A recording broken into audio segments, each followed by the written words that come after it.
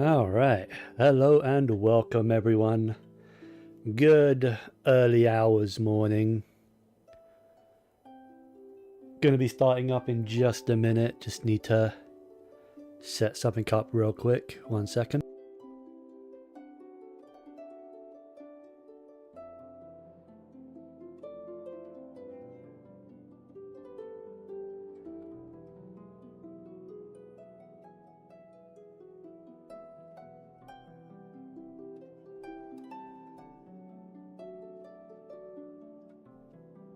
Okay.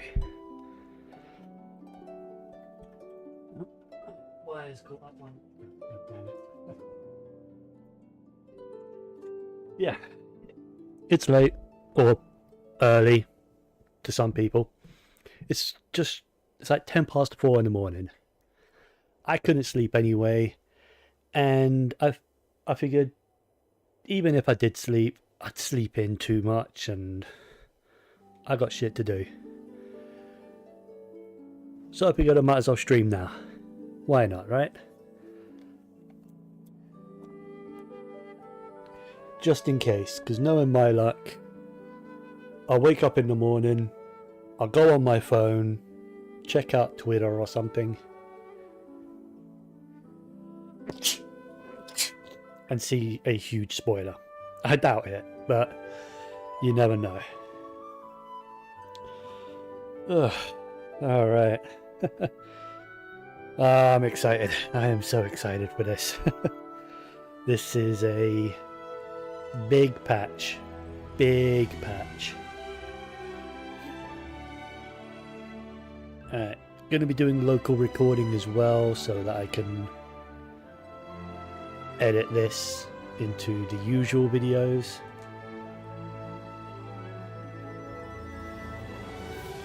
Let's go ahead, swap over, and we can begin.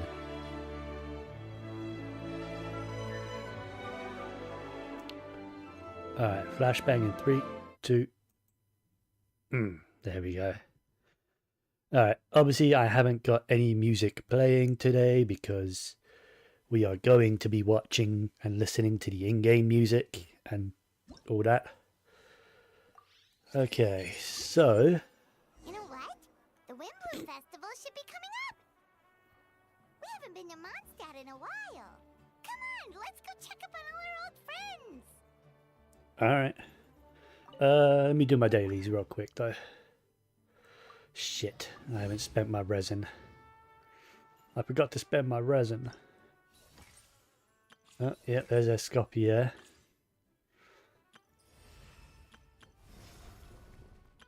A new boss, eh? Where is this? Hey, yo! Ain't no one told me that... Huh? So, wait. That island that we were seeing in the distance wasn't Merjavari? Also, how the hell do you get over there then?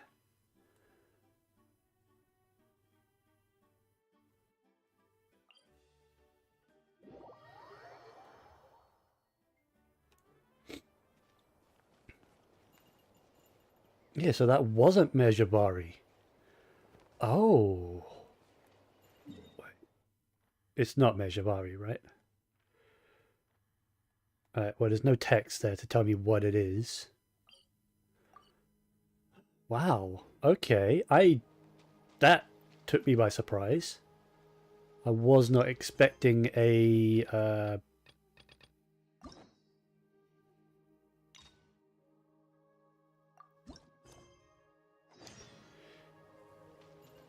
Huh. Alright, how are you supposed to get over there?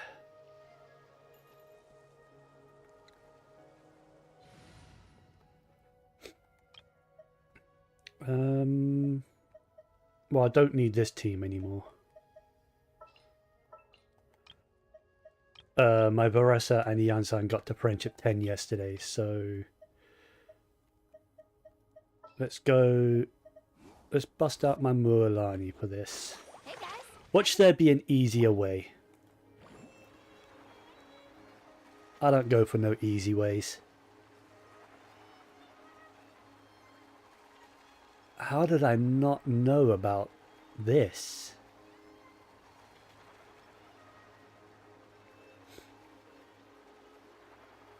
Did they even cover it in the live stream? Did they say we're getting a new little area? Why me? Here I go. Oh, this isn't good. Oh no, that's alright, I got phlogiston. Oh. Woohoo!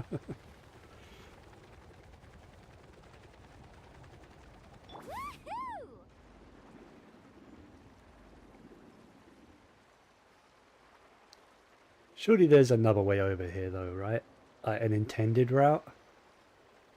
Because there's no shot it's intended to use Mualani.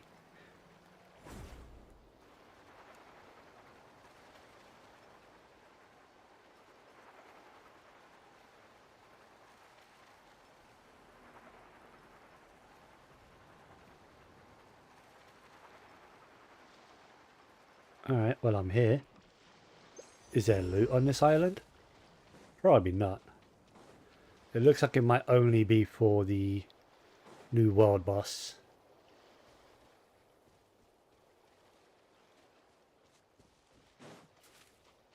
Let's ride.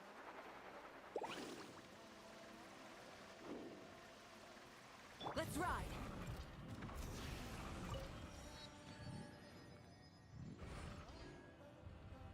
Okay.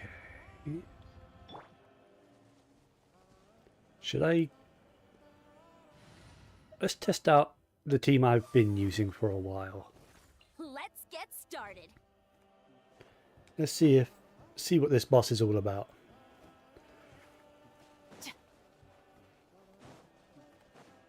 Okay. Rise with the sun. Control breathing. Let's move. Yeah. Hut. Hi. Hut. Hero incoming. Yeah. Wrath from the sky.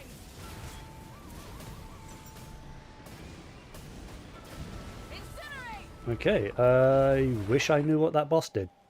Final warning. Maybe I should use a different team.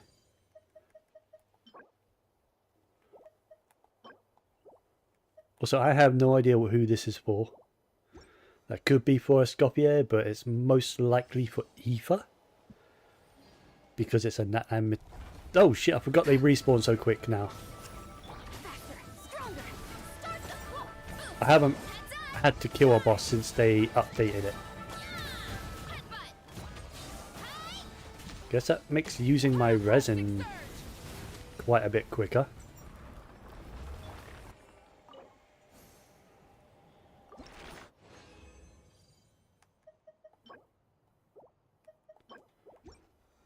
Let's ride. There we go.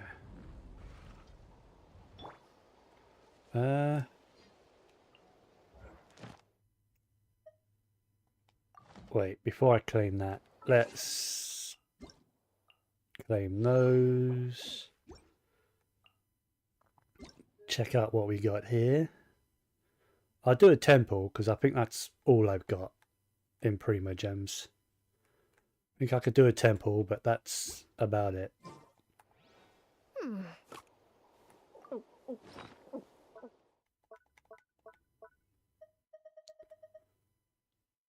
Oh, I get to craft something. Don't really need to right now, though. But I will... No, where's my plus 20s that I don't like? Yeah, like that, that, that. Oops. Damn it. There you go.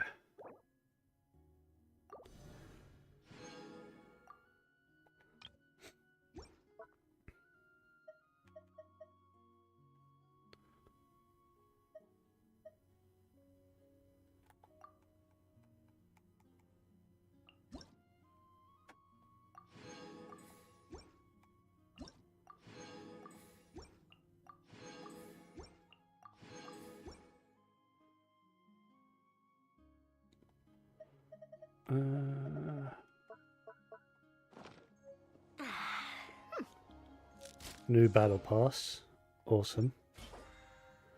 Yeah, stick with that.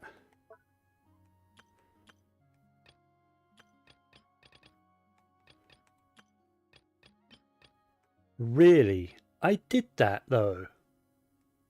Man, it didn't count. Everything else counted. Why didn't doing that count?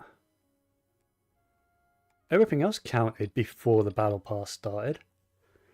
Well, that sucks. I'm not doing Imaginary Theatre again. Alright, let's go to my teapot.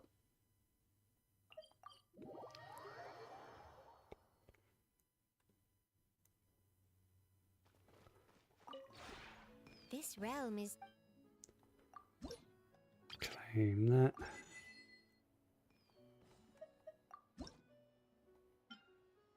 Claim those. I think I've already bought everything from here. Just make sure I don't have any wood below 1,000. Nope. Alright. If you ever... Did I do that? I did do the forge, yet. I need to spend more, but I will if I get either ether or yeah. All right, let's go ahead. What is new here?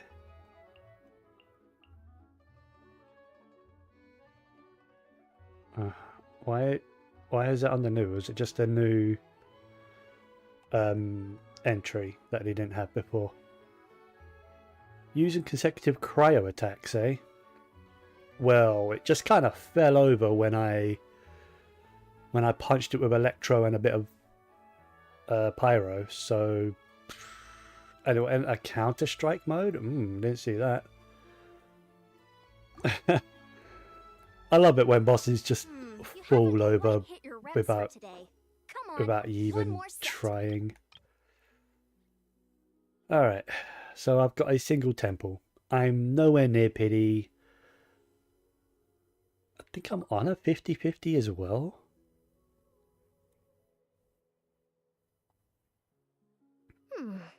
No, I'm not.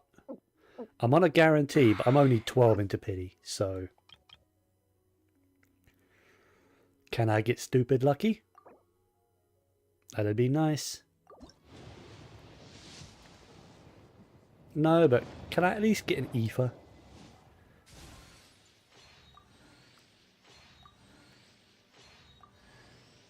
That's an Auroron. I don't need Auroron.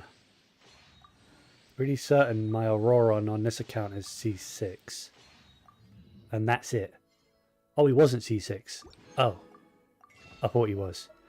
Oh, is it my bow's only... It's my bow's only one that's C6. Ah, okay. Alright, so no ether. Lame.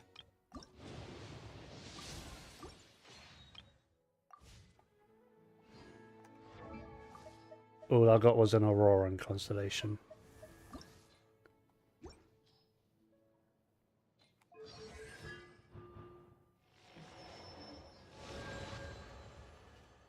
Alright. Let's go back to Natlan real quick.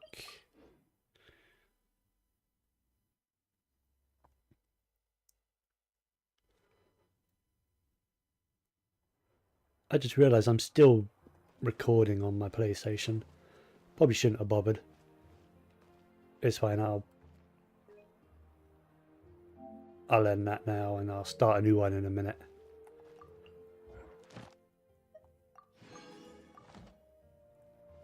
Add Astra. I'll set up a Thank you for my Add Astra. my story team.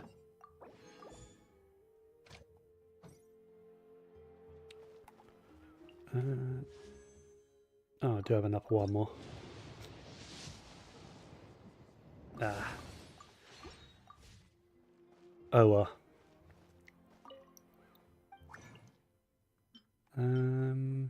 No, I'm out of resin, aren't I? Yeah, I am. Alright. Okay, so I guess what I saw wasn't Mejabari. That's mad though, I did not expect that.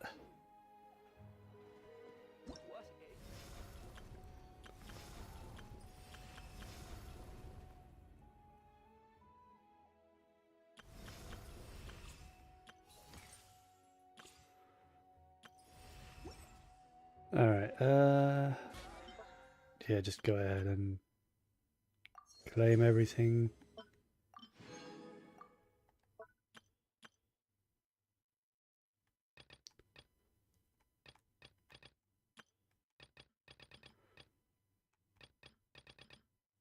That's fine. Alright, let's go ahead, start the main story, shall we? Where's my traveller?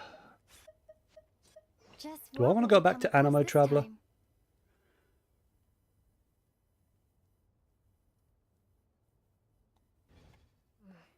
I didn't even say. I do that every goddamn time.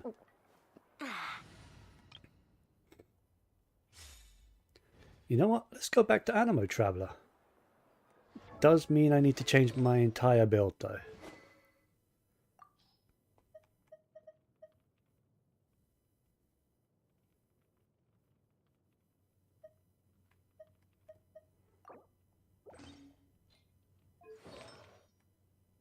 Okay. Alright.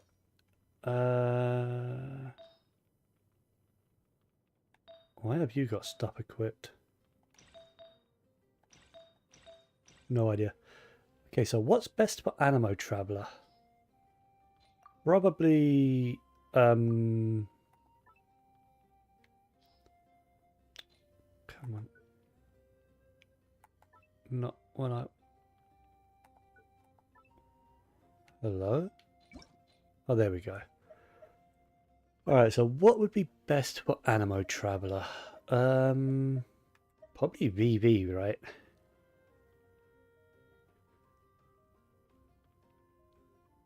I don't have a lot of VB pieces. Or should I just go 4-piece glad? Screw it, let's just go 4-piece gladiator. It'll be easier. That one. That one. That's pretty good. Do I have any Animo in here? I do, but it's not the best.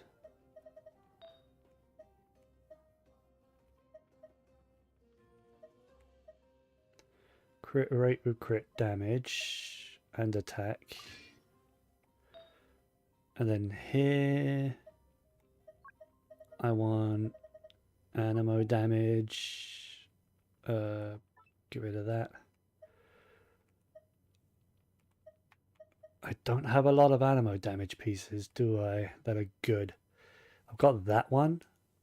5 and 13 or 7 and 15 there, but this one has 15 attack as well. I don't use Scaradouche, so alright. Let's get rid of that.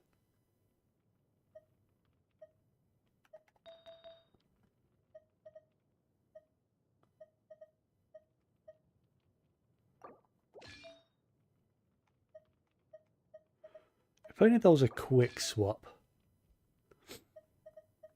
I would like a quick swap. Like, you basically choose 2 characters, they swap artifacts. That would be useful. Because then instead of having, like, loadouts, you can just... where the hell is Amber's face gone? You could just select the characters. Seriously, am I blind or is it just not here?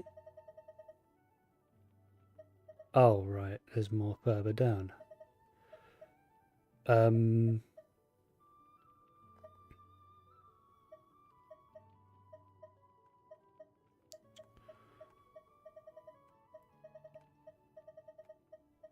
where the heck? Yeah, instead of having loadouts, then you can just like, oh, there it is. Choose the characters that you don't use that much, like I'm doing right now with Amber. I don't use Amber on this account. I never will. To hold on to a set. That way you can just quick swap between the characters. Nice crit rate with pretty decent crit damage. Okay.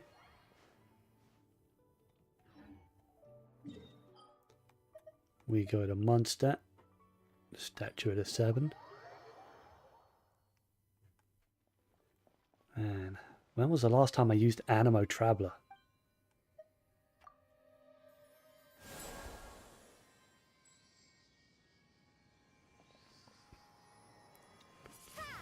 It has been a while.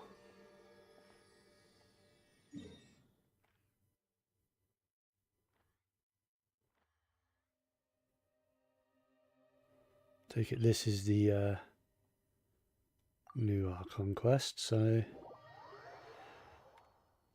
let's do it. First things first, I want to make it daytime. Because obviously I'm recording this, so this will be the interlude video.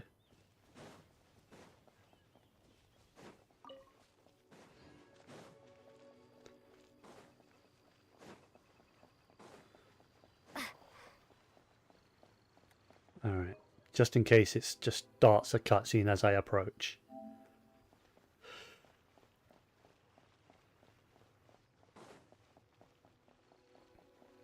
What the fuck is this? Excuse me? Return to special... Oh, okay. I thought... What is that, though? Yeah, continue quest. Special story mode, eh? That's a new thing. Hey, Windbloom. Wow, the city is all decked out. Oh, Okay, how many characters are going to be voiced? Because festival season means how no much editing am I commissions, going to have to do? no more up. But Catherine's always looking out for us, so we should still drop by and say hello. Sure, let's go.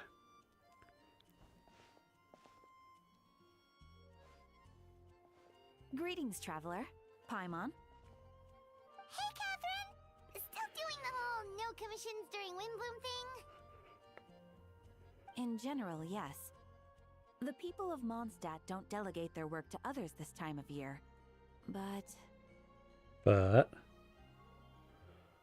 What's up? But... Feel free to take a look around. I think you'll pick up on something unusual. Take a look around, huh?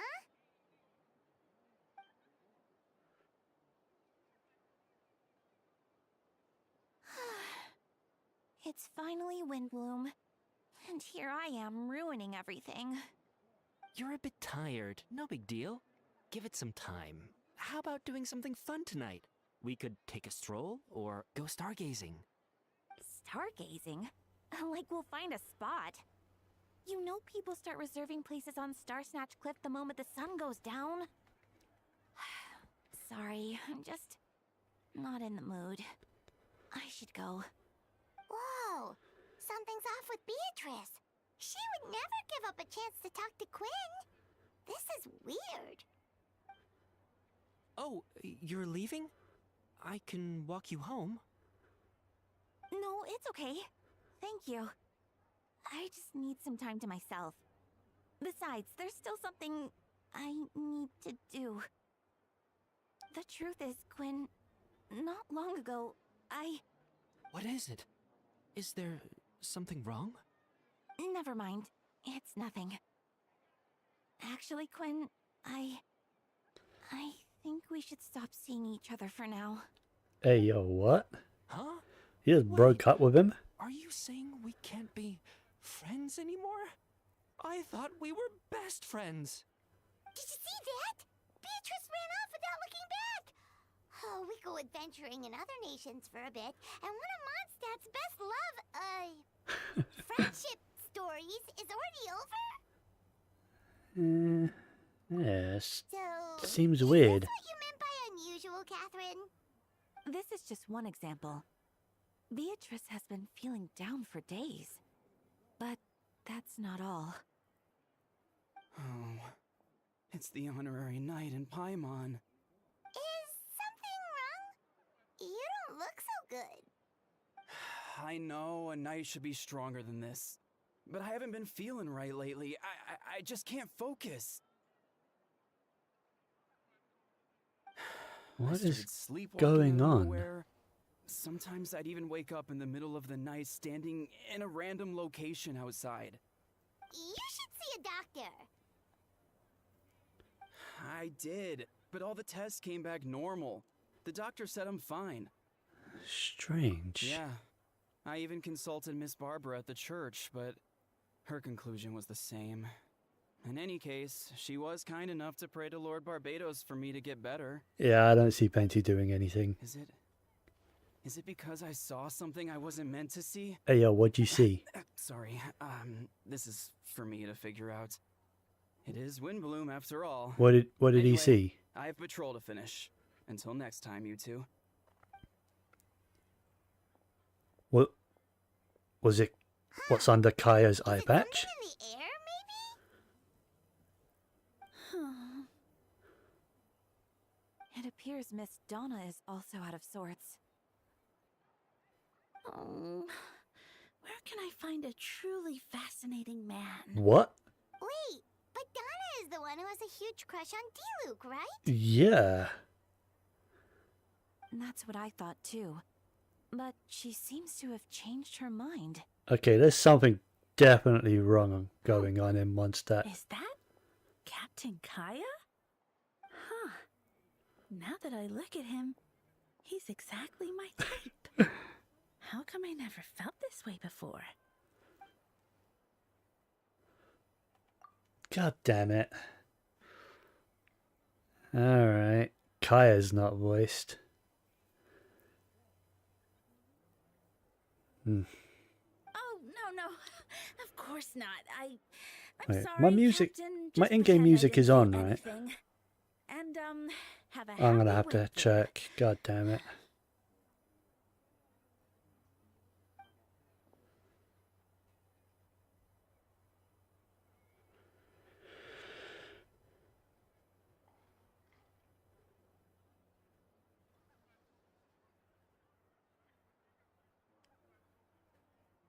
Good question, Kaya. So, you knew about that? Well, Master D-Luke came into the city not too long ago, but when I saw him, it was like the butterflies just weren't there anymore. If I had to compare it to something, it would be like waking up and realizing you're married to a man you don't love. But then I saw you, and it wasn't that something was different about you. I can't really explain it. It was just a feeling. A lot of people get that feeling whenever Kaya's on screen.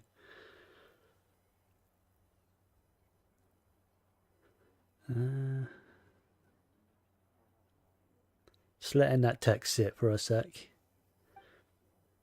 Makes editing easier. Here he comes. Well, surprised to see us?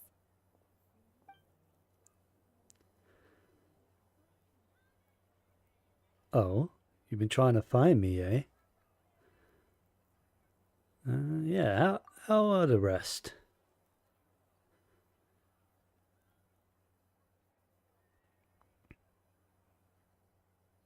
Not at all. Have fun, you three. So, you said you were looking for us.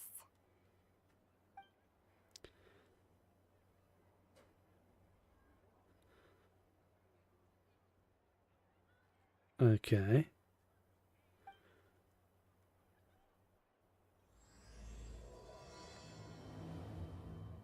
Paralogism.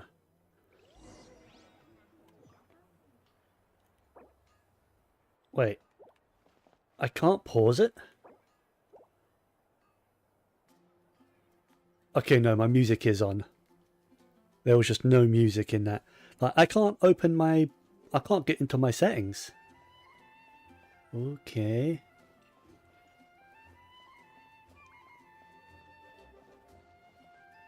Oh, yeah, I can't even open the map. I'm in a very special story mode. Huh. I thought it was just going to do like focused story mode, not an actual like story instance.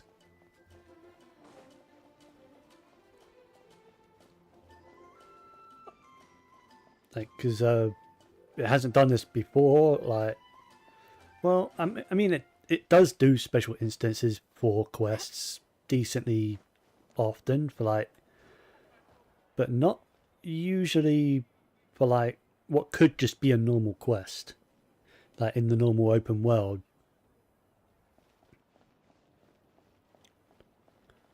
Enter the Knights of Pavonia's headquarters. All right.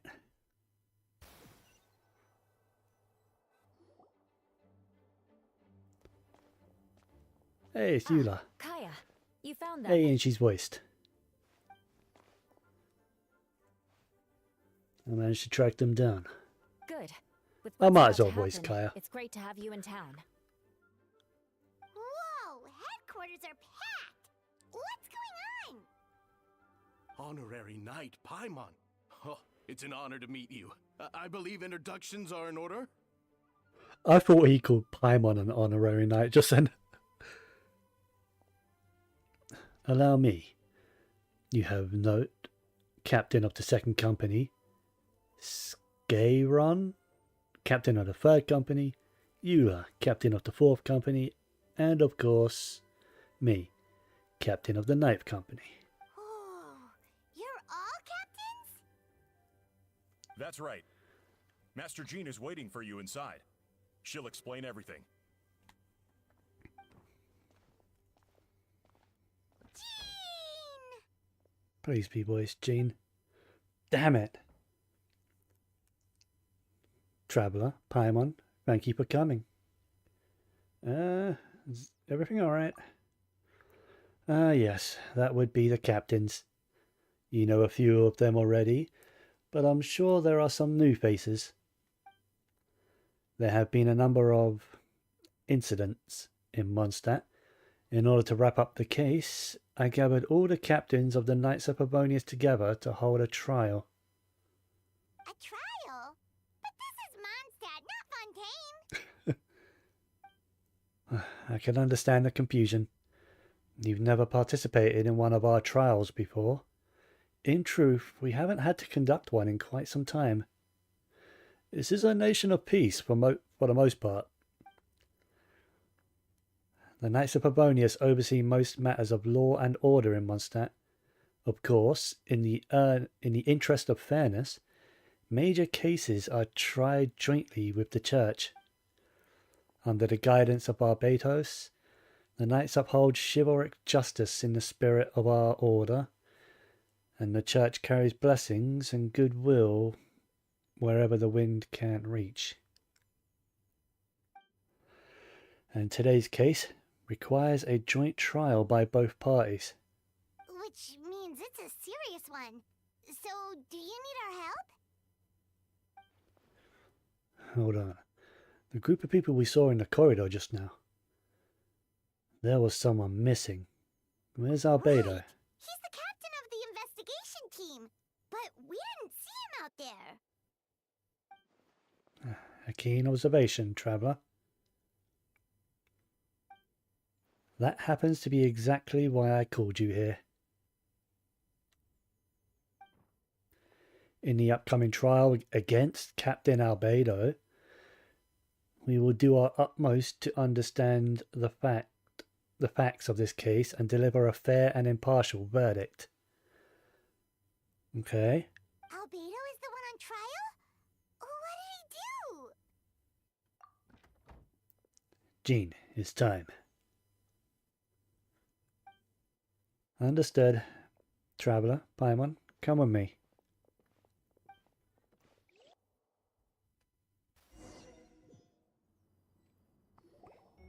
Alright, so Kaya and Jean so far. Okay, there's Sucrose. Diluc. Please, sit wherever you like. I only ask that you remain calm, no matter what you hear. I need to head over there.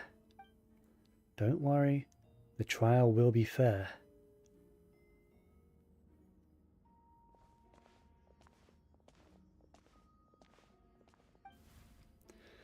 Now that everyone is gathered, let us begin. With Grandmaster Barker away from Mondstadt for the time being, I, Jean Gunhilda, will oversee today's proceedings.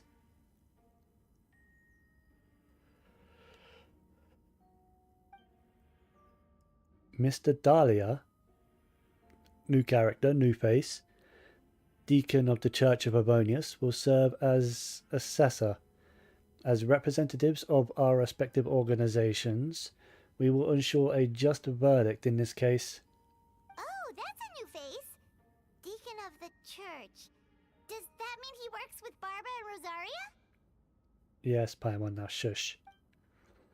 The defendant in today's case is the captain of the investigation team, Albedo. And it's the real Albedo, he has the star.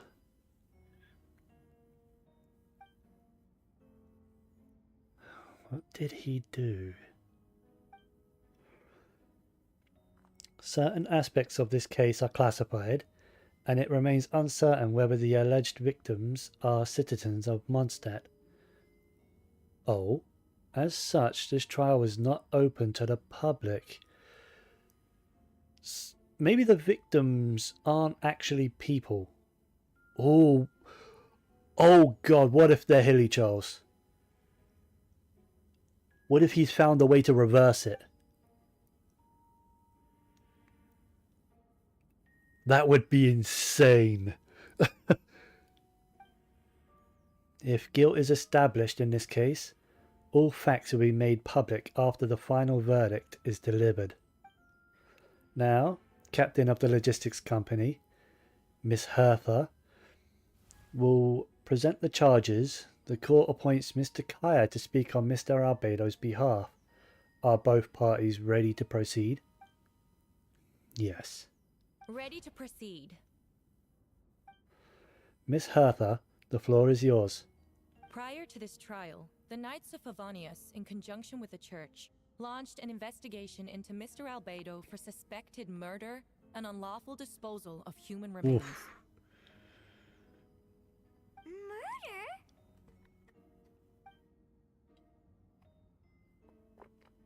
A witness stated that, 11 days ago, in the middle of the night, she saw the defendant southeast of the city gates, dragging a large object she later identified as a human body.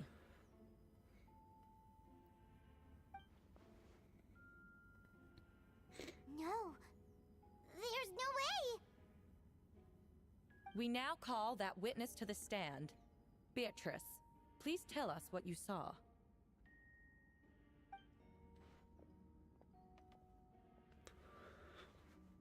Ah, okay. Well, I was out late that night on business. And when I came back, I saw someone in the moonlight that looked like Mr. Albedo. He was dragging a huge bag of some kind. I thought it was strange, so I followed him. Then, there was a sudden flash of golden light. The bag opened, and inside there was a body! Mr. Albedo's vision allows him to manipulate the ground with ease. So he buried it, and then removed any traces on the ground. Before he left, it seemed like he looked in my direction. Maybe it was just my imagination, but I was terrified thinking he might kill me too. Luckily, he didn't see me.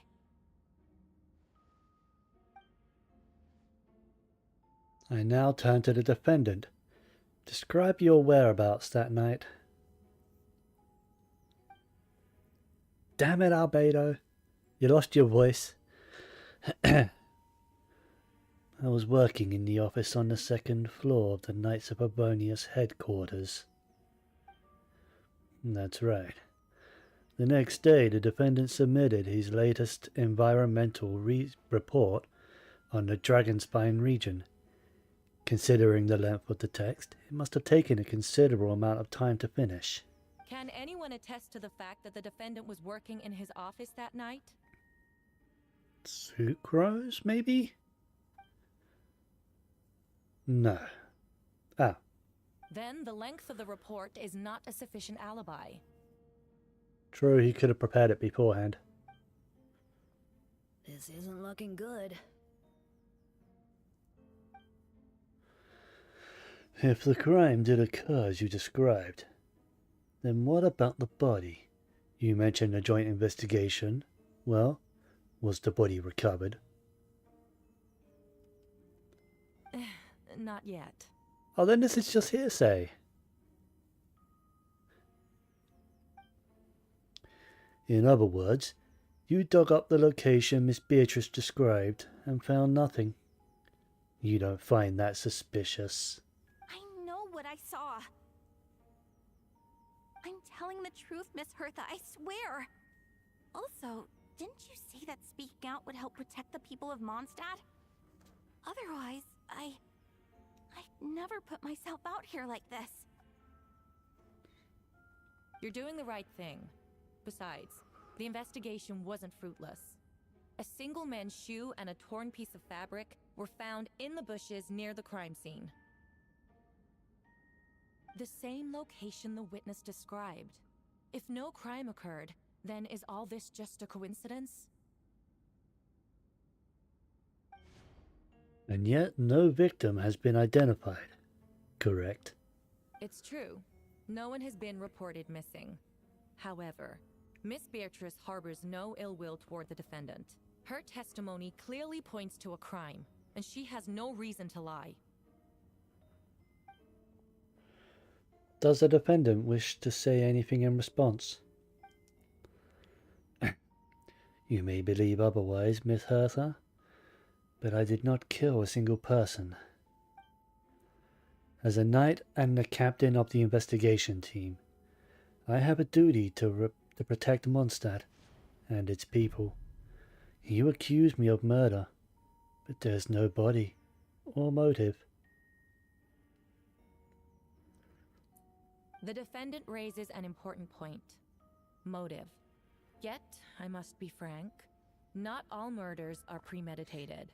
Spontaneous conflict can also have unforeseen consequences. Nevertheless, I don't intend to prosecute this case on circumstantial evidence alone. Which brings me to the second charge against Mr. Albedo. Oh? Second charge? So she couldn't get him on the first charge. What's the second charge, eh? Please proceed. 7 days ago, at dawn, a witness saw the defendant dispose of the body of an adult male in the area between Dragonspine and Dawn Winery. I now call the second witness to the stand. Wait, that's... Diluk Ragenvinda. I've known about his surname, but is this the first time we've seen his surname? Like, spoken? Please tell the court what you saw. God damn it, Diluk. At around 3:40 in the morning, I saw Mr. Arbedo dispose of a body beneath a cliff. It was dark, but he used the power of Geo to illuminate his surroundings. From what I could tell, it looked like the body of an adult male, tall and thin, but I couldn't make out the age. He buried the body underneath the cliff and smothered out the ground to remove any traces. We now have accounts from two separate witnesses that describe the same modus operandi. Would you call that a coincidence?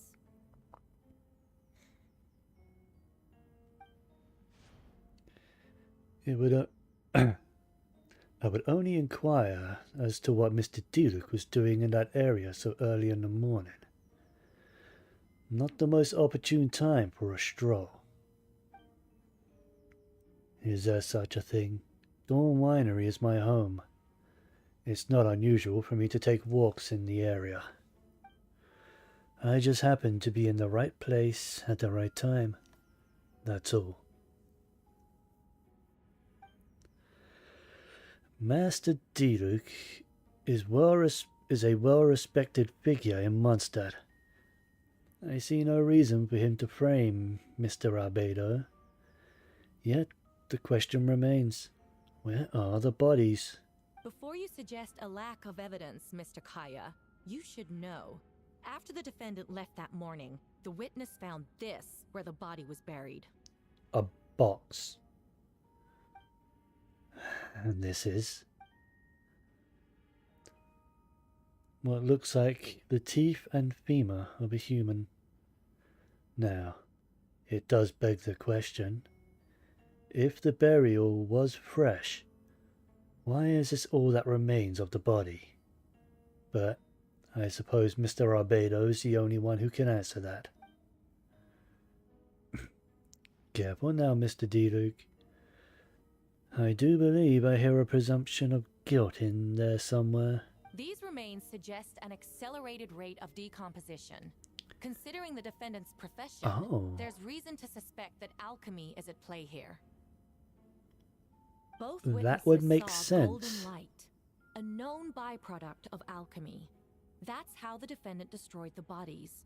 The light also explains how the witnesses were able to get a clear view of the events in the dark. Yeah, so that's your angle. Alchemy.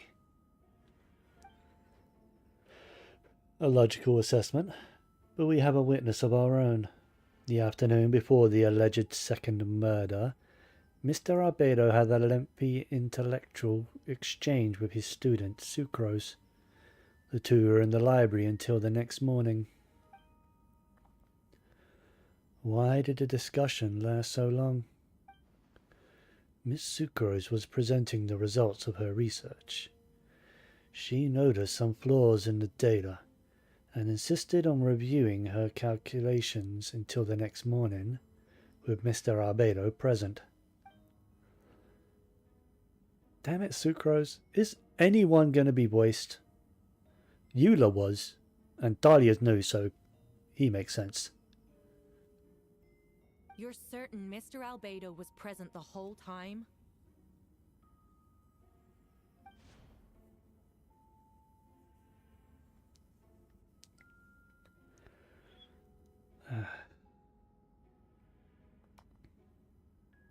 Nevertheless, the other witnesses have no reason to lie.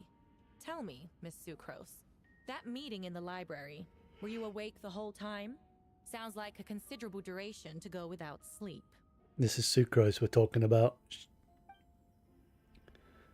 I do hope you can be truthful with us. It concerns the safety of countless Mondstadt citizens. A crime like this cannot go unpunished.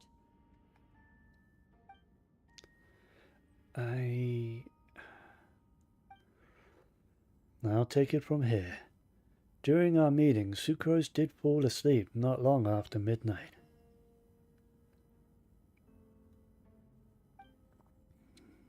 It's alright, Sucrose. You don't have to lie for me.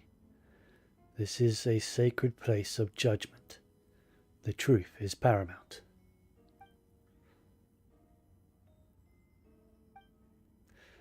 I see.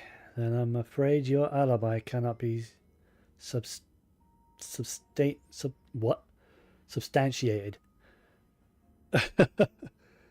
Do you understand? Yes. I know claiming innocence without proof isn't enough. But the prosecution's argument has its own holes. There's been no mention of a motive, or what exact method could reduce a human body to those remains. No conclusive evidence of guilt.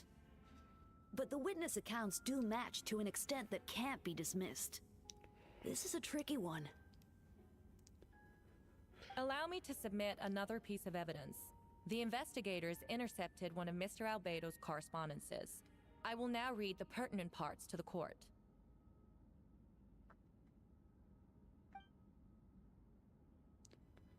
The correspondence.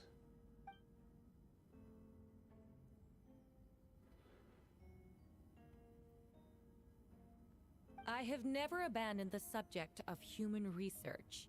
In fact, delving deeper into Dragonspine has led me to realize that the concept of life could be further expanded and transformed into that of birth. The mystery of human birth is often linked to death. As such, death is the most suitable material for the creation of new life. To that end, we must engage in a process of putrefaction and refinement.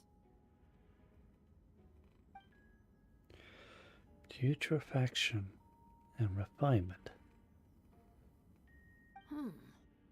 Is that in reference to an alchemical process? The letter continues. Experimental trials have been carried out in the northwestern part of Dragonspine, in the area southeast of Mondstadt's main gate. The data is as expected. Just as you endeavored to do, I too shall take up the path of creation and break through current limitations to reach a new realm of living beings.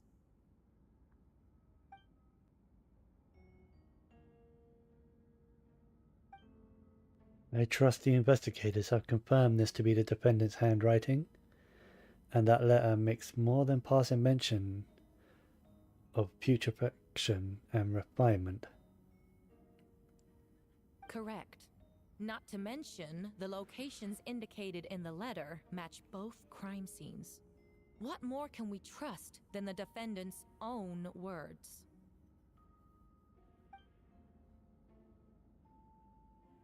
No, it can't be true.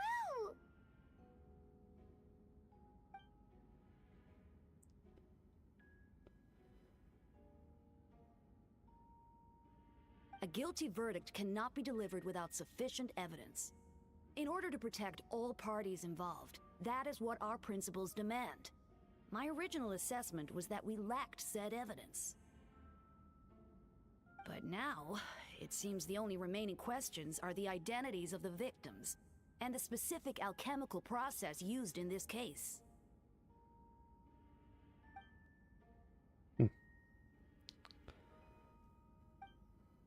Then we are in agreement.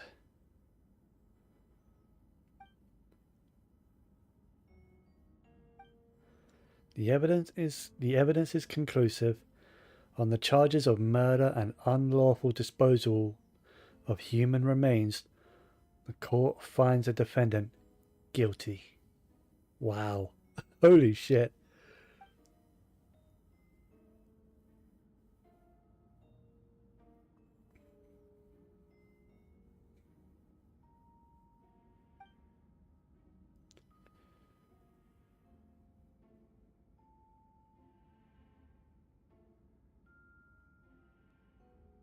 Ah.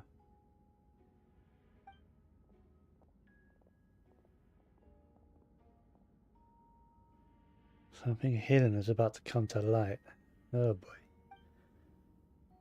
Comes back to the letter.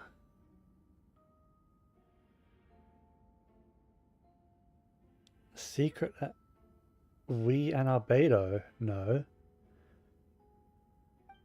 Why would Albedo do something like that? Oh, this has to be a nightmare. I don't know. He was a synthetic human created through alchemy. Maybe he's also trying to create synthetic humans and then disposing of the failed experiments.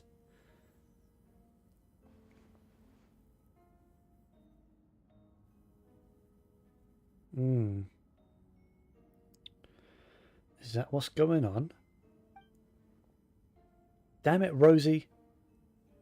Oh, Rosie. Are you still keeping tabs on Albedo? did you get here? I've been here the whole time. I happen to have a message to pass along. Yes, you're needed at Star Snatch Cliff. He's waiting for you there. Who is he? You'll know when you get there. Go on now. Time is like the wind. It waits for no one. Who is he, Venti?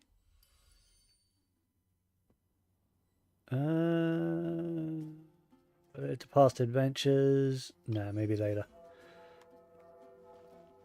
No spoilers.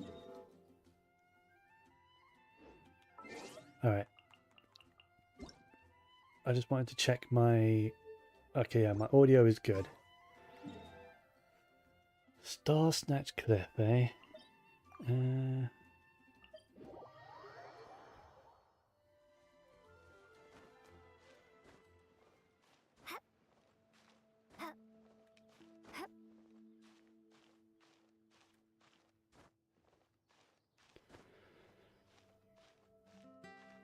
It's definitely going to be Venti waiting for us here, isn't it? I mean, who else could it be?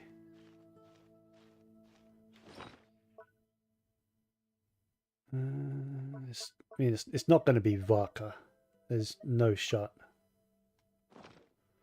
Not yet. Not like this. Plus Venti needs to call Varka first. As far as we know. That's how it happens, according to the trailer. Please be voiced though, Venti. So far, only Eula has been voiced. Why Eula? I have no idea. All I know is I'm gonna have a lot of editing to do. Hey, Venti. Ah, traveller, Paimon, I could hear your arrival upon the wind. Were you looking for me? Venti, did you send us that message? No, I did. Oh, hey. Whoa, where did you come from? Wait, Venti, do you know this guy? His name is, what is his name again? Didn't think I was that unmemorable. I'm Dahlia, Deacon of the Church of Favonius, and Herald of the Animal Archon Barbados. Not gonna forget next time, right? So, you called us here so we could meet with Venti? That's right. I noticed you during the trial. The legendary honorary knight. You seem to have a lot of thoughts on your minds, so I thought we should have a chat. After all, I am the Herald of Barbados.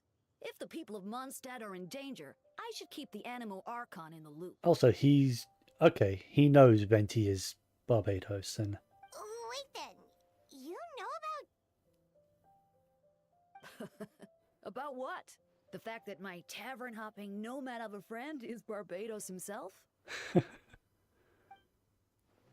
Don't worry, Dahlia and I are close. He knows everything.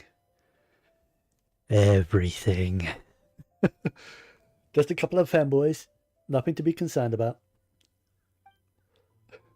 Besides, a god needs someone to communicate their will in a formal setting. And no one does that better than Dahlia. Not that I saw that coming when we first met. But back to the matter at hand. I believe you two already know about Albedo's background. If you mean his true identity, then yeah, we do. So, you know too, Venti? That's surprisingly Archon-like of you. Of course he knows. He was around then. Well, he might have been asleep, but he was around then. Ah, well, I knew from the moment Rheindotter and Alice brought Albedo to Mondstadt. When those two are in town, no one can afford to slack off.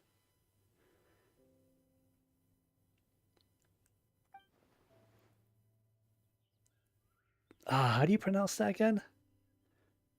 The Kreide Prince? A perfect specimen of synthetic life. At this stage of the case, there are countless questions surrounding Arbedo's motive. His true identity is a potential weakness. A synthetic being loses control of their sanity and goes on a killing spree. That's how a novel would frame the story, and people are inclined to agree. Albedo has told us before that humans often value the ordinary over the transcendent and miraculous.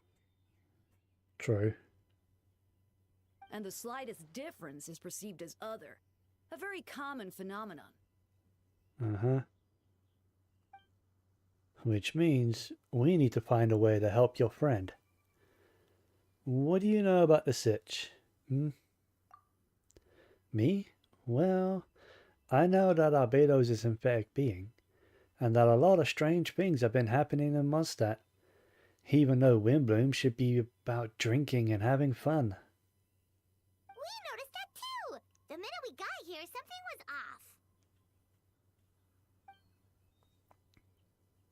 off. Uh-huh. I've picked up on most of those too. Miles is out of sorts. Beatrice seems anxious. Although I didn't know Donna stopped being interested in Master Diluc.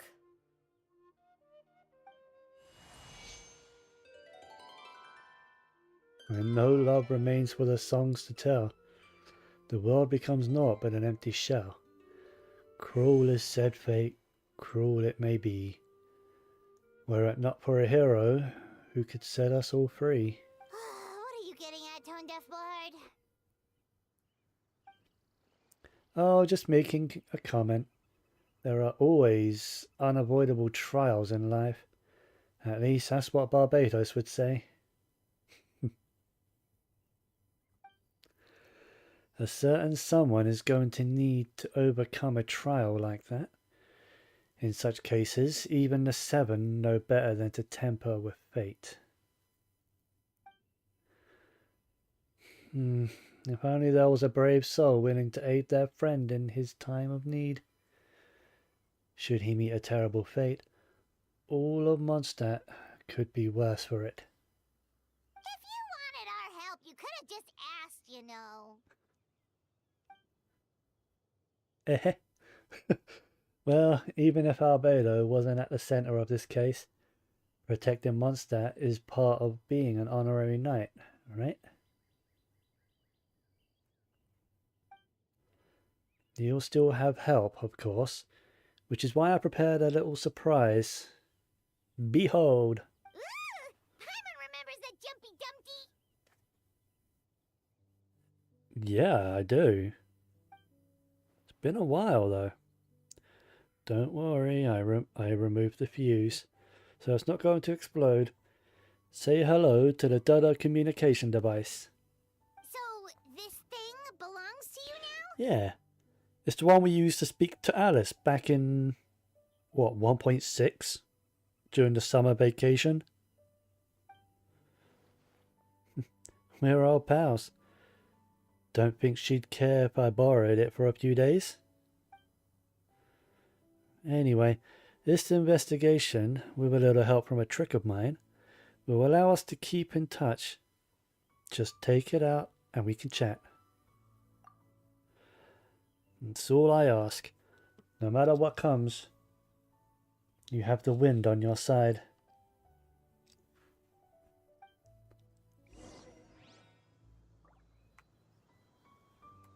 Return to the... Okay.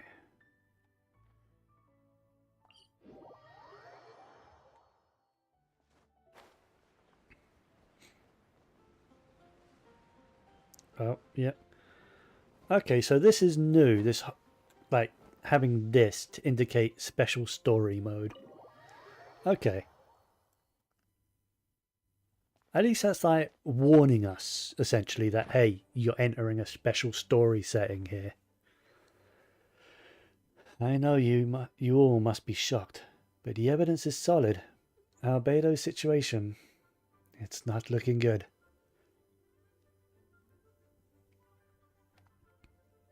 I still don't believe Albedo would do something like that. Using living people as alchemical test subjects? It's like something out of a novel. Perhaps it's best for me to remain impartial, but I've worked with Albedo before. He's an alchemist, not a sadist. This version of events is as hard for me to accept as anyone. But Varka once said Albedo is very different from the rest of us. Perhaps there are things we still need to learn about him. Let's let that text sit for a sec.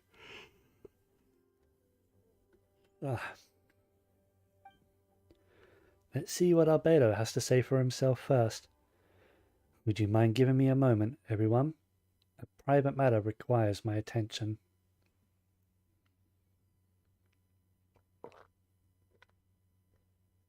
Hey, Jean! Silent, Paimon. Perfect timing. Kaya has a favor to ask. Like Jean said after the verdict, we have time to submit an appeal, and I will do my utmost to convince Albedo to accept. He's been acting strange, and I can't read him for the life of me. But I need you two to start investigating the case. Yes, it's also time for you to get involved. You want us to join the joint investigation? No. We'd like you to launch an investigation of your own. I'll continue working on his defense in the meantime. If you find anything that might help his case, just let me know. I know it's against the spirit of the season to task you with this, but Albedo is a trusted member of our ranks. We owe him the benefit of the doubt. Yep. I'll do it. I know you'll get to the bottom of this, Silent. You've never failed us in our time of need. But what if the accusations turn out to be true? Then you will have Mondstadt. You will have done Mondstadt a great service all the same. I'm expecting a retrial. Until then, you're welcome to have a look around Albedo's office on the second floor. I'm counting on you. Hey, yo, are we finally allowed to go to the second floor? Did they finally build the second floor?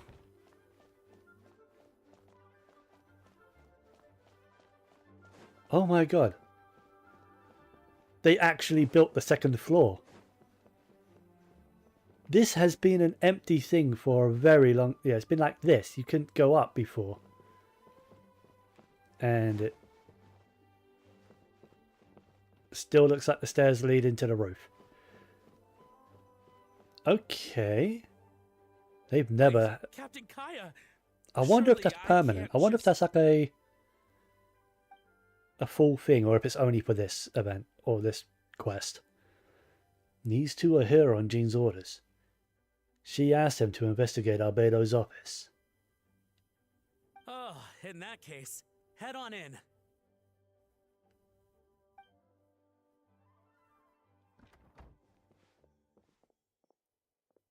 So this is Albedo's office. Pretty much exactly how Paimon pictured it. Alright, I have some work of my own, so I'll leave you to it. Good luck, you two. Right back at ya. Thank fuck.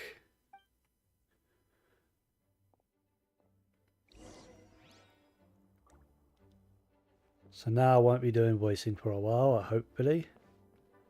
Anything else for me to look at before I... Alright, how's my recording?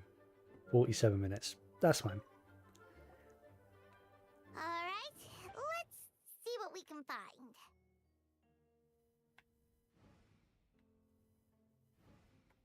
Investigate the research notes. Uh-huh.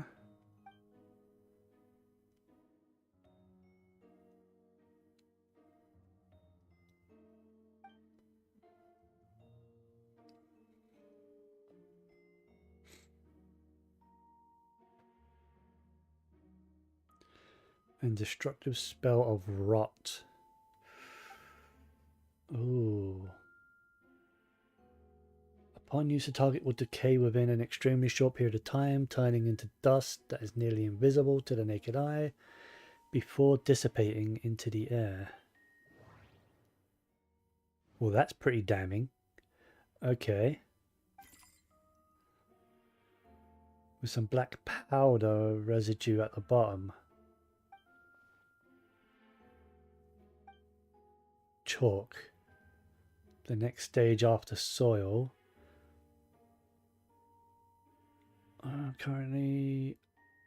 But the current available materials are still insufficient to construct a stable structure. Nope. No idea what that means. Not sure if it's too hard That's for about... or too hard for anyone outside this line of work. That's about synthetic humans. Because Kaida prints, I swear I remember that translating to chalk prints, right? Lockbox 6 on the desk. The box slightly remained locked most of the time. But now the lid remains wide open. Okay.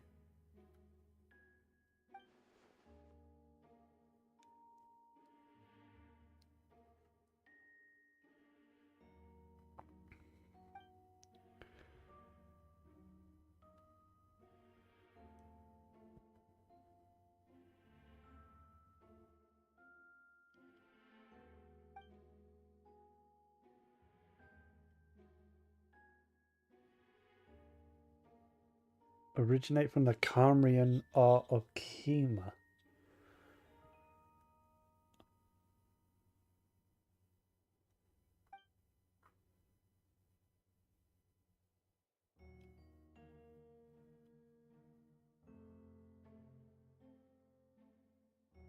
Huh. Wait, is this... This isn't albedo's, right? Like, this is 2 albedo, isn't it? Same species is cause for concern. Even with a talent like yours, I must urge you to proceed with caution. The signature belongs to an unfamiliar name.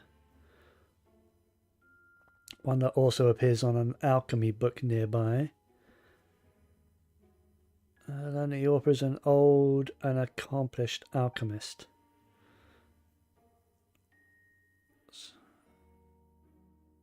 Okay. Human transmutation? Is Albedo seriously looking into that? Ooh, Paimon doesn't want to think about that. Is he talking about the Khanrians turning into Hilly Charles, though? He's looking into that. Because it's been labelled a curse. But what if its roots is more in alchemy than a curse?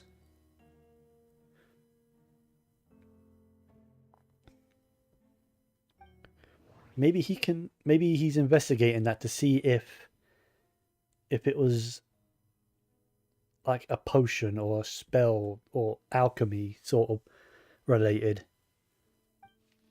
Stack of books on the desk, mostly relating to alchemy.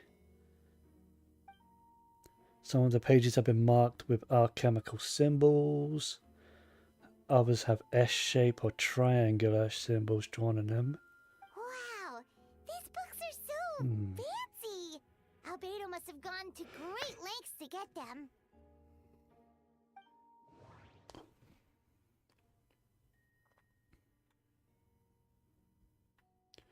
Wait, why is this one still... Oh.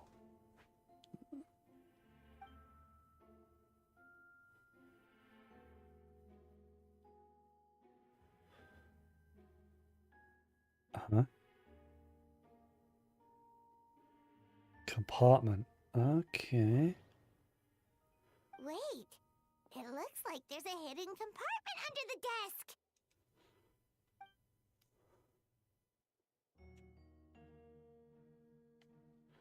Okay.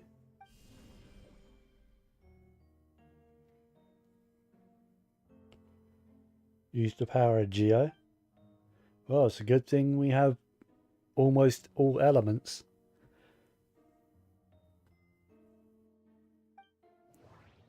Investigate the paper. Festering is also a manifestation of rot. Festering, like festering desire.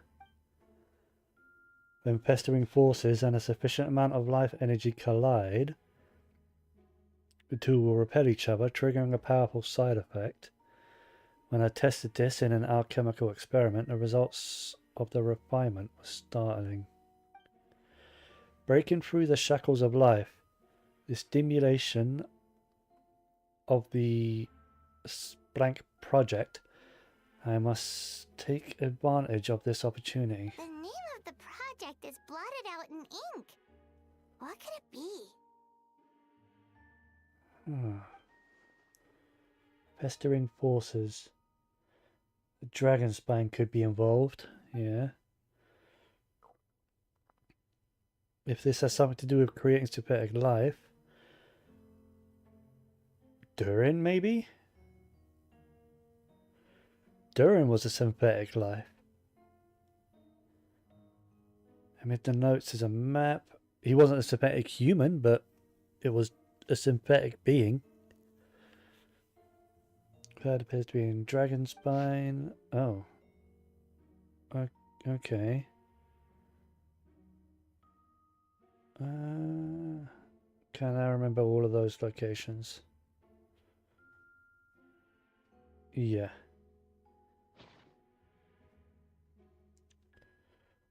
Could be a body hidden in that last location.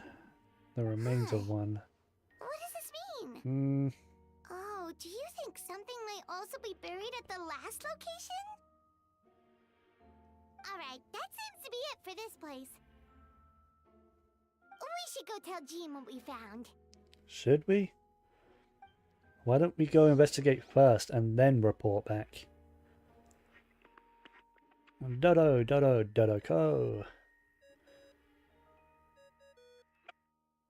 Oh, Vent is calling. Let's answer. How's the investigation going? Find anything? Oh, we found stuff alright. Stuff that only makes Albedo look even more suspicious. I see. So, Albedo's researching something that doesn't help his case, huh?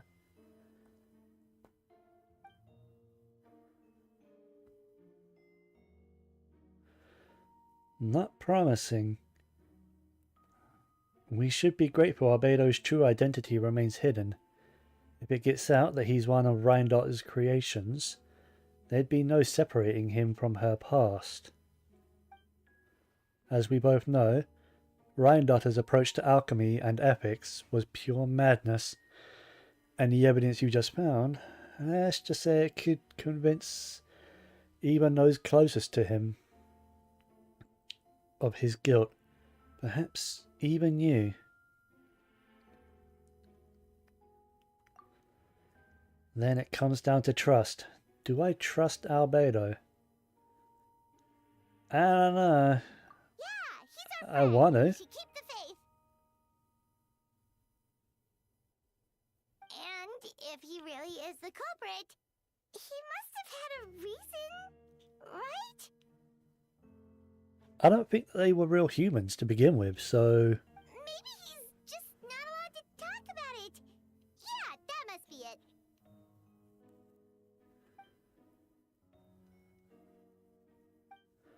Either way, a fair investigation means coming to a conclusion presented by the facts.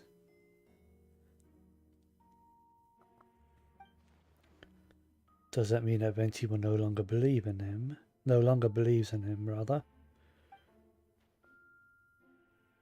Remaining objective has its own value. Remember, none of this is your fault. Just report back to me with an honest assessment of the facts. Yeah. Well, let's go find Jean and tell her what we learned.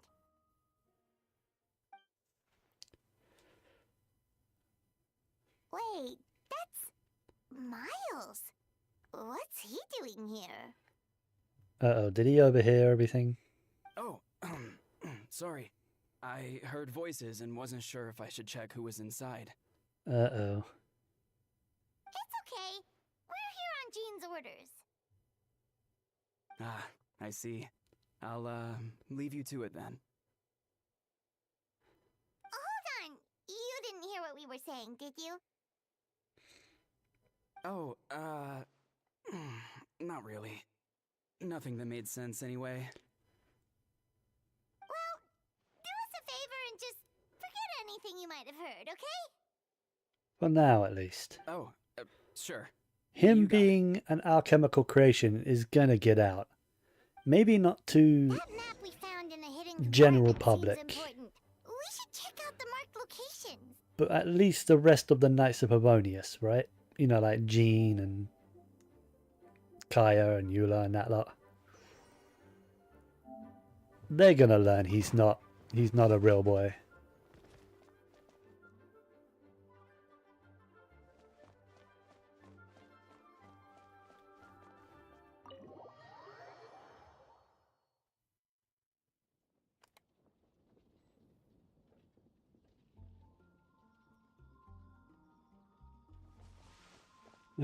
Okay, where am I going? Oh, jeez.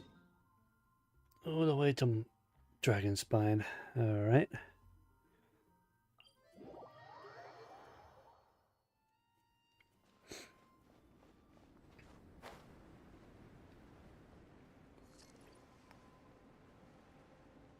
Did start a press recording, didn't I? I did. Okay.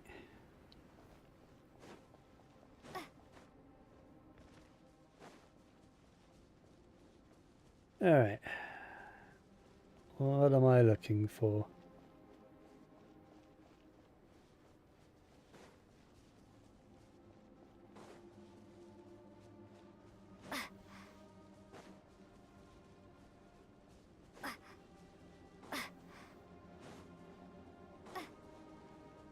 Aha. We should be getting close. Oh, look over there! Something seems off.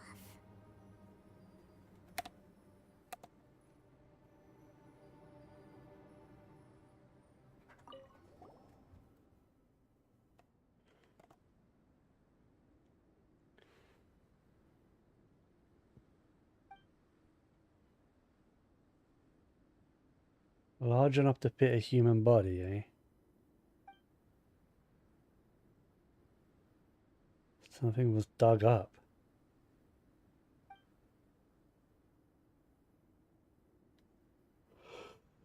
Weird. There's a hole, but no body. The prosecution's argument is that Albedo used alchemy to destroy the bodies, but this location is different from the other two. Why not fill the hole, or smooth out the ground like the other places? Yeah.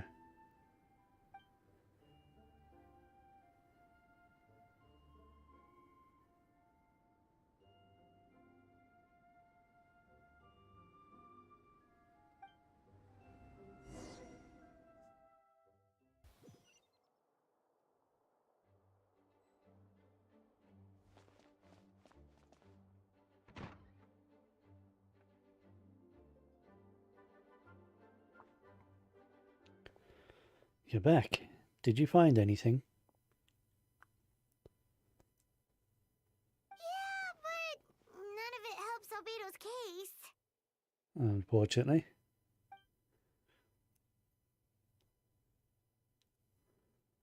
I see.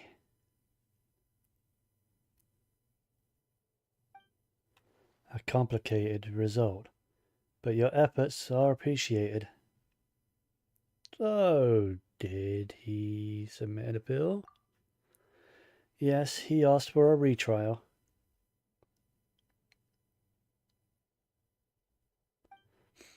There are still questions surrounding the identities of the victims and the disappearance of the bodies.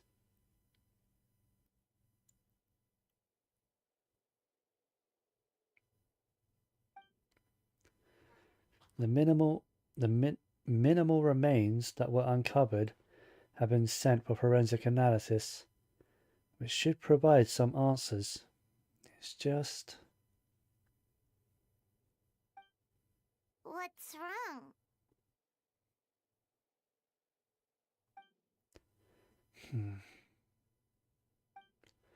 If the victims turn out to be Mondstadt citizens, the situation will become all the more serious.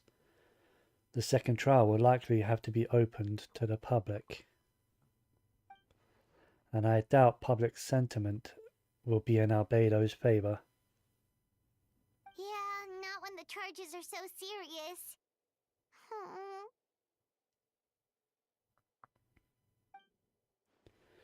The second trial is set to take place in 2 days.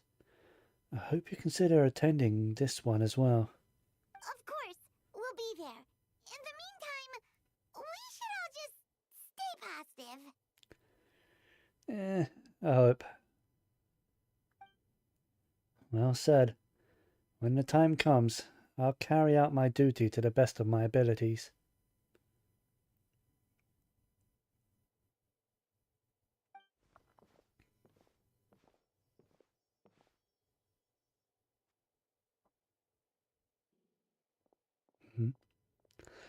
Why is my man snooping? Miles.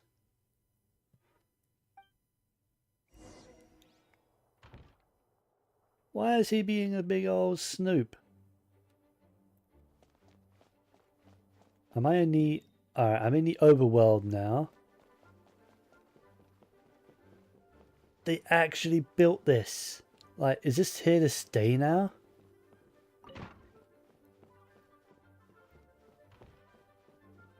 Did they finally build more? Because there weren't even doors up here before. There was literally nothing up here. No doors, no decoration. The stairway, it existed, but you weren't allowed to use it.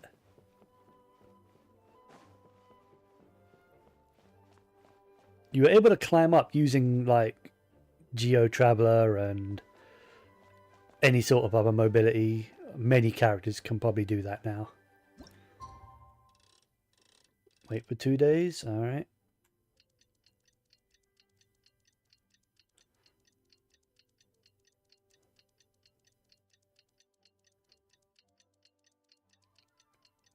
Yeah, it only took them, what? Almost 5 years to make the second floor actually a thing. Now, if they do that with Dawn Winery, I'll be impressed. We should meet up with Jean.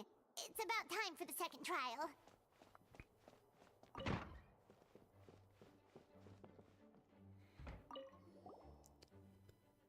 Ah, you two. Let me know if you're ready. I'm ready.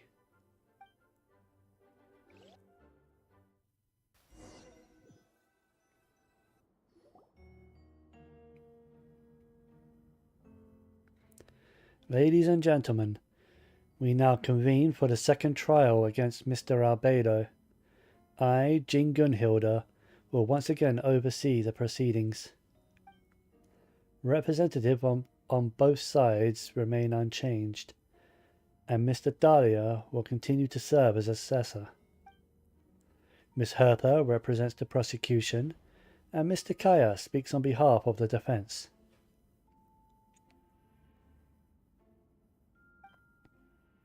The defendant in this case is Mr. Albedo, captain of the investigation team.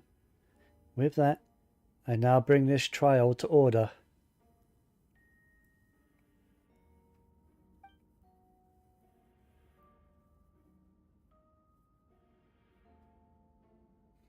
Miss Hertha, have the investigations made any new discoveries? Yes.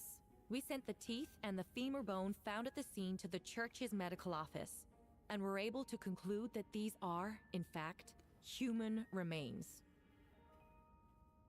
In addition, the investigators were able to identify several Mondstadt citizens who appear to have been missing for quite some time. Forensic analysis of the remains allowed us to pinpoint the age and gender of the deceased. Interestingly, one of the missing individuals matches that profile to a T. The medical office couldn't spare the personnel, so Miss Rosaria is here to present the results to the court. Oh. Henselman, male, 46 years old, marital status single, occupation hunter. Consistent with the conclusion in the last trial, his disappearance went unreported, likely due to his lack of relatives. In addition, medical records show that he sustained a mechanism-related injury to his leg 3 years ago. The damage on the femur bone Mr. Deluc found is consistent with such an injury. Therefore, we can conclude that one of the victims in this case is Henselman. A specialized technique was likely used to accelerate the rate of decomposition. Is it reasonable to assume this technique to be alchemical in nature? Alchemical or magical, both are possible. Thank you for your testimony. Bit of a leading question, wasn't it? The identity of one of the victims is now confirmed. But what about the defendant's motive? Considering what he wrote in the letter, we can deduce that the defendant needed subjects for an alchemy experiment. Who better than individuals whose disappearance would go unnoticed? In other words, he sacrificed the good people of Mondstadt for his own gain. A truly vile act.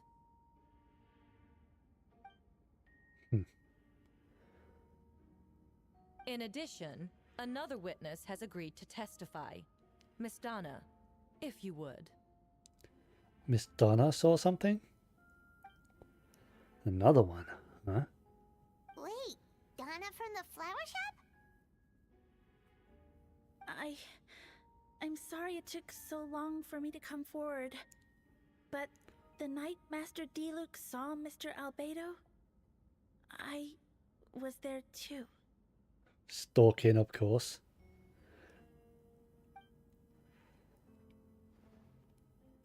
I was camping with a friend and we decided to stop near Dragonspine. I couldn't really get comfortable that night, so around dawn, I decided to go for a walk. And that's when I saw Master Deluc.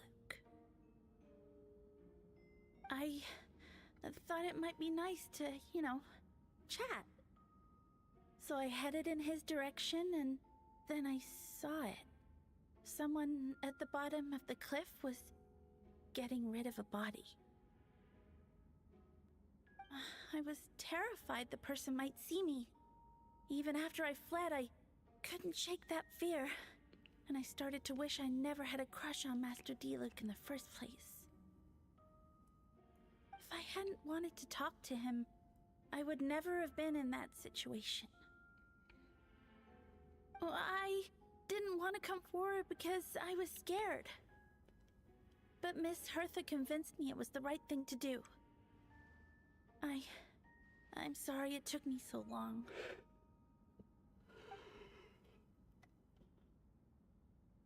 Ugh.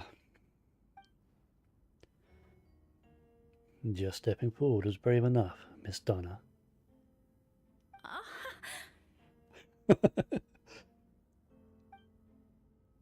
The court thanks you for your courage and commitment to justice. Yes. Thank you.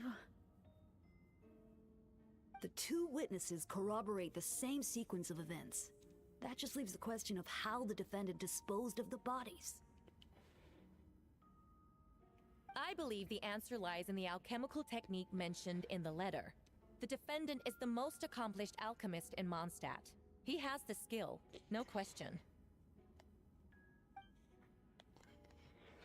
The special investigator also uncovered some relevant evidence on that subject and will now present it to the court.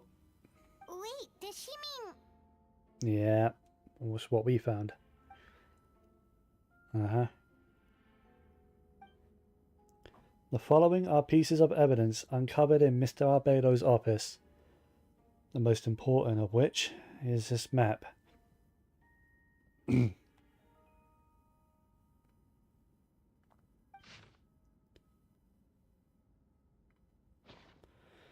This map was found with the defendant's notes. The markings correspond with the description in the letter and the locations of the crime scenes. Does this map belong to you? Yes. Were you the one who marked these locations? Yes. You do realize that's basically an admission of guilt, don't you? The evidence against you is nearly insurmountable.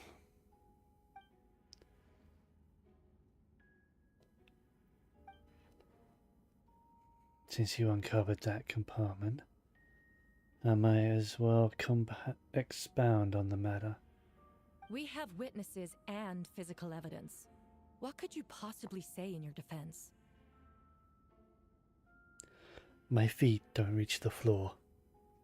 Therefore, I am innocent.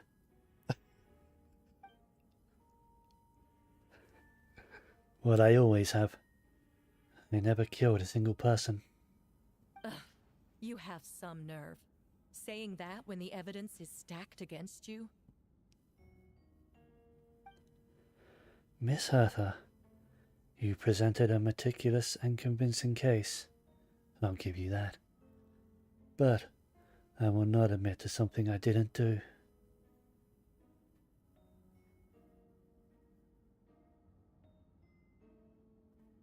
So, what? You're just going to bombard the court with excuses? That's a rather dismissive way to refer to an innocent man speaking in his own defense. Besides, I'm not making excuses. I'm exercising patience. Ayo, what? Exercising patience here? That won't make the charges against you disappear, Mr. Albedo. Perhaps not. But patience comes with its own reward. It's easy for things to remain buried in snow until someone comes along and brushes it away.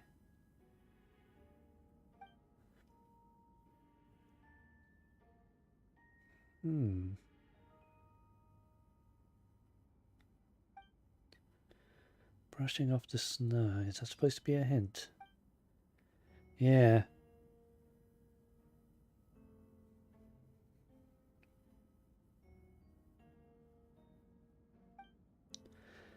Silent. You were the one who uncovered the notes, right? Then I'm assuming you visited the third location marked on the map as well. Can you tell us what you found?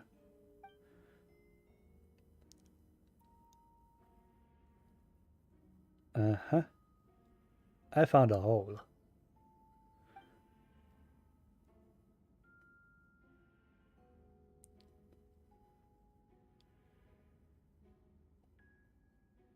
Then, there must also have been a body. Clothes, eh?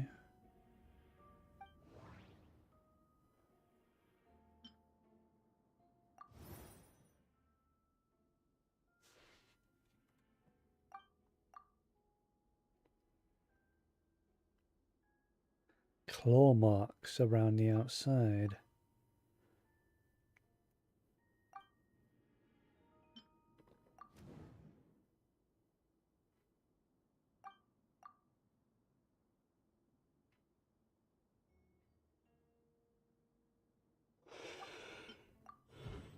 Oh.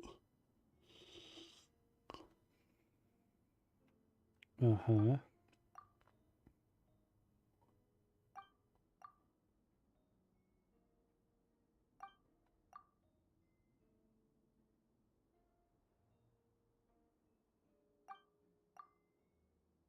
Hmm.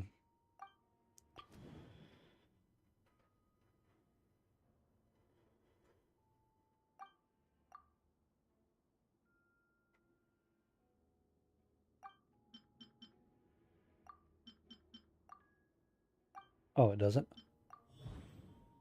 But that does.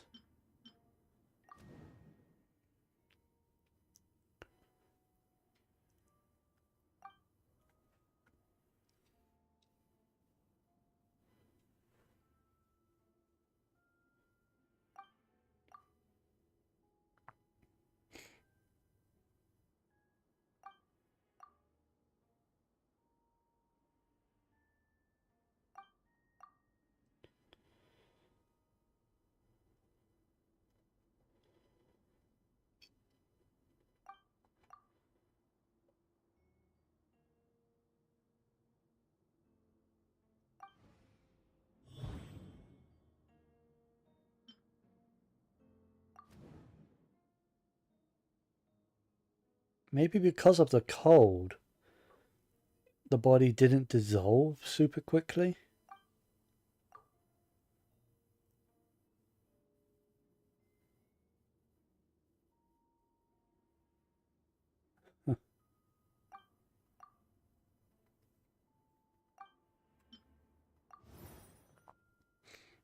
Mm-hmm.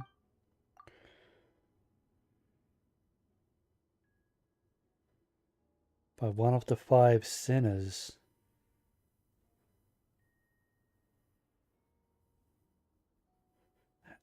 Has she ever been referred to as that? Has Rheindotter ever been referred to as one of the 5 sinners before? Why do... what?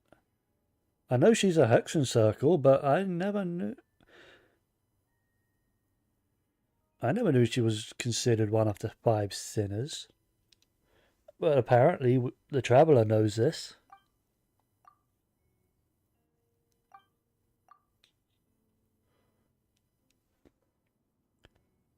Yeah, he's a calculated thinker. So yeah, if he did commit a crime, there's no way he would be seen, let alone leave evidence behind.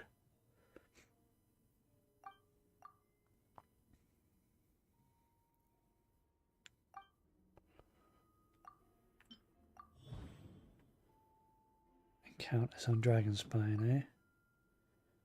Who looked exactly like Albedo, and we weren't the only ones, yeah.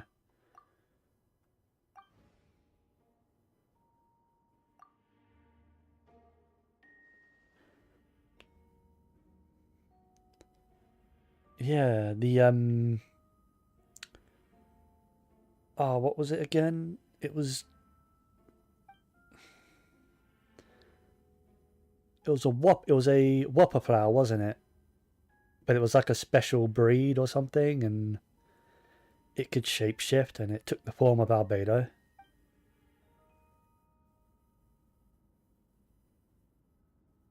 Yeah, I remember that.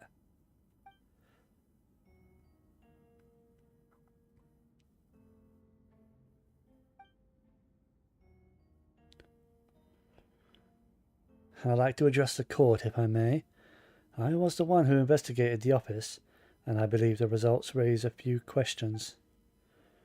Regarding the 2 cases addressed in the previous trial, it was established that after disposing of the bodies, the defendant used alchemy to restore the ground to its original state. But that wasn't the case at the 3rd location. The hole was still there, with dirt scattered around the perimeter. It looked more like something had been dug up. If this was all done by one person, why hasn't the 3rd scene given the same treatment as the others? Why weren't the traces removed? In addition, the markings around the 3rd location weren't fresh, which suggests that the Dragonspine incident happened at a different time. For all those reasons, I believe there's still reasonable doubt in this case, and I hope the verdict reflects that. Thank you. Astute as ever. Questions there may be, but allow me to point out. There is no evidence to suggest that anyone besides the defendant knew about the third location, and the map was found in his notes. That fact alone makes him the most plausible suspect, unless Mr. Albedo suddenly plans to deny that the map belongs to him. Allow me to respond to Silence Point. If all I cared about was proving my innocence, I would indeed do as you described, Miss Hertha, and deny any connection to that map. But that is not what I intend to do. The map does belong to me, and I did hide things at those 3 locations. What? Not bodies though, right? There were indeed bodies at each location, and I did kill and bury someone on Dragonspine. Ha!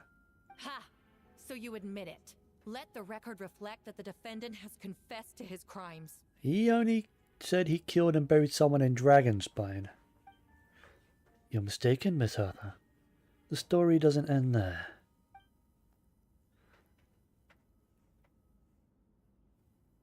Some time ago, I encountered an uninvited guest on Dragonspine. Someone who wanted to take advantage of the deserted nature of the region to eliminate me in secret. His desire to kill me led to an altercation where I killed him instead, and buried the body on the mountain, the 3rd location marked on the map. Actually, the traveler Amber Bennett and I were with Albedo that day. That was a long time ago, but yeah. The Adventurers Guild was holding an event on Dragonspine. After it ended, we all left the area. If the person Albedo is referring to is different from the one we encountered on the mountain, then the altercation must have occurred after we left. This only proves that the defendant is guilty on all counts. Those innocent people, their blood is on your hands. No, you're wrong. You deny it? After admitting to murder for the whole court to hear? You've clearly lost your mind. If you would let me finish, Miss Hertha, I could get to the important part. The man who attacked me on Dragonspine was my height, with blonde hair and blue eyes, dressed in clothes nearly identical to mine. So, someone who happens to look exactly like you. Exactly like him. Yep. This is going way back, but yeah. It's one thing to look similar, but for the clothes to be the same? What's going on? I don't want to be here anymore. Regardless, the important thing is that you admit to killing someone on Dragonspine. Yes, I killed someone that day. Someone who looked nearly identical to me. But I never said that someone was a person. It was not. It was indeed a whopper flower. I see. Then it appears I need to withdraw my testimony. What? Everyone! I brought her! Huh? Huh? Who? Wait, you... The person who just came in. Huh? Isn't that Hertha? Huh? What's going on? Who are you? Why do you wear my face? Hello to you too. The whopper flower? As you can see, this is Hertha, the logistics captain of the Knights of Pavonius. I see what's going on here. It's all been leading up to this, hasn't it? Your confession. It was all an elaborate stunt to set me up. You want to undermine my credibility? Fine. It doesn't eliminate the mountain of evidence stacked against you. All I want is justice for the people of Mondstadt. Order in the court. I've been stationed on Dragonspine all these years, because that is where the subject of my research lies. The dragon, Durin.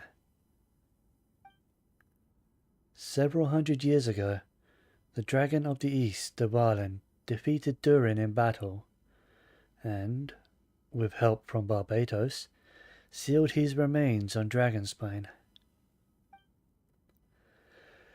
Durin was created through alchemy, one of the finest specimens of artificial life. As such, death was not a true end for him. His heart still beats and grows more revitalized by the day. My imposter on Dragonspine was a failed specimen abandoned in Durin's stomach, an unsuccessful iteration of the Homunculus project. Homunculus? Yeah. Are you trying to insinuate that I'm some kind of homunculus? Because it looks to me like the artificial one is standing right there. Some kind of imposter you dragged in from Dragonspine.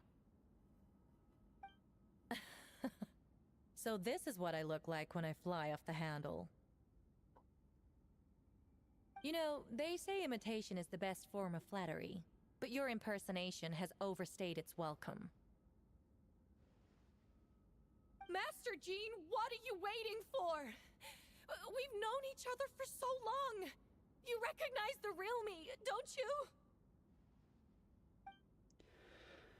The two of you look so identical, but judging based on demeanor, the new arrival actually seems more like the Hertha I know. That means nothing. By that logic, I could just as easily accuse the albedo in this room of being an imposter. We know that's not possible, though. How do we know he isn't the fake one? A cold-blooded killer who replaced the real albedo long ago. He has the mark. Then, how about something only the real Hertha would know? The longest scar on my body. The knights who fought alongside me that day should remember where it is.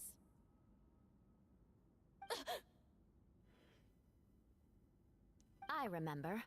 Let's hear your answer. I'd like to hear Miles' answer first. Huh? Is Miles also a homunculus? You don't know? Or you don't remember? I heard you've been acting strange these days. Disoriented? Confused? Everyone who's been acting weird. Are they not the real people? You were closer to me than anyone during that battle. And yet you don't remember a thing. Strange indeed. No, my head. It hurts. The scar is right here. Oh, damn.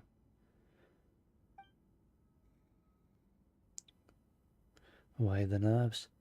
I can't imagine this comes as a surprise. Unless your informant in the Knights of Pavonius failed to mention the scar on Hertha's left arm. Albedo has done a lot of research into beings like you. If you deny it, then show us your arm.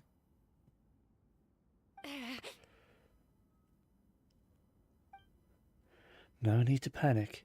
You can just add it now. You excel at changing your appearance, don't you? Or, I should say, all spawn of Durin's life force have that ability. A powerful life force. An appearance you can change at will. Yet here you stand, formless one, paralyzed to act, because you're worried using that power could affect your accomplices. Not just Miles. There are others too.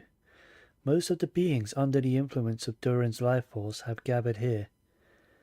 And yet, their presence is what impedes her from taking action.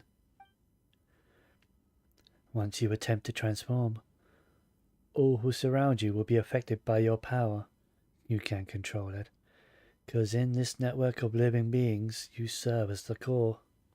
Show us your arm. Ugh! Have it your way! Whoa! Come on, let's go! Uh-huh. Oh, random dude. Random dude number 2. Hey, they're shielding the imposter!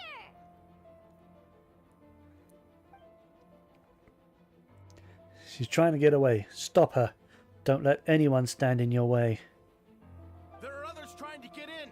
Must be more people under her control.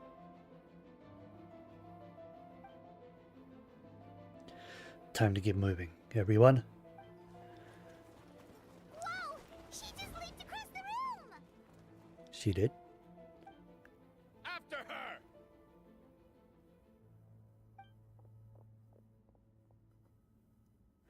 It's time. All units move out.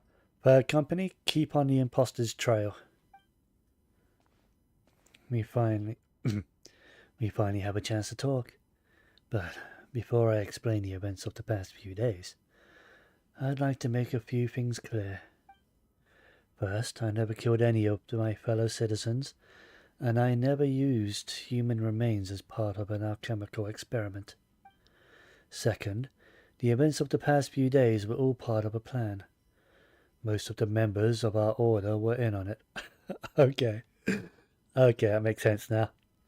As for the witnesses, Master Diluc picked up on the situation long before today's proceedings. Yep, my man found out, was like, yo, you can count on me. Indeed. Follow me. Alright, so he never was actually being accused of murder. Oh, slimes. And hilly Charles. What? How are there monsters in the city? They are all monsters from Dragonspine. An attack is imminent. But fear not. We've been preparing for this. We've been monitoring the resurgence of Durin's life force. Its festering nature agitated these monsters. We knew it was only a matter of time before they advanced on Mondstadt. And so, we made preparations for an inevitable battle. I was hoping you two could join me and provide assistance in the battle to come. Of course. Where's our first stop? The top of the city wall.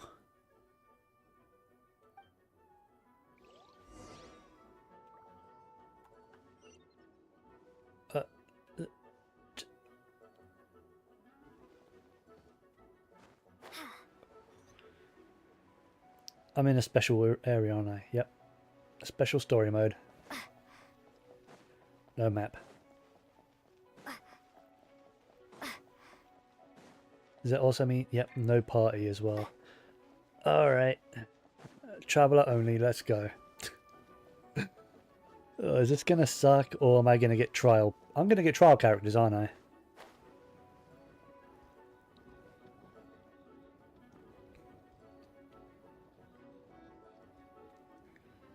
Hey, Venti! Shoot, someone's coming. Please, someone help me. What's with the freak out? It's just us. Ah, perfect. I can drop the act. Sorry, I thought you were regular citizens. It's about time. I think we can proceed as planned. I agree. Although it's been a while since I dealt with something this big, it's going to be pretty exhausting. Don't worry. I'll treat you to a drink for your trouble. Just what I wanted to hear. So, these two know the other's identity then? Of course they do. They're both ancient. Well, Venti's ancient. Albedo's at least 500.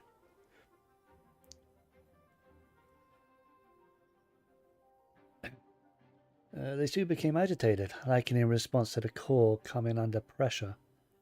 Under pressure? What? Still, I never expected these monsters to have become this advanced. The power of evolution cannot be underestimated, especially considering the fact that Durin absorbed the previous imposter. Wait, so what about the map? And the missing bodies? What the witnesses saw was true. I did hide those bodies as I monitored the situation on Dragonspine. I noticed that many who ventured there came back different. Some were under the influence of Durin's power, but the less fortunate ones had already been devoured by monsters and then assumed their appearance to infiltrate the city. Most of those who were replaced had no close relatives, so when their behavior changed, there was no one to notice. The monsters used their disguise to get close to people. I estimated 2 who attempted to attack. I eliminated 2 who attempted to attack. What about the remains Diluc found? Did they belong to one of the victims? Yes, the monsters slowly digested their victims. Sometimes they even left behind body parts to aid the transformation. All that remained of the first victim was a few strands of hair, and the second, some teeth and a bone. The only bodies Albedo destroyed were the monster's mimic forms. Then he buried whatever remained of the victims to put them to rest. Well, someone had to do it. Besides, I managed to gather some valuable data on the putrefaction of the bodies. After we defeated that doppelganger Whopperflower on Dragonspine, we promised to tell each other a story, remember? Yeah, he told me the story of a gardener. I'm glad. Then, you remember what I told you about Subject 2? In his pursuit to replace Subject 1, he transformed the Whopperflower into Subject 3. Uh-huh. Yes, that would be Subject 2. I confronted him and buried his body on Dragonspine.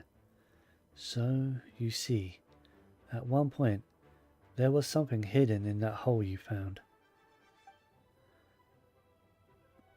But Durin is becoming more revitalized by the day.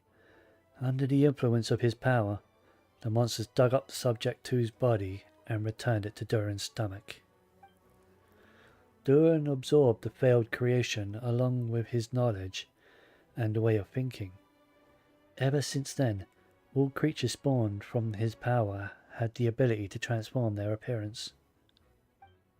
Humans who venture into Dragonspine for too long are also bound to fall under Durin's influence. But those effects don't show themselves right away, and the extent to which a person has been affected is hard to perceive. You saw it for yourself, didn't you? All the people acting strange. Those are the same people who just tried to break into the Knights of Pavonius headquarters. Durin's power remained dormant within them until, finally, it surged to the surface and seized control. That was also our goal. If we could force a situation where the imposter had no choice but to unleash that power.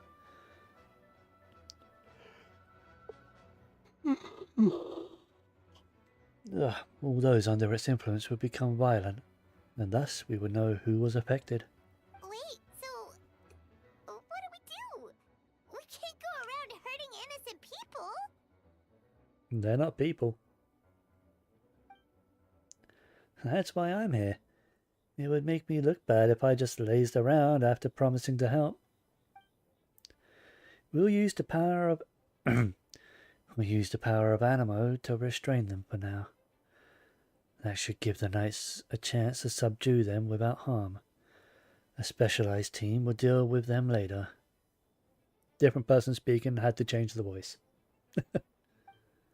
Alright. That's the long and short of the situation. It's time to activate that thing, right? Yep.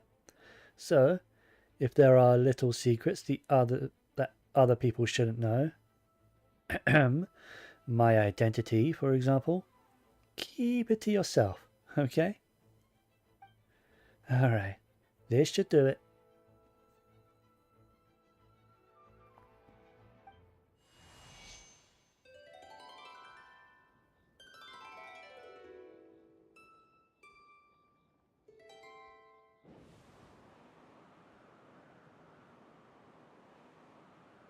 Wind currents? Paimon's never seen this many. There should now be wind currents across the whole city. Everyone, can you hear me? Loud and clear. All units, what's your status? All good. We have enough manpower to provide support. Requesting assistance at the side gate. Heading over now. Whoa! It's long-distance wind communication! How is that even possible?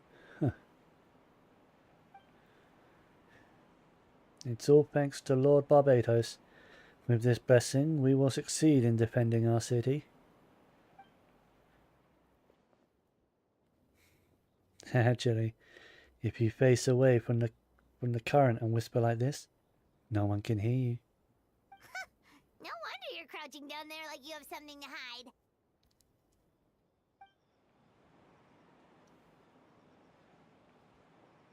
You didn't have to broadcast that. Huh? That voice. Venti? Is that you? Oops. Oh, you know, just a wandering bard calling for help. Thank goodness Silent, Paimon and Albedo found me. Got me out of a tough spot. Right. Now that you're okay, we should check on the status of the other areas.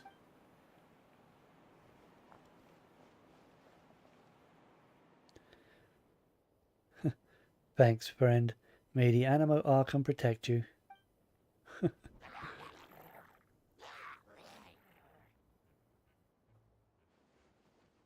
I've got things covered here.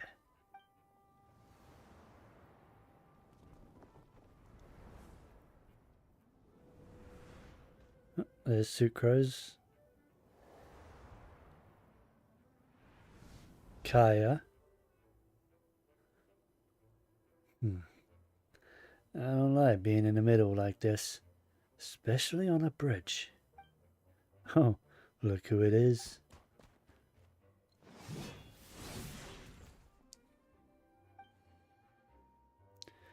That was a close one. I suppose, thanks are in order, Master Diluc. I appreciate the help.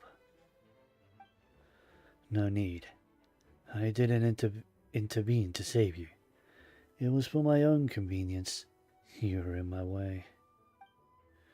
Oh, well... oh, well, let me get out of your hair then. I suppose we could work together, but you would just melt my ice anyway. Suit yourself. Alright, tell me. When did you notice something was off?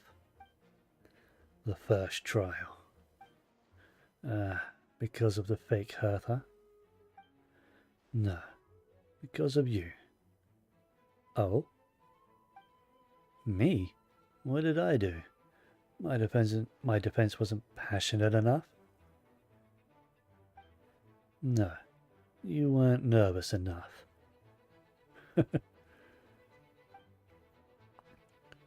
Tell me then, Master Diluc, when do you think I actually get nervous?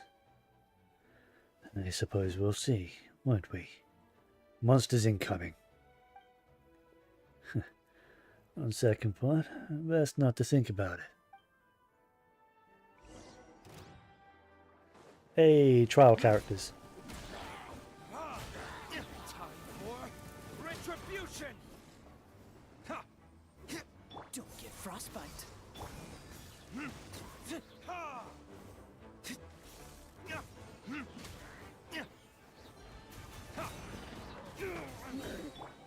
Cool it. Verdict is...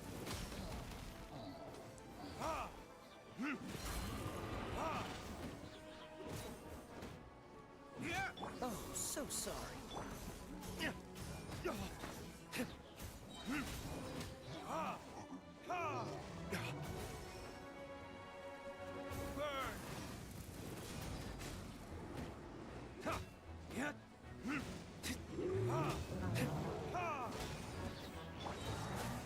This moment will be frozen. Verdict is...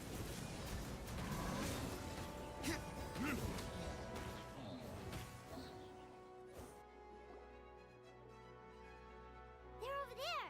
Dilu, Kaya!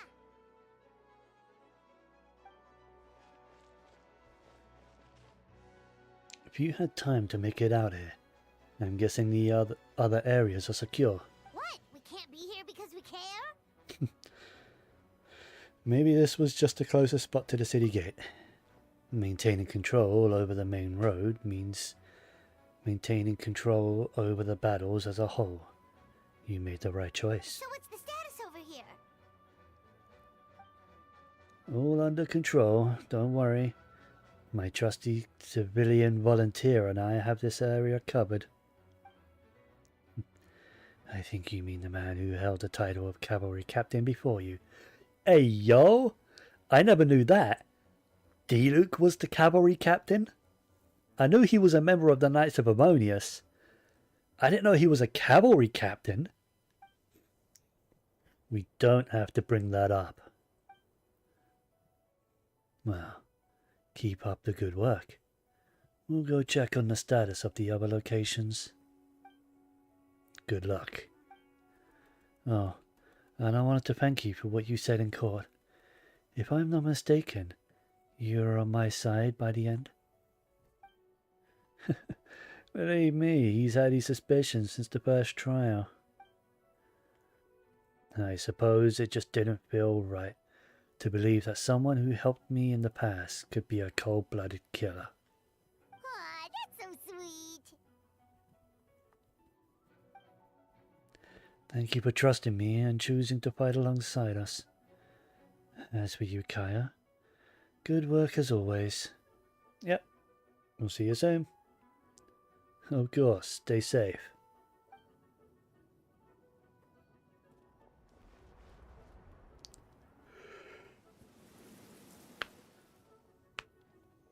Oh, official.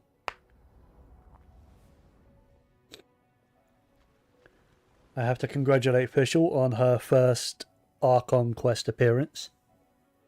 It only took like 5 years. Oh, use Barbara's elemental skill to heal them. Oh. Let's dance. Oh, I'm actually smacking them to heal them. Awesome. Or just standing near them. Oh. I like the idea of smacking them to heal them.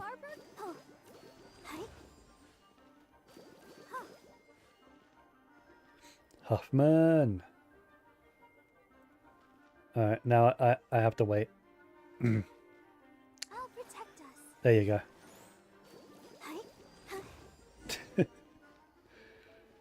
Peak Peak Barbara gameplay.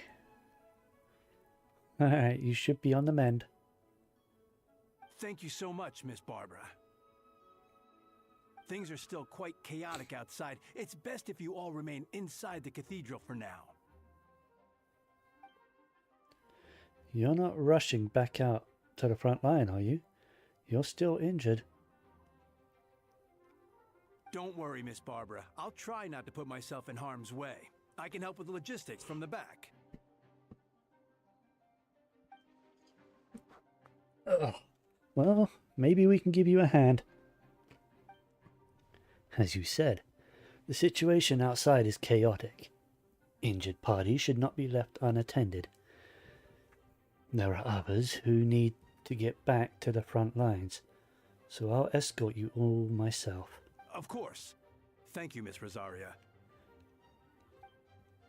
Just doing my job. I'll leave the cathedral to you then, Barbara.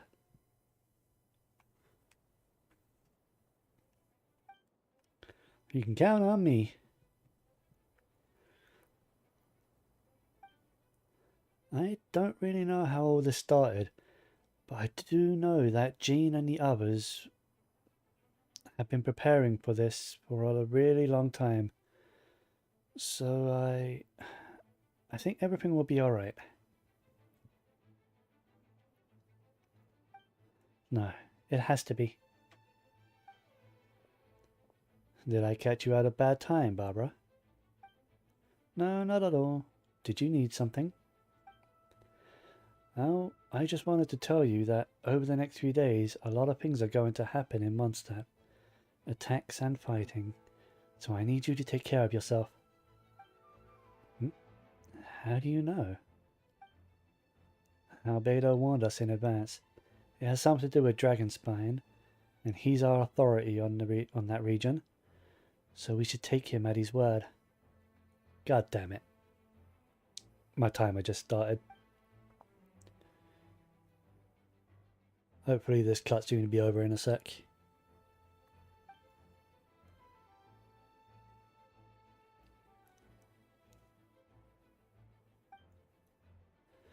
Yes, but the Knights of Abonius will do whatever we can to protect the people.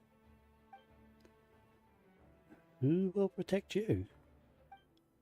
Don't worry. I'll look out for myself, I promise.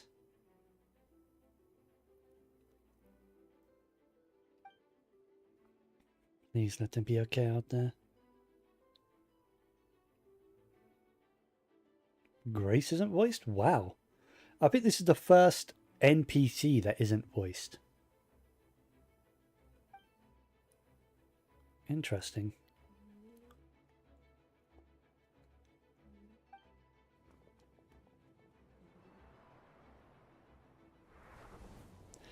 Hey, Mona. Noelle. Hey, Noelle's first Archon quest appearance.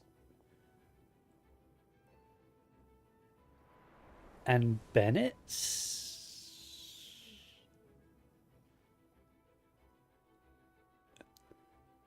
They're here. Prepare for battle. On guard. Everyone, incoming monsters at 11 o'clock. Looks like we've got 25 hilly churls, 2 blazing axe middle churls, and a bunch of different slimes. Hey, yo, that's just me during Spiral Abyss. I can handle this. Prepare elemental countermeasure. Roger that. Gameplay? Gameplay!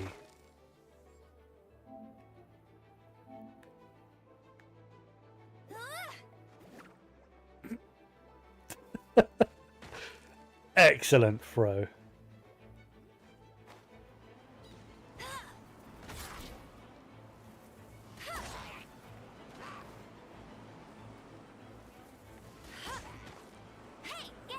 C2? Yep. Oh, but I missed.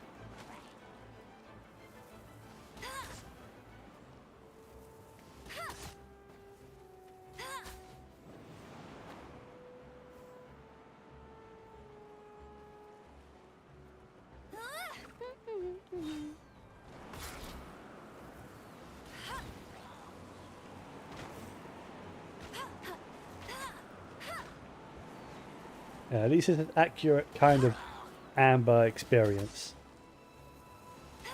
Oh, and Mika. I didn't realise I had Mika in the party.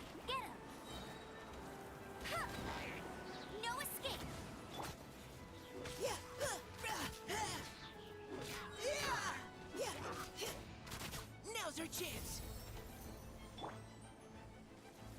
Go, Bip! Engaging. Oh, man. Even in a trial version, Baron Bunny will always be useless.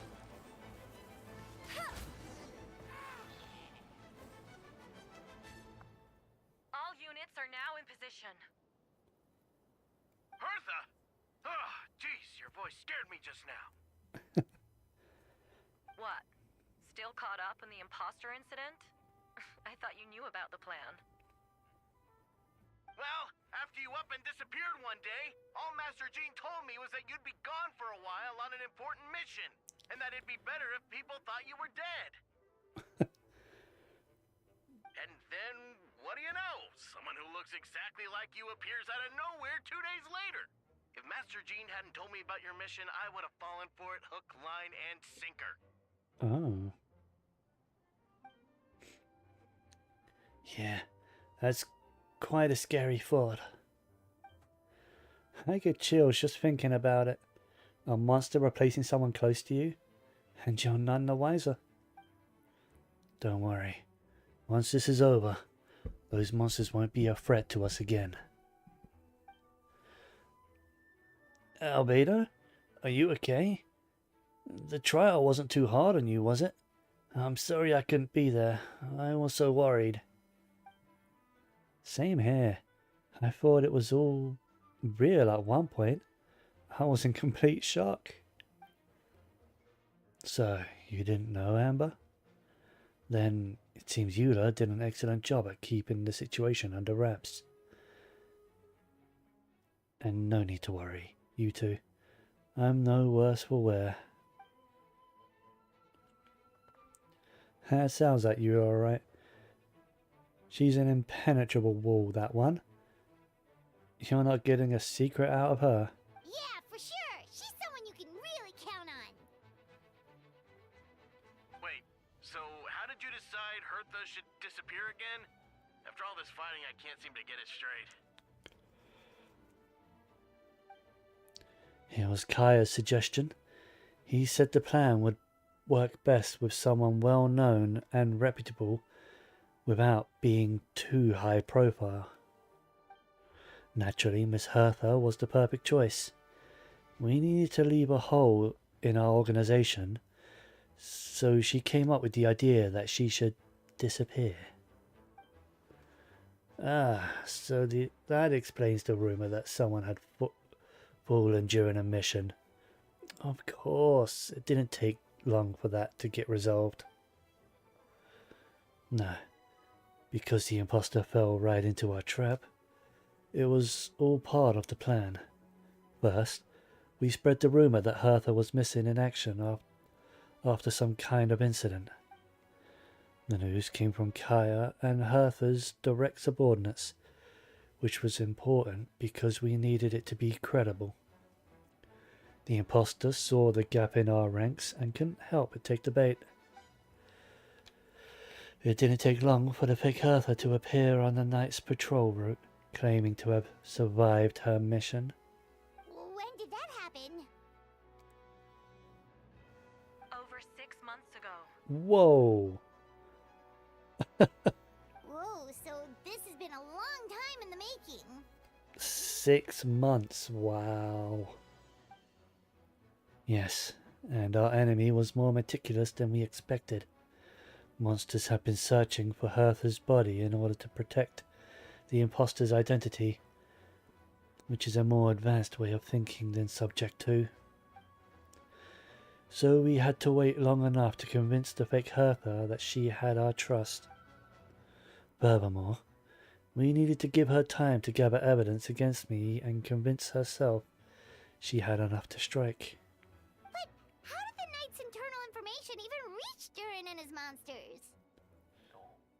There's an informant among our ranks. Oh. Don't worry. Barbados already tracked her down. She doesn't have his blessing, so she can't hear what we're talking about right now. Honestly, this whole situation almost gave Paimon a heart attack. All those awful accusations in the first trial, and you couldn't even defend yourself! It was to be expected. I just couldn't reveal the truth. It had to be the right moment, or it would have given the imposter even more fuel to use against me. She wouldn't have demanded to know how I knew about Dragonspine and the monsters in disguise, and if my true identity got up, the public's trust in me would be gone. It was a trap, you see. Argue back and expose my origins, or keep my mouth shut and be seen as a murderer. Credit where credit is due. It was well thought out. Yeah, thank goodness we were able to back her into a corner. Indeed. And I have to thank you for that, Silent. You probably don't know it, but you've been a part of the plan since the beginning. Yeah, I was totally on board and knew what was going on the whole time.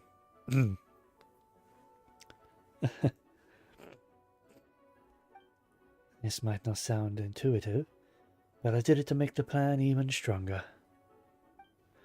From the beginning, I knew I had to leave the letters in my office for a fair and independent reader to discover. Someone willing to seek the truth. Naturally, I thought of you. I knew you would return for Windbloom. I knew you would agree to attend the trial. And I knew your sense of responsibility and justice as an honorary knight would compel you to start your own investigation. The fake Hertha, Subject 2, has met you on Dragonspine before. If she thought even you had lost faith in me, her confidence might get the best of her. The perfect time for us to strike. Wait, we've met Subject 2? Albedo's right. You were part of our plan from the start. I hope you don't take offense at our decision to keep that from you. And please, don't be too hard on Albedo. He was just doing his best to look out for Mondstadt. Enough people were involved in the plan as it was. We had no other choice. The Honorary Knight and Paimon will always be friends of Mondstadt. We will never forget that. Aw, that means a lot. Yeah, thanks for thinking of me. It is us who should be thanking you, Honorary Knight. Wait, was that you just now? Let's go to the side gate to check it out. Hey, Dahlia. I step outside the courtroom and this is the first thing I see. I think you should give yourself more credit. You were brave enough to sit through the trial despite the nature of the allegations. That takes strength.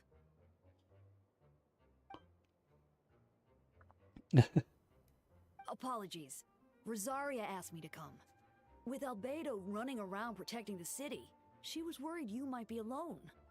Ah. Rosaria's a good girl. At a time like this, 2 is much better than 1. So let me help.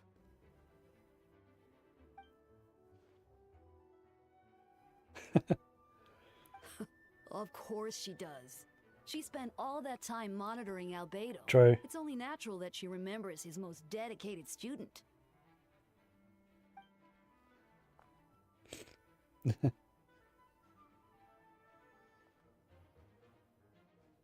As far as I know, he shared that information with close members of his order long before these events. Oh. So who actually knows about his real identity? Perhaps I spoke too soon. You do scare easily.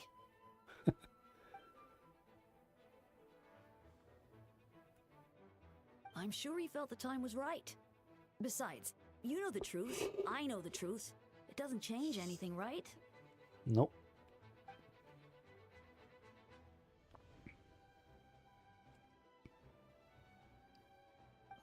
Not afraid?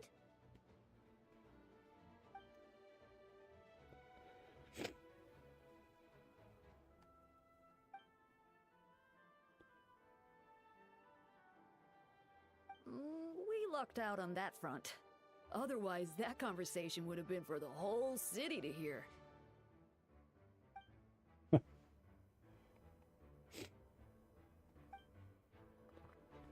They got lucky.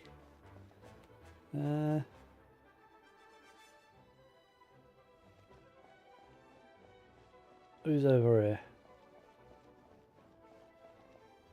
Oh, I have to go to the side gate. Even though there's 2 other marks, it's telling me to go to the side gate. So off to the side gate.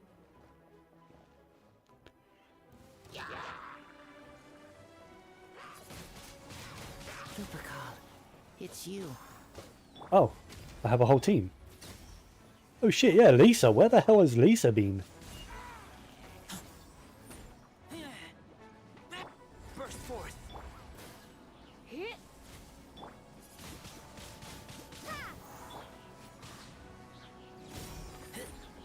Also, this is my traveler build, yeah?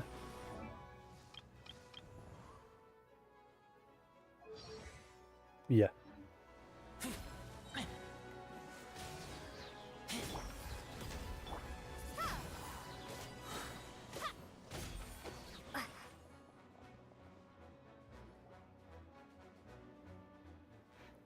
Phew, it's been a while since I unleashed my lightning during Windbloom. It happened a lot before? Oh hey, Razor's Waste.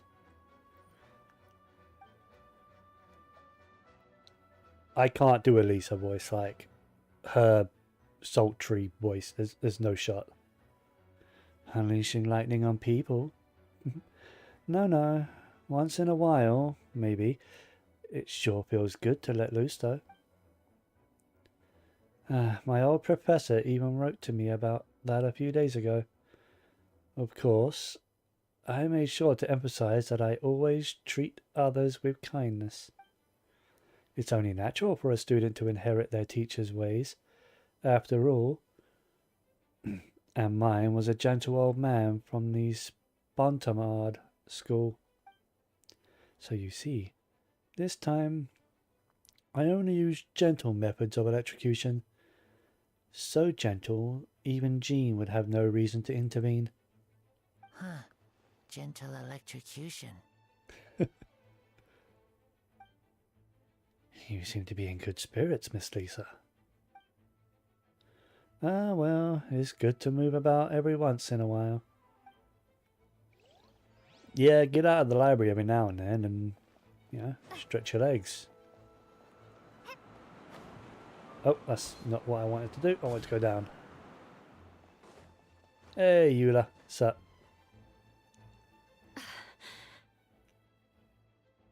It's all my fault. I knew Klee was fast, but Clay? disappearing like this? I only lost sight of her for 1 second. How am I going to explain this to Albedo? Uh-oh. Clee's Explain what? Clee's on the loose. Oh, shit. Albedo, Traveler, Paimon, what brings you here?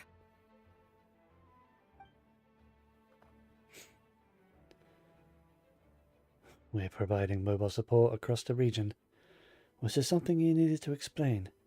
You can tell me anything. I hope you know that. Yeah, plus we kinda already heard what you said, so...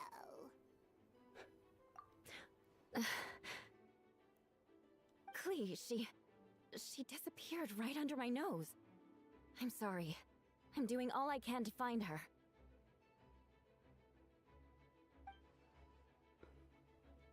I see.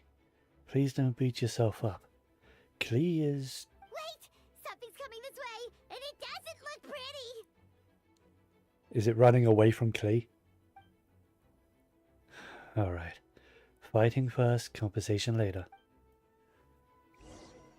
She was right next to me, and the next thing I knew, she ran off somewhere. I swear I only lost sight of her for a second. Windblade! Shut up!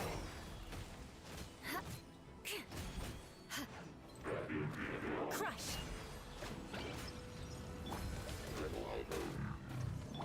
Those bombs. I see what you I mean. wanted. She is not to be underestimated. A great undertaking. It's too bad it's not using my character builds. That would have been more fun. It's using my traveler build, but... Oh, talk to Klee. Was Klee here? We won! Ah, she's not voiced. Great work, Klee. I'll be counting on you to protect Eula next time, too. Albedo, you can't be serious. No problem. Just leave it to Klee.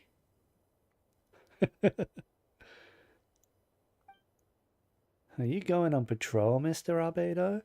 Clee heard you went camping for a few days, and those monsters followed you back home. Camping. Ah, right. The truth isn't suitable for little ears. Your ears are bigger than yours. That's right. So I need to report back to Master Jean to settle my expenses. If you have some time. I'm sure Eula would be grateful if you escorted her back to headquarters as well. Of course. I place myself in your capable hands, Spark Knight. It would be an honor. Clee will do her best.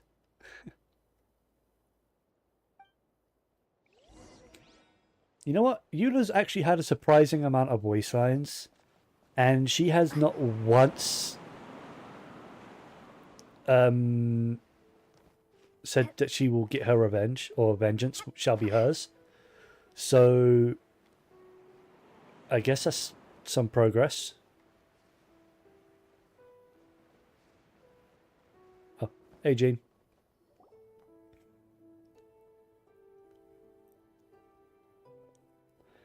That should be it for now. Good work, everyone. How did we fare injury-wise? Good. Our preparations paid off. Injuries are few and far between. I have the full record here. Wonderful. I'll review it in a bit. We're back! Everyone alright? Amber? Yep. Right as rain. And we're back. Clee kept Miss Eula safe the whole way.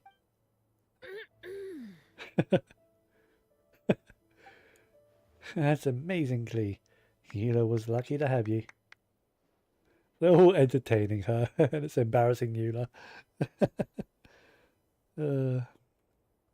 Looks like we're still missing a few. Reporting back, Master Jean. Mission complete. It's hard to do his voice because he has a very, like, high-pitch, scratchy voice. I don't know. The operation would not have happened without you all. Your leadership is what made it possible, Master Jean. It's been a busy few days. You should take a well-deserved break. I will, but I believe you deserve one most of all. My work isn't finished, I'm afraid. I have a few loose ends to tie up. Loose ends? Ah, yes, of course. We can talk about it back at headquarters.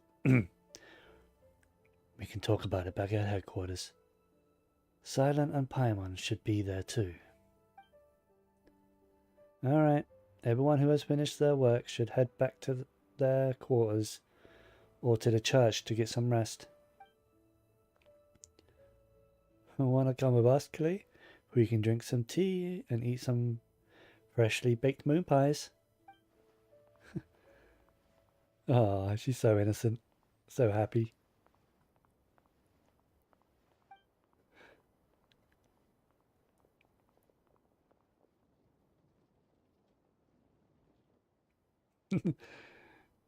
Where's he been? Been off drinking?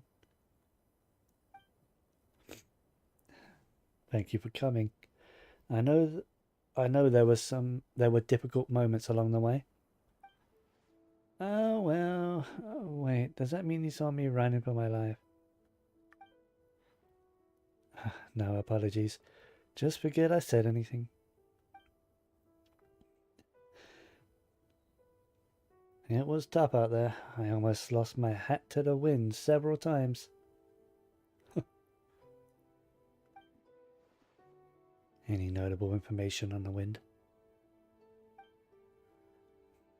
Of course. I was out on the city wall for quite some time. I heard all sorts of things. As for something notable, well, I picked up on anxious voices and a child's anger.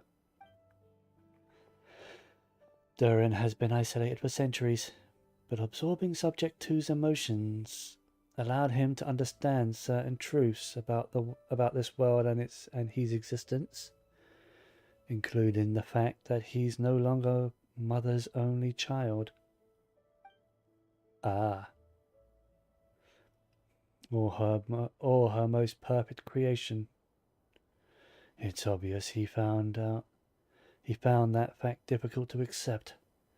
The emotions he felt in response were quite genuine and, dare I say, human. Man is jealous his little brother is superior. If I eliminate the perfect creation, I will be the only child Mother needs. This mindset arose out of Durin's instinct to complete and survive, and came to dominate all those around him. Of course, the absorption of Subject 2's knowledge allowed him to take a more intelligent approach, accusing me of murder. In the end, however, Durin still lacks sufficient social intelligence. The fact that his army even got this far is a miracle. Oh, no wonder Venti sensed a child's anger through the wind. That same feeling. It's close. Huh? Phonia? Miss Phonia. Here to make your report? Oh, nothing much to report, actually. Is that so? During the battle, we were talking about your transfer to the 7th Company. You were in charge of patrols and post-battle reconnaissance this time. How did things go? Good. No problems. Is she real? I see. If you don't mind me asking, why did you come from that direction? And why are you alone? Yep, she ain't real. Sussy Baka. Did you think we were still meeting at the side gate? There was a change of plans. We sent the message over the wind in the last few minutes of the battle. There are a lot of changes during the operation, but I imagine you missed those as well. Because you're under Durin's influence, and you have been since your trip to Dragonspine over 6 months ago. Or is she actually the real person, but yeah. Tempered by Durin. Don't move.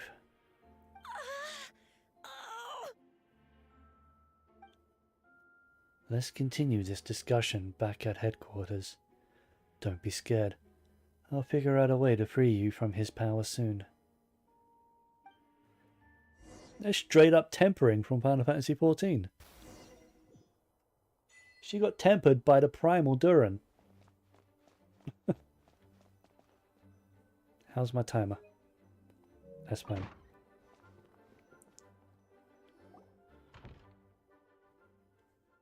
Alright, the others are looking after Phonia. Please tell me you can help her. I can. As long as the rest of the operation goes well. Wait, the operation isn't over. What do we do now? What happens next is more of a personal project.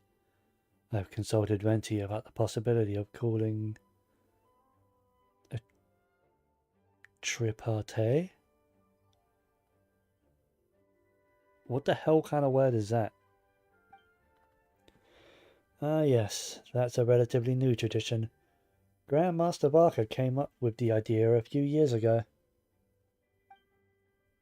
I still remember when he approached me about asking the lovely ladies of the Hexen Circle for a small favour. Wait, Varka knows who Venti is then? And he wanted to consult the Hexen Circle? Oh. Maybe he is. Maybe he is familiar with them. Older sisters?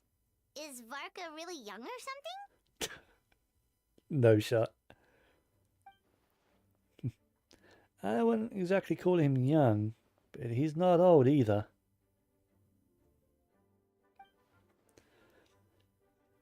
He's the type to crack a joke at every opportunity. So, whatever age that is. Middle-aged. Indeed. Anyway, the conference is a gathering of 3 parties. The Hexen Circle, the Animo Archon, and the joint forces of the Knights and Church of Favonius. Holy shit, the Hexen Circle's gonna get involved now? Like, for real? Hexen Circle? How many members? At least 2. We know that. Lord Barbatos was able to facilitate a meeting between Varka and the mages. Wow. And is that young Varka? Varka has quite a way with words, so he was able to gain their favour and convince them to agree to a very important request. Namely, that in Mondstadt's greatest time of need, the mages would return and lend their aid to our nation. Is that time now, or...?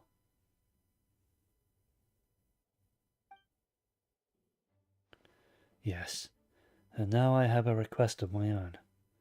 So I need the conference to convene once again.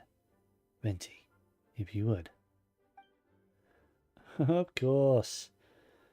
Silent, pass me the Dodo communication device. Huh? You're gonna use that thing to call them? I mean, we used it once to speak to Alice, so... Just watch and learn. Okay, I think this should do it.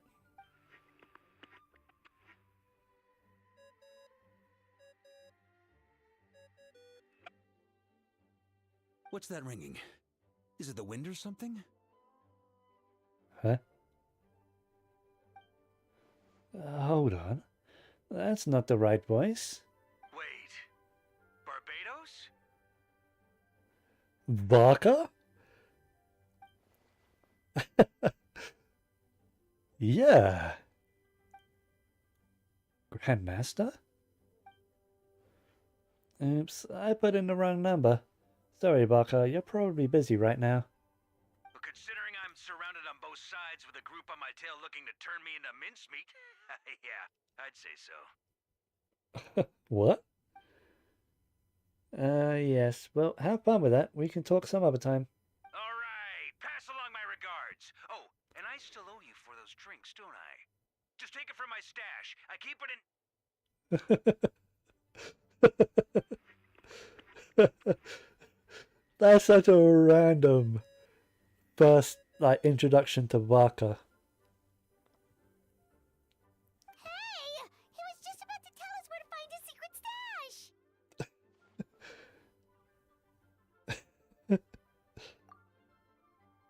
That seems like a bit much.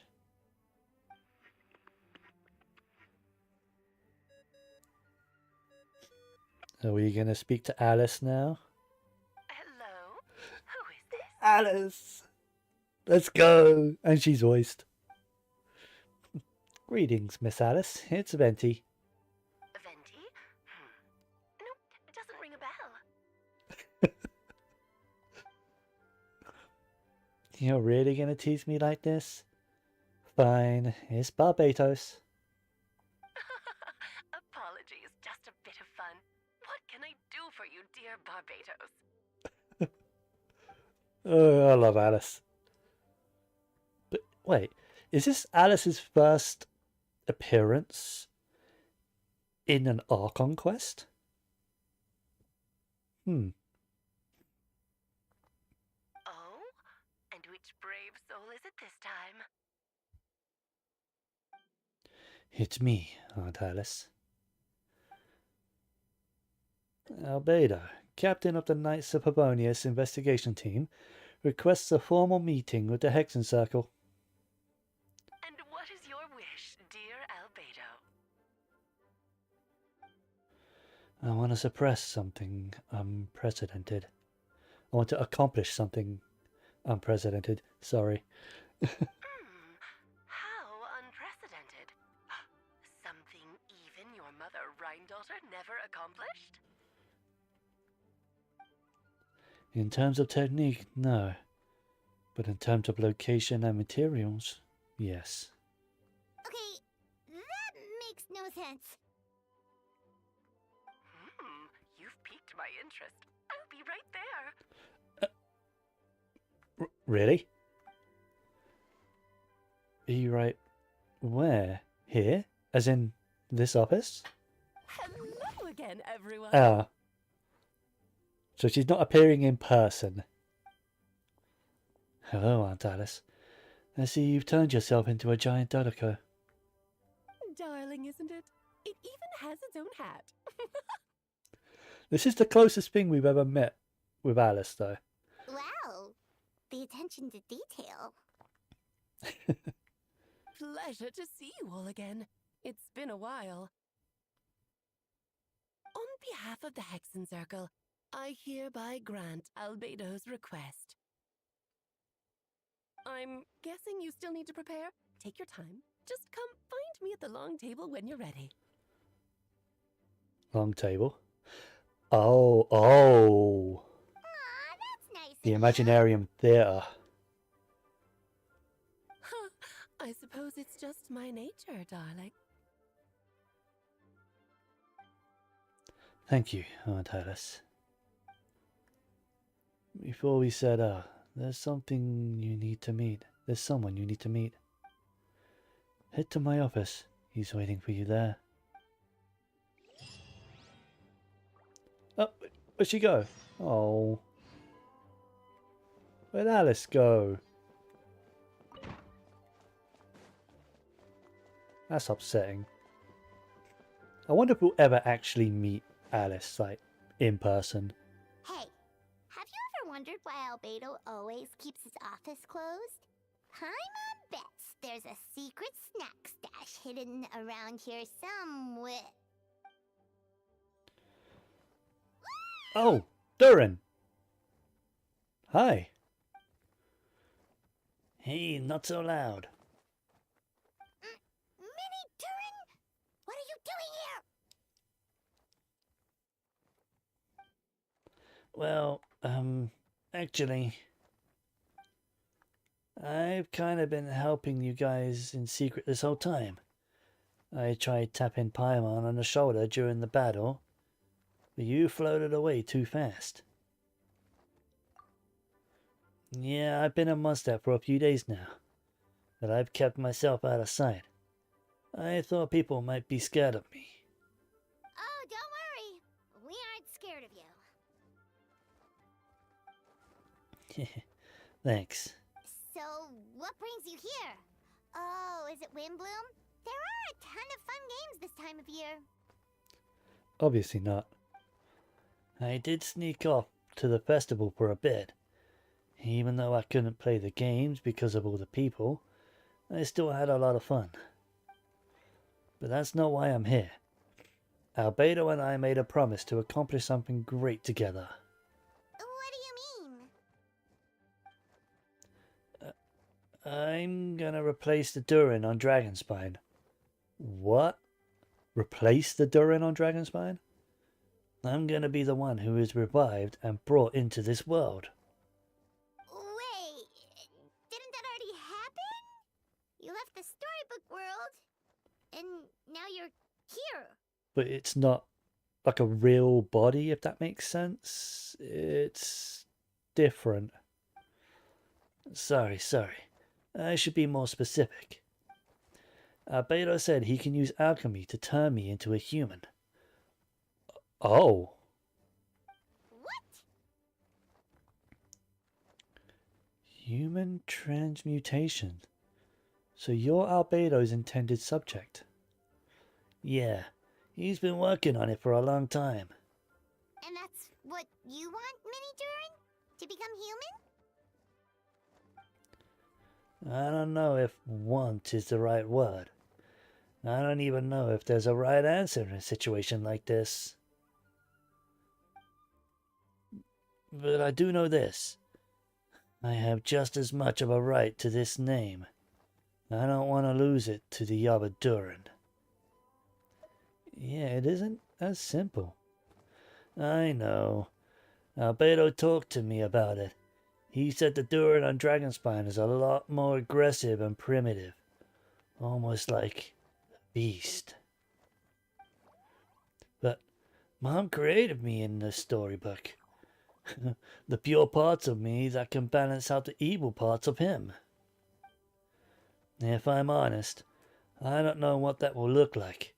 If I can still be me once I become one with that part of him.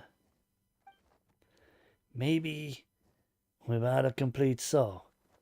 There was never really a me to begin with. Albedo said that these kinds of questions are normal. We're all just trying to figure out who we are. But I'm not afraid of change. I want my life to have meaning. And suppressing an evil dragon, becoming human, will sound pretty meaningful to me. So don't worry. No one is forcing me to make this choice. Well, turning you into a human sounds like a huge project. No wonder Albedo wants to get the mage's approval. Yeah, I'm really grateful to him. We're kind of in the same boat, you know? Albedo told me he's the, Crider Prince? The synthetic human. And if this works, I'll be one too. We will be the only two of our kind in the whole world. Our chemical creations are allowed to live in human form. If all living things are grouped together by species, and there's only one other person like me in this world, I guess that makes us family. Definitely. You've just gotta trust one another. Actually, while we're on the subject, does your friend Hawkeye know about this? Yeah, I told him I was coming here to fulfill this, duty. He didn't try to stop me. Just told me to get a move on then. He didn't say it outright, but I think he supports my decision. Maybe he even thinks it's a good idea to go through with this. I'm a little scared, of course, but excited too. Anyway, I'm really glad I got to talk to you at a time like this. I feel a lot better now, so thanks.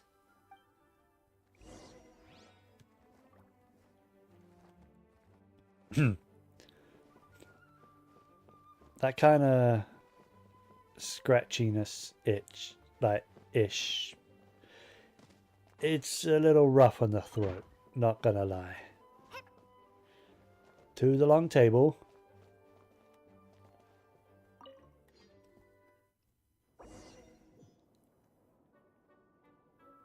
Oh. Your party configuration cannot be changed during the Hexen Circle trial. Please choose a suitable party in advance. Hydro and Cryo. Okay. You can fuck right off, buddy. Hydro and Cryo, eh?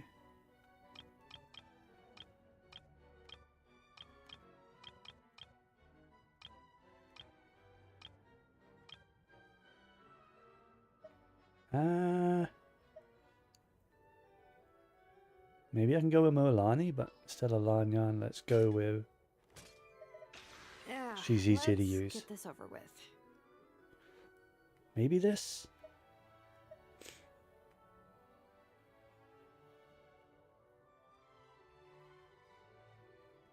Yeah. Let's go Mualani. Also, let's turn that off. Because you are not... What? We're playing chess now?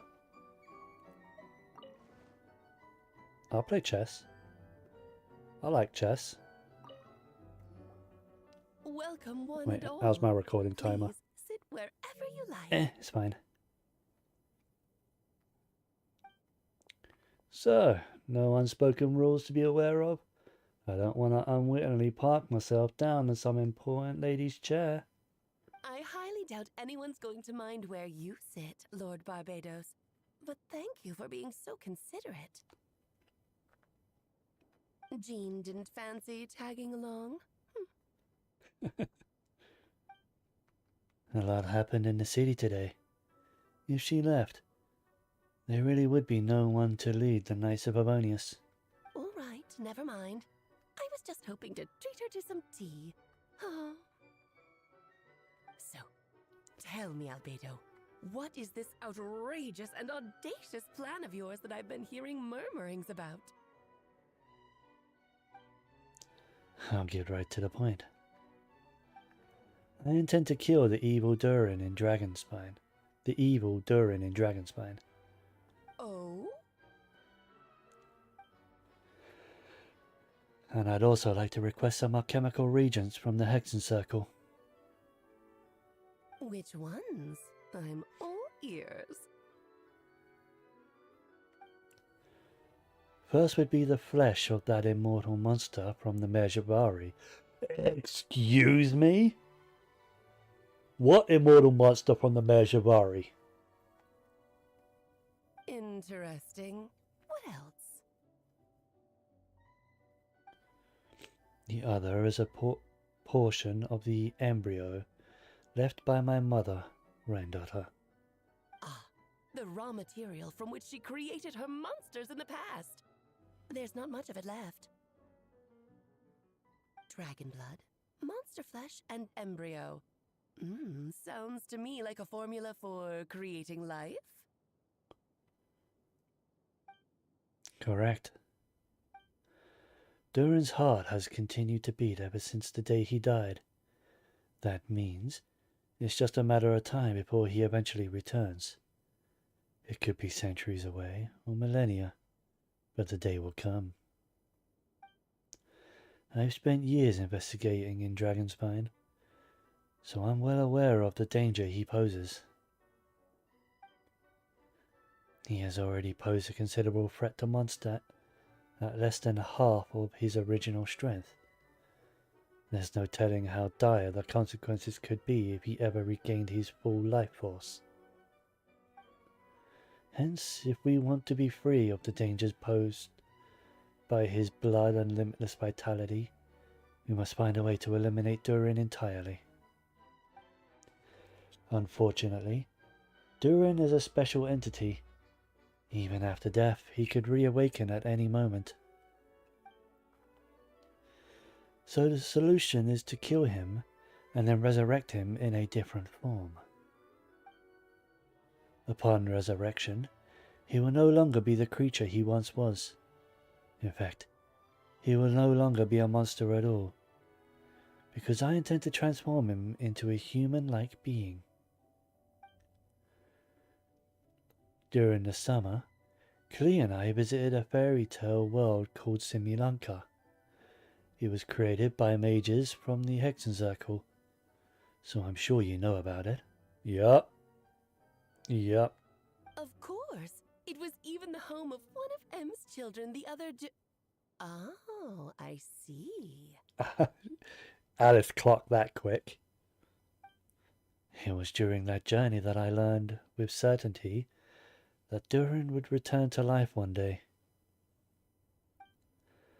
That experience inspired me. I met the pure soul M had created, and I knew if I wanted to change Durin's fate, he could be the key. To that end, I devised an alchemical model for the transmutation. The soul will come from the fairy tale dragon of Simulanka, the blood from the original dragon's heart, and the monster remnants from the Mejabari and the embryo mother left behind will form the flesh. The corrosive nature of the dragon venom and the heightened vitality of the monster remnants will offset each other. keeping the constructed body in perfect balance. A powerful side effect can be triggered when festering forces and life energy collide. In an alchemical setting, the results are sure to be nothing short of astounding. The glint in your eye when you talk about these ideas. You really are your mother's child. Do you see that as a bad thing, Aunt Alice? Of course not. To me, you're both extraordinary individuals. I find you fascinating. In any case, now I see why you asked Venti for help. The raw materials you seek are extremely valuable. The misuse of even the tiniest amount could cause unimaginable chaos. Yeah, so no taking extra samples for later experiments. You hear, Albedo? That said, we're happy to give you what you need. But there is one condition. You need to prove you can wield them. And so, you must pass the Hexenzirkel's trial. I understand. I figured something like this might happen. That's why I asked the traveler to come along. I'm joining you? I can think of no better partner for such an endeavor. So you know our tricks, huh? Aunt Alice has always loved a spectacle. Any chance to witness friends come together to support one another? Well, success means little if you have no one to celebrate it with, no? True. Although, I'm afraid dear Paimon will have to sit this one out. Wait, seriously?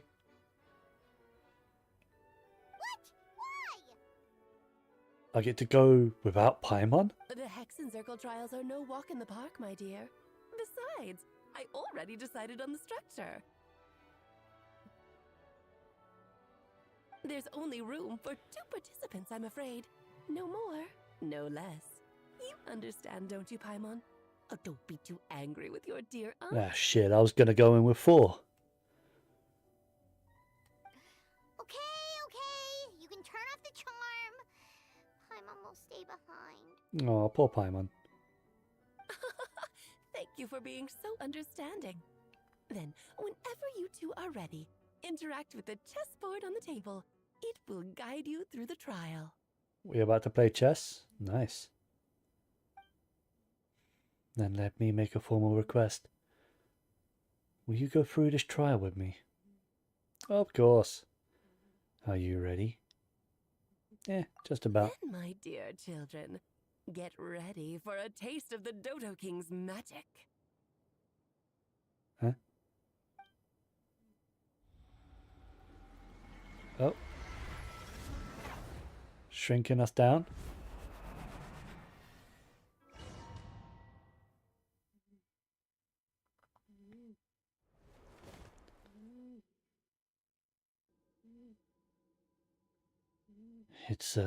It's certainly in keeping with Hexenzirkel modalities. I don't know what that word is. We've been shrunken down to chest-sized piece. Whoa, you're so tiny now. Take extra care of yourselves, okay? God damn it, I thought I was going without Paimon. What is it? Nothing, it's just Paimon's voice is even louder than usual now I'm this size. She's always so energetic and lively, nothing can dampen her spirits. Don't worry, he'll be back with her again in no time. You sound pretty confident, Albedo. No rush, Albedo, no rush. Aunt Alice, I didn't realize you'd be personally conducting the trial. Well, since your mother has to recuse herself, who better than I to put your abilities to the test? I have prepared quite a riveting new performance just for you two. See? Defeat them in battle. Prove to me that you have what it takes to achieve your goal. Okay. Swashbuckle your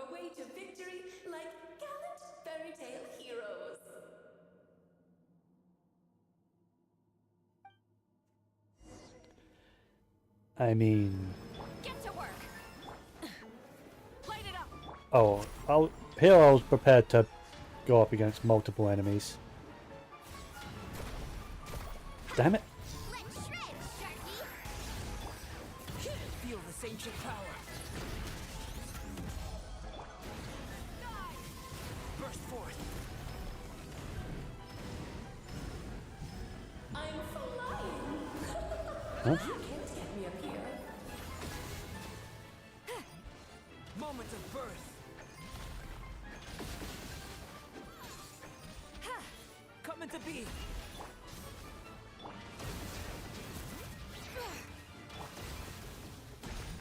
Fulfill our pact. Pyroclastic surge. Feel this ancient power. Amazing. Damn it. Stop. There we go. Burn it down. Feel this ancient power. Oh, Hear the echoes of the valley. Show no mercy. Wrath from the sky. Witness my great undertaking.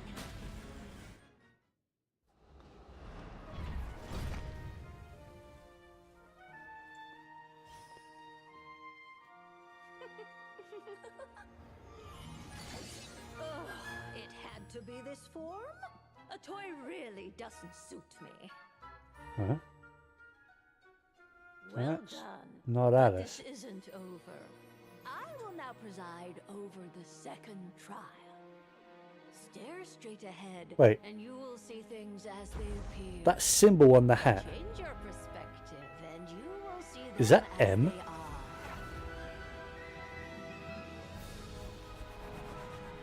Which is, I believe, Mona's master, right?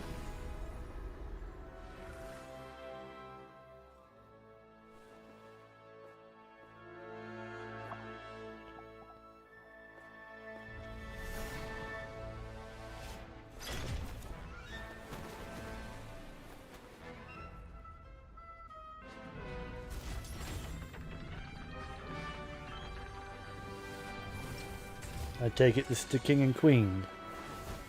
Alright, let's do this. A proper fight this time. The trial awaits.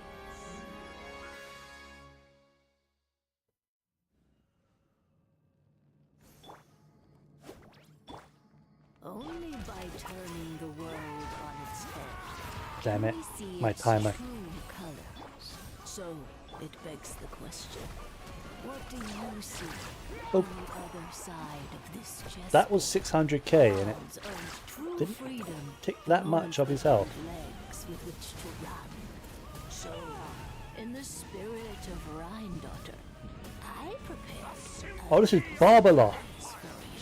I only just noticed the name. I wasn't reading the subtitles. Gesture of kindness from me, Let me... Barb- 1 second. Light. ceremony. Oh, Albedo, you're always so charming and delightful. Unlike my own student, she can be so full of herself. I do wish she'd take a leaf out of your book. Moment of birth. Yeah, this is... That's Mona's master.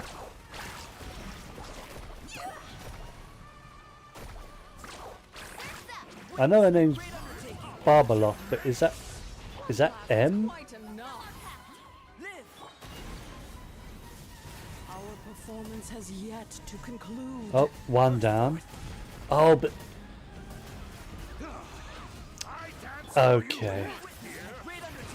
I have to kill them both within a certain time of each other. I am aware. That's not what I clicked on.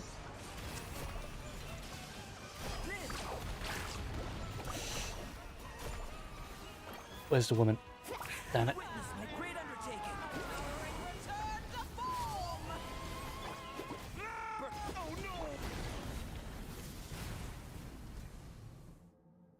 I got an achievement. Yes, very well done. Oh, they've grown up so fast. I'm so proud. Really? Well then, I'll leave you to debrief the others about today's events. Huh? You're leaving already? You did marvelously today. I'm thrilled for both of you. And should you feel the need to gloat profusely to that student of mine so she knows to up her game, be my guest. Yeah, I don't mind hanging out with Mona. Lovely tea party. But that'll do me for now. Until next time, my dearies. You're just going to up and leave?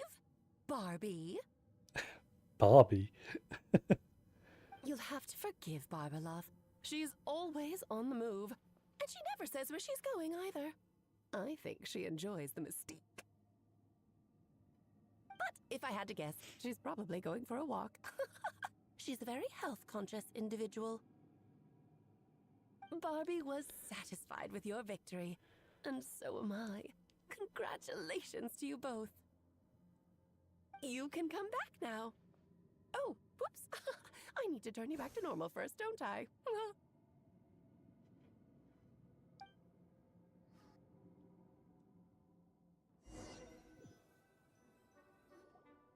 You're finally back! Great job! You made it all look so easy! Nice to have you back safe and sound. Now time to relax and switch off. You've earned it. Thank you. Yeah, it felt pretty good. Once you've rested up, let me know when you're free. And we'll head to Dragonspine.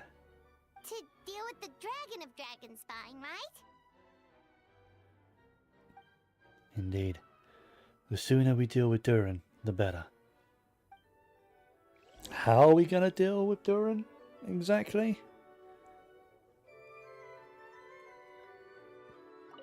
Nice to have you back safe and sound. Now time to relax and Oh, switch I need a off. drink. You've earned it. My throat is getting a bit.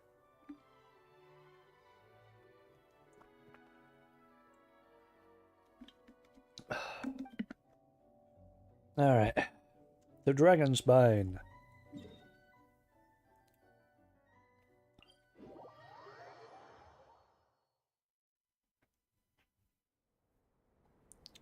Let's use a different team.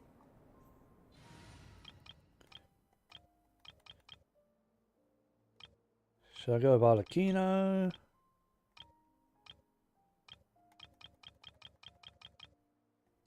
Or Hutao? I haven't used Hutao in a while. And that's blasphemous.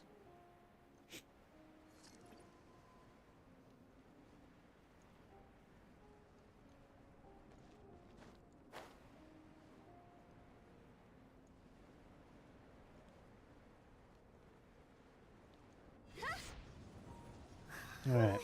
To the heart of Durin. This place is as freezing as ever. Huh? Paimon's hands are turning to ice. Want to climb into my hood? You sure? Is it warm in there? Yeah, it should take the edge off. I am recording, right? Yep. Cool.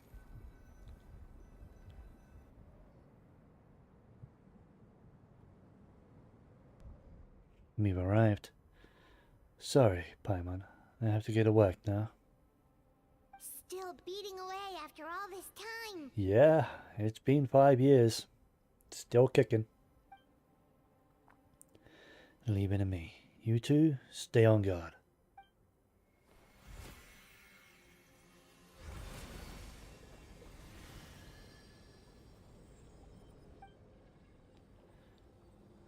So what is he doing exactly?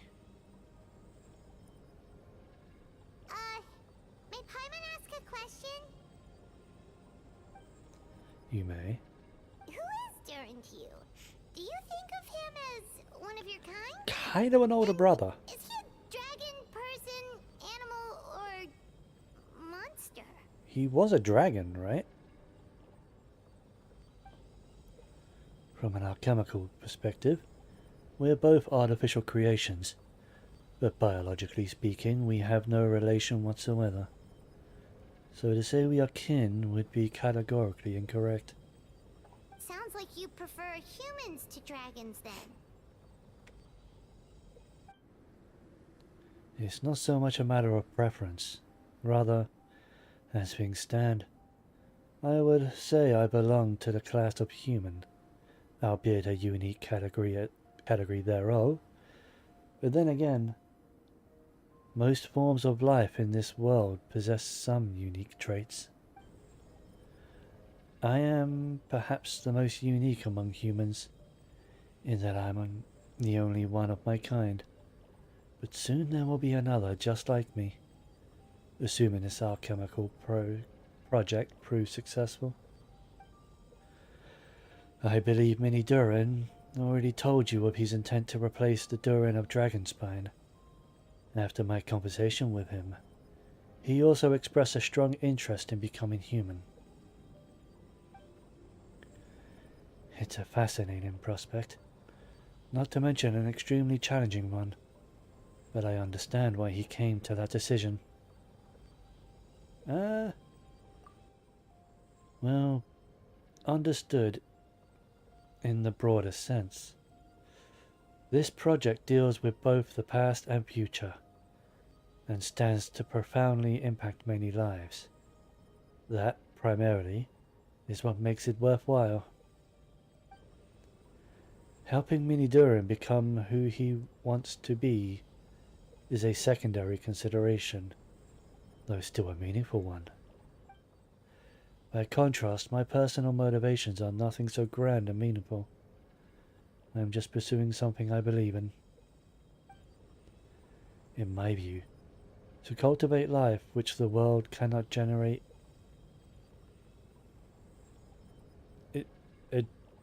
erroneously is to cultivate the world itself. Whoever aids life in attaining a greater level of perfection improves the world by doing so. It is not a question of whether this ought to be done or not, merely whether I wish to. The alchemical enterprise is concerned with deciphering and comprehending all forms of knowledge. That is the path I walk. Of course, that's not to say that this is just a science experiment to me. Anything that affects Mondstadt, I approach first and foremost as a member of the Knights of Favonius. Does that answer your question satisfactorily? Well enough.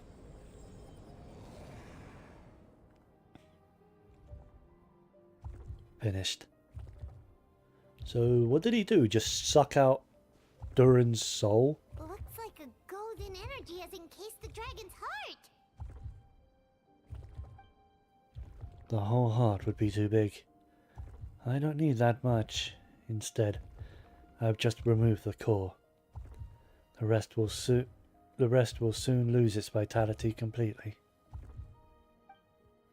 This time, Durin's body should finally die for good.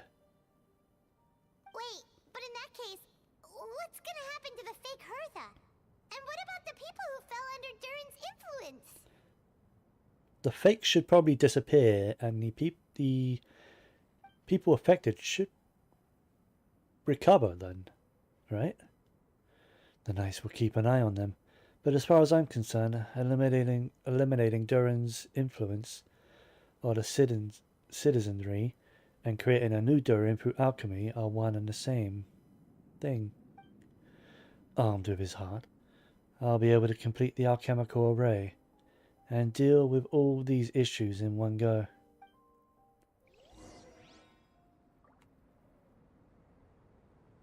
So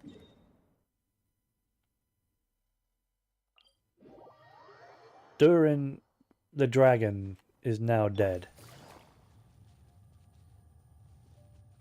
Like, dead for good. Been a long time coming. Let's call it a day here. Thank you for accompanying me. Pleasure. We sure learned a lot.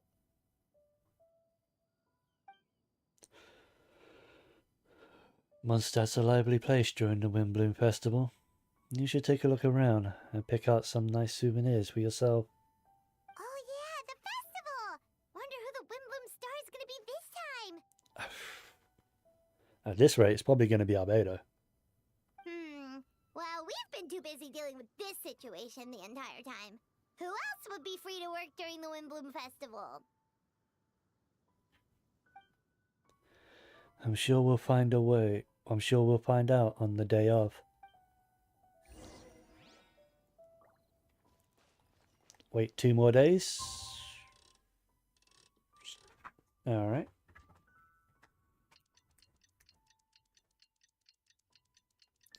Cats are acting up.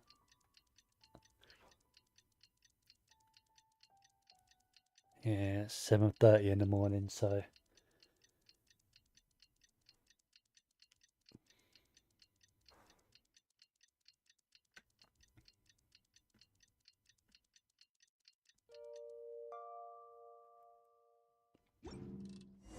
The Windbloom Festival is about to begin! Let's go check it out!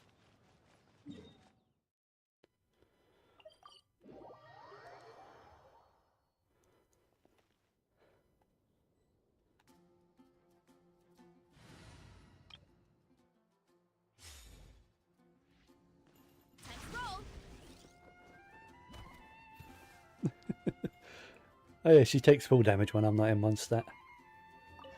Forgot about that.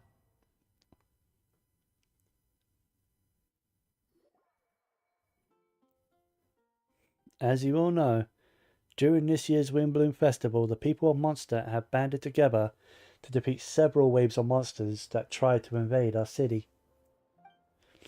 Accordingly, we would like to award the title of Windbloom Star to someone who made an outstanding contribution to the defense operation.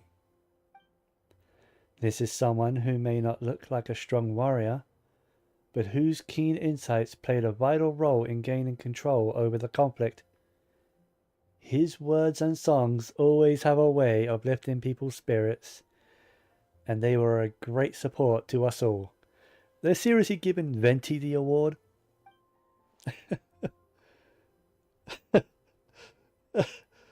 Let's give a round of applause to this year's Windbloom Star, Venti the Bard. Amazing!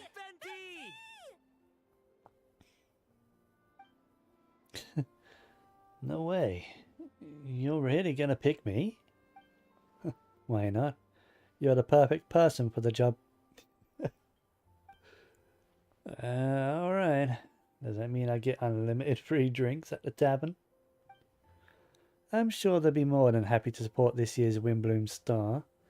If you'd like, you can even take a drink while you give your acceptance speech to the crowd. In that case, let me swap out the speech for a song.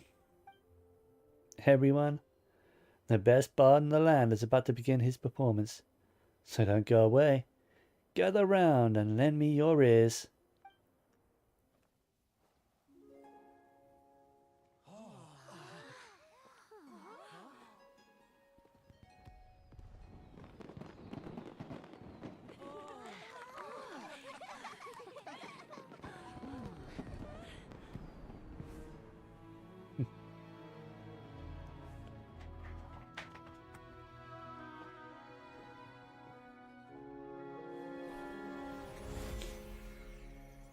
I hereby exercise the prayer of formation. Hey yo, is Durin gonna actually get a human body?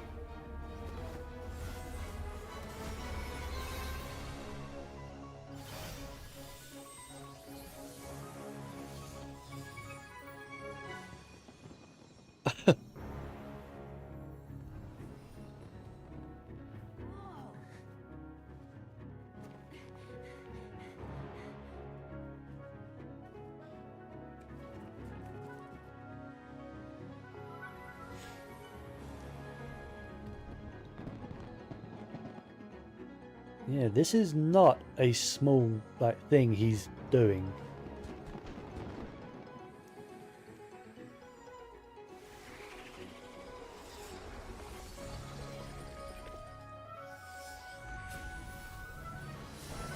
And let's be honest, what he's doing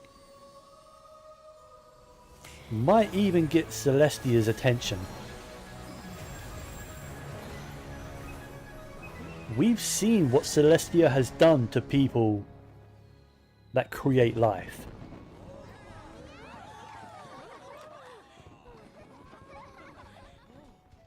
They might not be happy with this.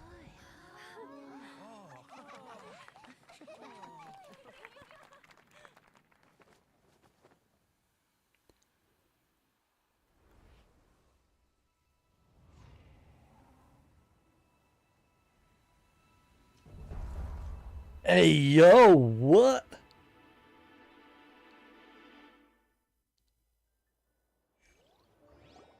That design. Holy shit. What? I need to see that again. Very smoothly, I'd say. We achieved our goal. Really? So Mini Durin looks like a human now? Correct. However, his newly formed body is still stabilizing. We should give him some time. I gracefully accept the compliment. It really is rather remarkable what we've accomplished. So, how do you feel right now? Quite good. I did what I set out to do and achieved a personal goal. I think even she would have made a rare facial expression had she seen it. She? Yeah, his mummy. My master and mother, Gold Rheindotter. A long time ago, she sent me to Mondstadt with the instruction to complete a task of monumental importance, to find the truth of the world. I had a theory about what she meant, and in time, I was able to corroborate it. Sure enough, finding the truth of the world basically stood for getting a life. She basically kicked her son out and said, get a life. That might be easy for most people, but for someone like me, it meant doing a lot of learning about a lot of things. I had to find out about myself and the world around me. Get to know me, and get to know other people. Life is the space that exists between me and the world. To become truly human, I had to inhabit that space. So, for an artificial human, finding a life is, in some sense, equivalent to finding the truth of the world. So that's what she meant, huh? Well, no wonder those monsters wanted to infiltrate the city and replace you. They wanted your life for themselves! Being alive is just existing, but having a life is what makes you truly human. I think that's the message she wanted to get across to me. Still, I found this whole series of events has given me new inspiration. Becoming human is only the beginning. What follows is the choices a human has to make in life, as well as the kinds of family bonds they will form. Most people will probably see the events of the last few days as something out of a nightmare, but for me, it's just part of my daily life, my family life. I fear that the carefree existence my brother has enjoyed this far will now come to an end. Just like me, he will have to step into the world and face the same constraints as everyone else. You've got an unusual family, that's for sure. Well, I suppose we get it from our mother. She's highly unusual. I hope we'll get to meet her someday. I really do hope we'll actually get to meet the Hexen Circle in person someday. There are all kinds of families in the world. Some base their life around the family store, others around the farm. In my family, I suppose we tend to the flower beds, and now I'm a gardener too. Yeah.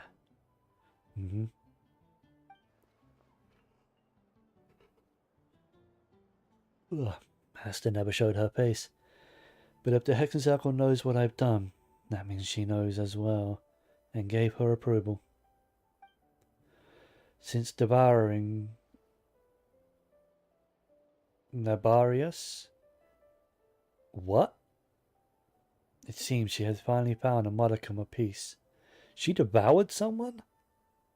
Damn, she's hardcore. And if so, I am truly happy for her. She didn't always have a penchant for madness, you know. Devouring Nabarius? What's Nabarius? It's the name of the ruler of life. Excuse me? What?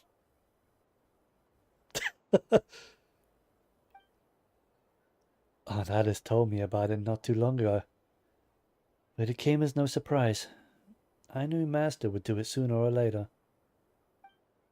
As for the ruler of life, all I truly know is this. Nabarius is not gone. Instead, because of Master's actions, she and Nabarius are now one. Holy shit. In any case, thank you so much for your help during this ordeal, and for choosing to stand by my side through it all. Of course, that's what friends are for. Hearing you say that means more than I can say. Ugh. I'll make sure to pass along the sentiment, when I report to Master Jean. Oh, so you're heading back to headquarters? Oh, I'm getting so tired. Good luck with the report. It's becoming harder and harder to read. Thank you. I'll get going.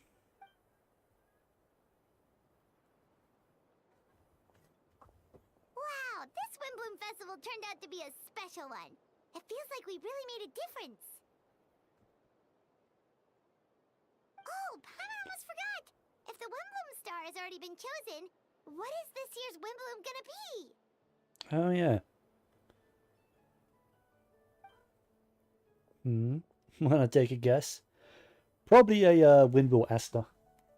Venti, you're back. Well, I couldn't keep my two dear friends in the dark about this year's Windbloom. What do you think of the Cecilia? That also makes sense. The true feelings of the prodigal son. A sentiment as sweet as and warm as a gentle spring breeze. Perfect for the season. Silent, give me your hand. Hey. The mages are very pleased that you and Albedo managed to pass their trial. Albedo received the materials he sought, and you deserve something in return as well. Oh. The Hexen Circle wants you to have this. It contains something entirely one of a kind. A secret of sorts. When the time is right, it will reveal itself to you. So no need to open it right away. Hey, yo, I'm cracking this shit open right now. Wow, a gift and a mystery all in one. The mages sure love their secrets, huh? According to the sender, you are probably the only person who can make use of something like this. So I suppose it belongs with you. Ah, well, all I did was deliver it. Although I did go to great lengths during this whole ordeal, I suppose a reward for my efforts shouldn't be out of the question. You've helped a lot, Venti. How about we treat you to a drink?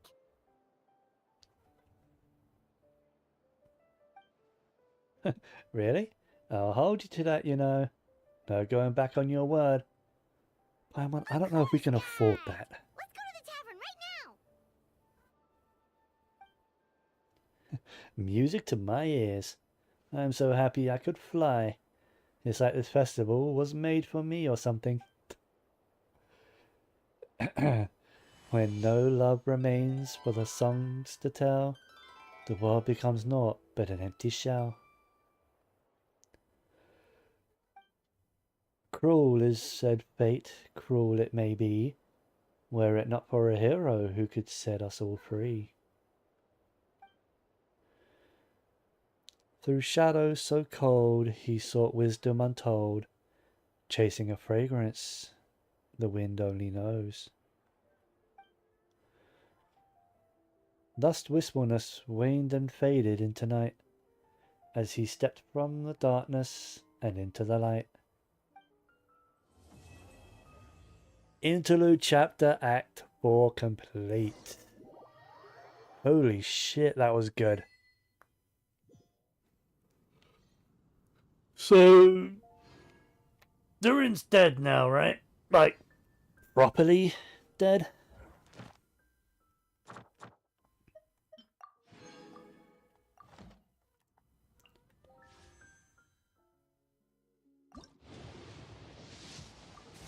Oh, fuck me. I'm Escoffier, Patissier Supreme and Master of Precision Gastronomy. As an esteemed guest of the Divine, you deserve the finest cuisine Teyvat has to offer. I hope my work is to your satisfaction. If you have an interest in the culinary arts, allow me to introduce you to the wonderful world of haute cuisine. I just hope you're mentally prepared for the undertaking. I don't tolerate a quitter. That's freaking early. That's like 20 something into pity. I mean, it was a guarantee. But still. What? Fucking jump scare 5-star. Holy shit. Alright. Well, I guess I got a new character I have to build. Fuck. I didn't farm for her at all. Alright, so, I can stop my recording. Alright. Wait, I did stop that, right? Yeah, I did. Okay, fuck, I guess I'll start just leveling her up to 40, I guess. Ooh, I could do a story chapter, can't I? Which, all this material is for her. Okay. Alright. Which I won't level her yet, because I'll do her story now. I'm going to take a quick break, though, just to have a quick snack and clean my cat tray, because one of them just used it. Jesus Christ. I need to figure out how to build her. I have no clue. Not a clue. I have no idea what she scales off of. Attack by the look of it. And she heals. I didn't realise she healed. I know she's off-field healing and so she heals on her burst 9 seconds, quite a bit. When there are 1, 2, 3, 4 hydro or cryo characters, so I'm going to have 4 because double hydro, double cryo. Decrease hydro and cryo res. Any opponents hit by her elemental skill or her burst by 55%. Wow, that's a lot. And she has a cooking talent.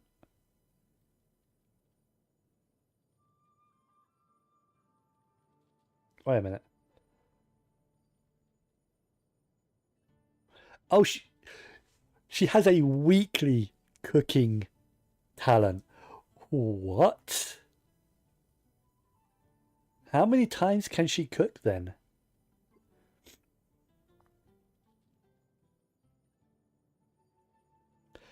She has a week. That's a weekly. Every Monday at 4 AM. Holy shit. So you can cook with her, like, by... I need to build a team around her. Fuck. Okay, It has to be this team, because it's my Friendship EXP team. So, double hydro, double cryo. Double hydro, double cryo. What hydro am I going to use? Mualani? But she kind of wants vaporize. And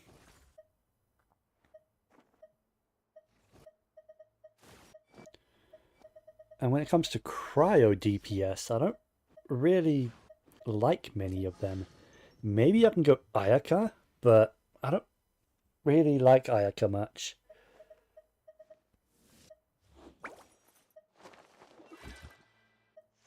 Maybe I can go freeze Nido.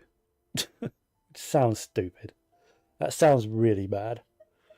I have no idea. I have no idea what team I'm gonna put her in.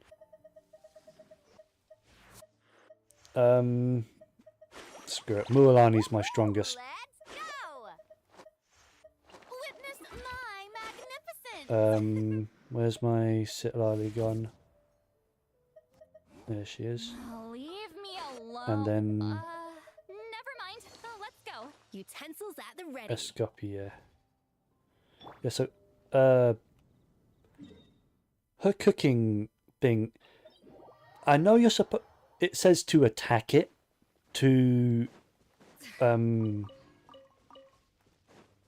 trigger it, right? But I also know, is it like, what is that? All right. Is it like this, the parametric transformer? Can I just do that? I screwed up, didn't I?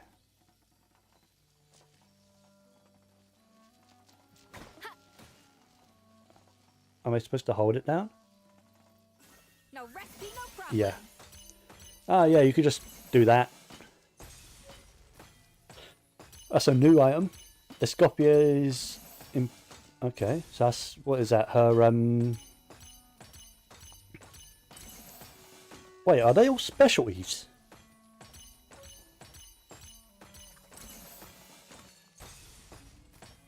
I'm not sure.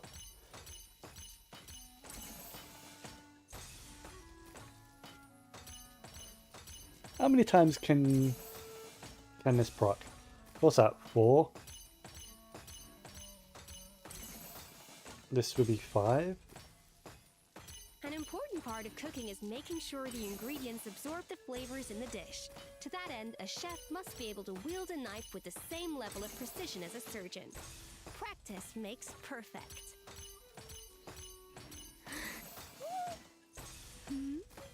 Ooh, 5-star.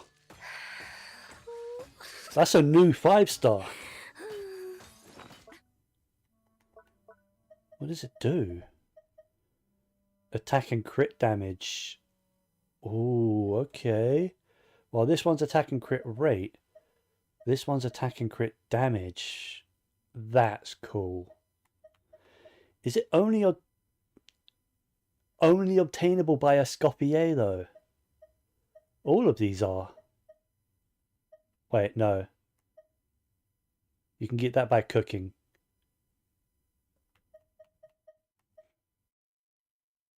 Is this really like Escopia only? That's insane. I like that. That's cool. Not bad. And it's a weekly thing because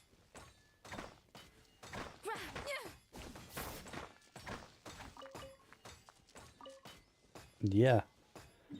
Alright. Yeah, I'm gonna take a quick break.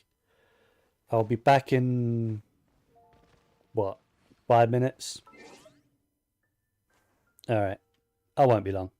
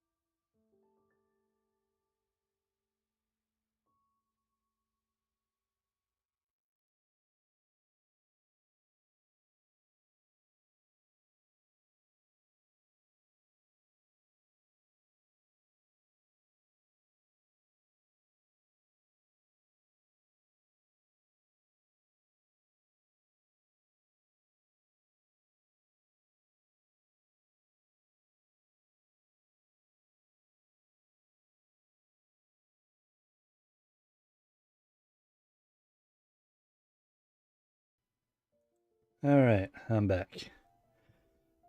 Okay.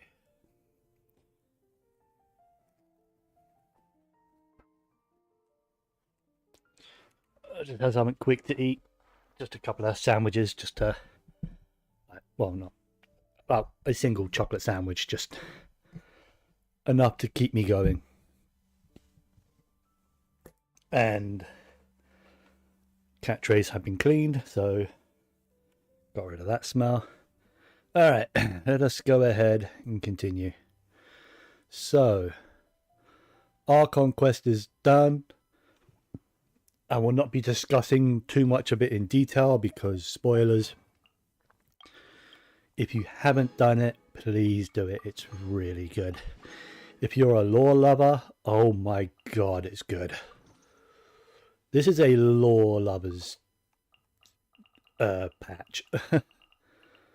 If you like the lore of some of the bigger things in Genshin, then my word, you're gonna love this. Alright, so I just got Escoffier on a single pull after doing the main story. I did some pulls, not a lot, before doing the Archon quest. I did like, what, a temple and a couple single pulls, and that was it. And I was only like 16 into pity then. It's a great way to find new inspiration. And then the reward for completing the Archon quest, you know, in the journal you get a free pull. And that was Escoffier. Completely jump scared because I skipped the summon animation, but hey.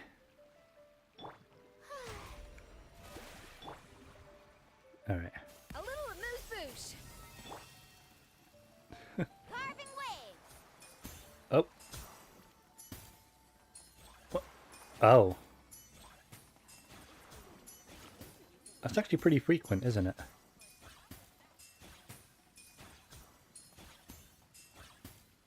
Yeah. Alright, chill. Alright, so... what artifact set does she want? I have no idea.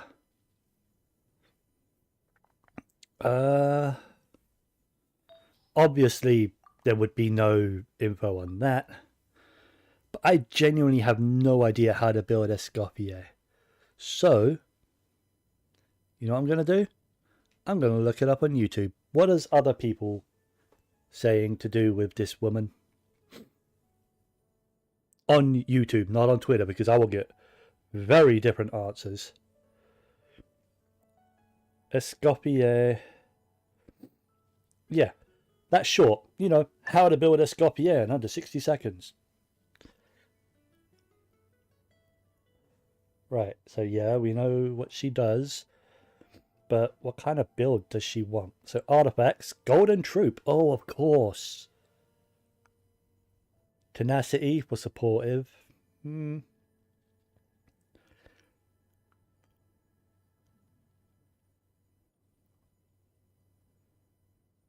Crit rate over energy over attack. Yep. So just an off-field... wait, what was that?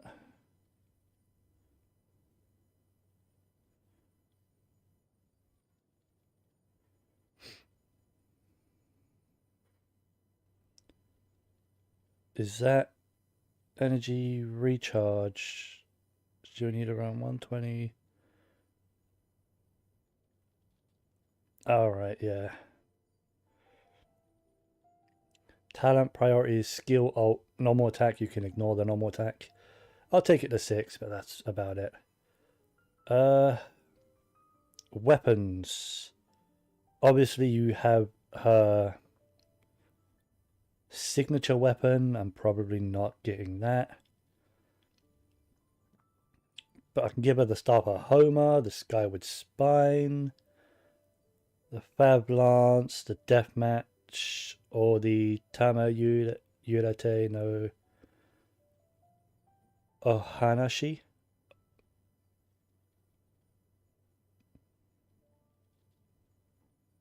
Yeah, Tama Yurate no Ohanashi.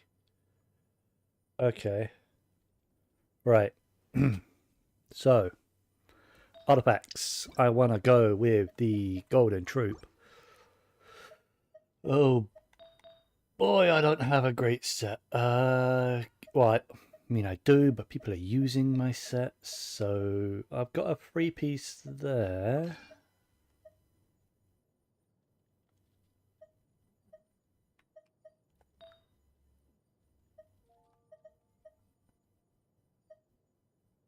No crit values on that piece Fischl has. Ugh.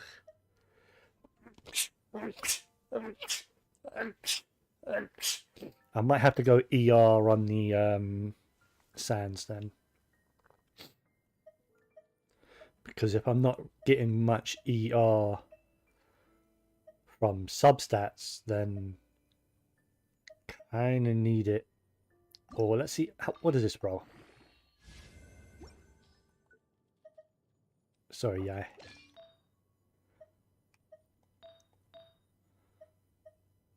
Has to be... nah, I need to go ER, so that would be a off-piece then.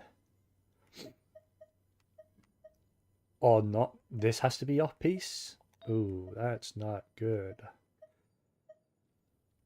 Oh, I'll have to take Fischl's piece. I don't like sharing set pieces. What? No. No. I refuse.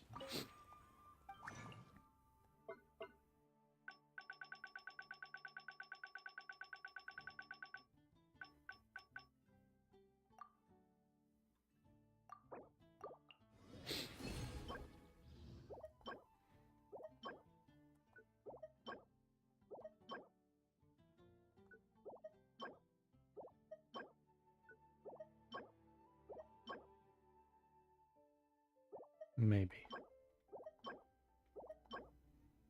ER, but no substats.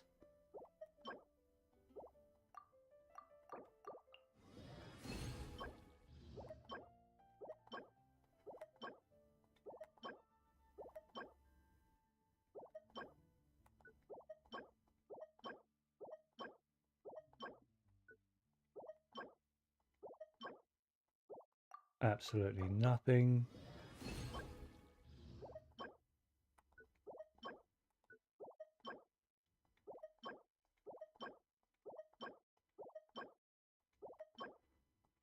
This doesn't look good. Come on, give me something. Cryo with ER and attack. It's got no crits, but I might have to use it.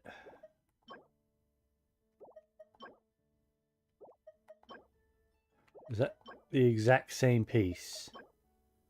Alright, just the stats are in different order. But it's the exact same substats. ER with nothing though.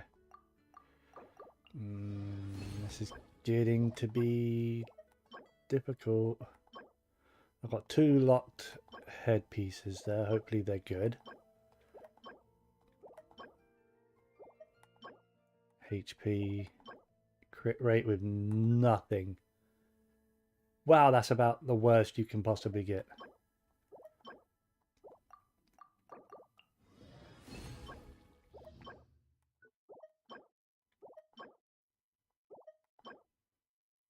Crit damage with nothing.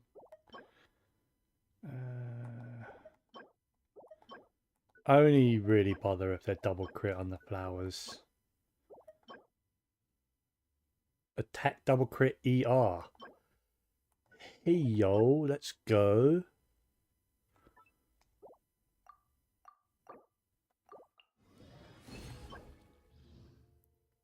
Hydro with crit rate.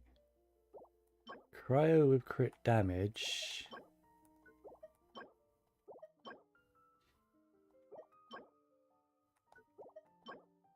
With the flowers and feathers, if they're not like double crit or like that where I'll see.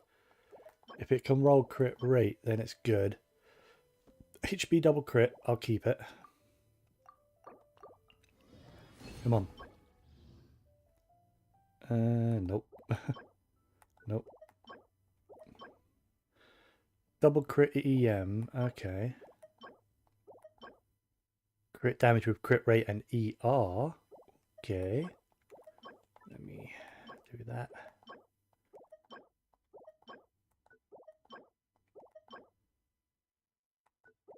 Actually, what was that? Let me lock that just for now. Just so I don't burn it doing this. Because I want to roll it, see how it rolls.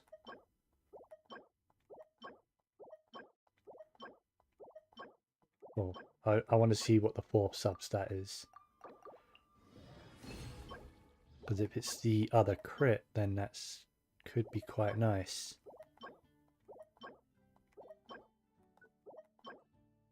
Crit damage with nothing. HP with only crit rate on it.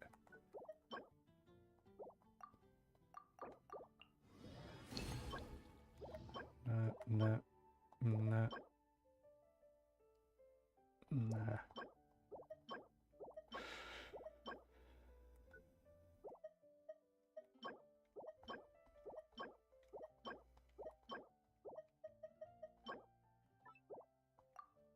One more. And then I'll see what I've got and what I can work with.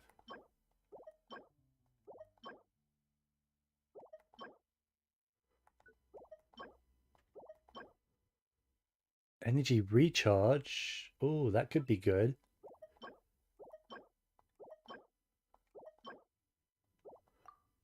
Okay. So let's have a look, shall we? So I did indeed get better pieces. Like this one. Now I just need it to roll.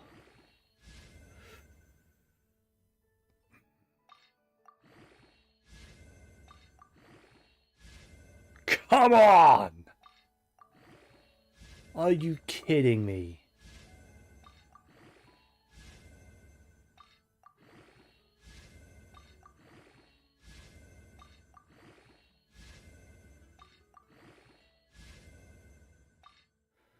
Okay, salvageable. Kind of. Why did it roll defense twice?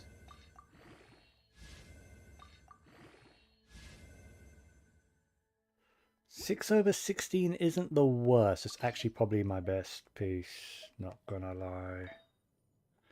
It is indeed my best piece. Okay, that's double crit there. So let's see how this one rolls. Crit rate. Why the defense? One into crit damage. Another into crit damage. Just repeat the previous piece. No, one into EM. That's not good, but it's still the best one I've got. I've still got no ER. How do you roll? No. How do you roll? Jesus Christ! What is with the defense today? You already have defense, surely. I still don't like it. What's its +8?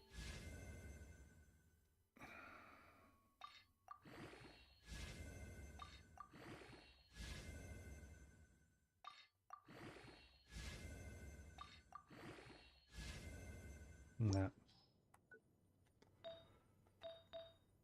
Anyway, I got cryo with crit damage, one with ER on. Why did I get a physical with double crit? And here I did get crit damage with crit rate and ER. Hey, there's no defense on this piece. So that means I'm smooth sailing. Not 100%, but come on. There we go. You want to touch that roll again, don't you? You want to hit that number again? No, of course not. That's probably still my best piece. For here though, let's see how this fourth stat is. It's got no crit value on it. I can't.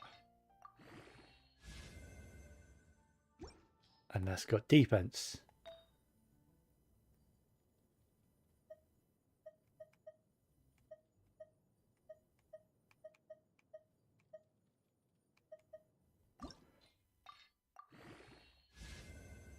Oh my god, this piece. Okay. Okay. You want to keep doing that, don't you? You want to keep going with that one, don't you? Come on. Make me proud. Close enough. Do I want to swap to an ER piece over the... I have better crit value.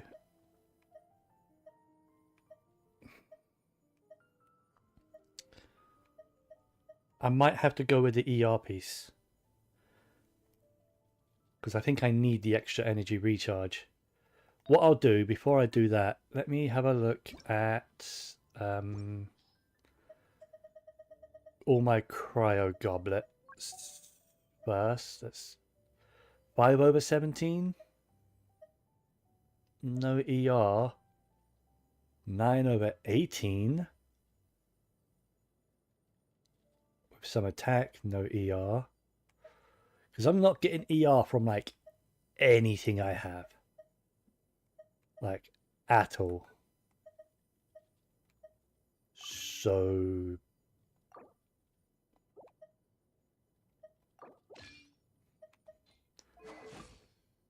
47/172. What does she ascend with? Crit rate. Right. What is her fully leveled crit rate? Let's have a look. Okay. Escopier. There you are. Alright,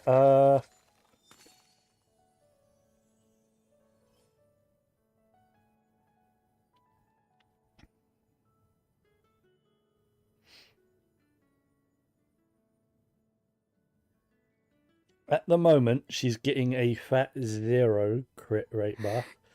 She goes up by 19.2. So at most, I need 80.8.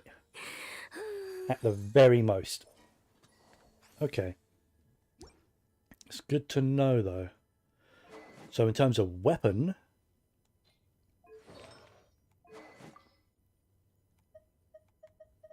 do I want a crit rate weapon? Wait, what's my ER right now? 114.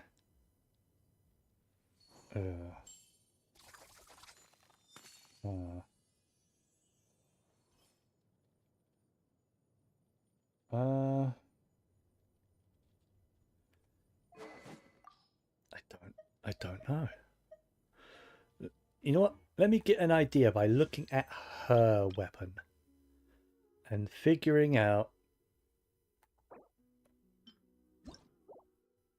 Okay, so it's a crit damage weapon, increases attack and more attack when off field, of course. And after initiating healing,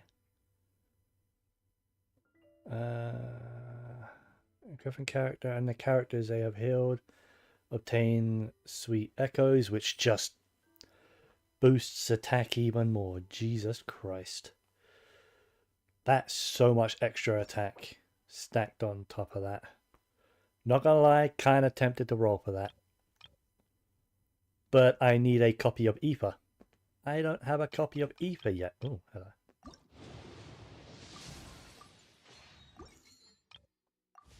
So, Even the most unassuming ingredients. if I can get a copy of Aether, then I might move on to Escopia's weapon. Produce astound. Damn it. Hoping for a 4-star to give me enough to do a single pull here. Flavor. Um. But unlocking that potential takes a keen sense of smell.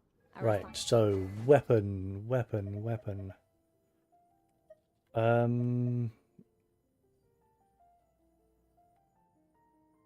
No, that's an unfilled one.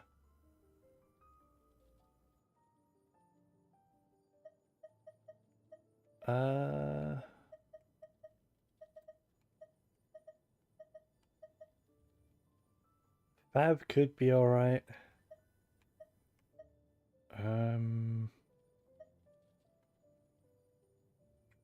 Yeah, this definitely would be a decent weapon. I haven't touched it though. I need to level it rather. Because it is ER and extra attack.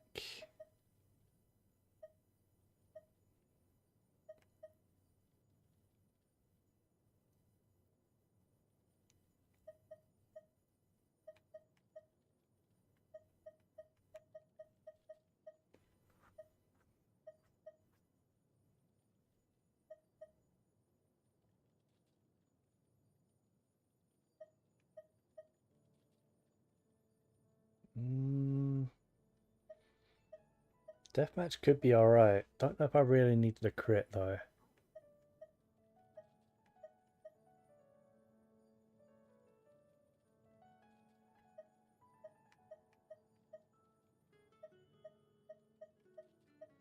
I am thinking this weapon.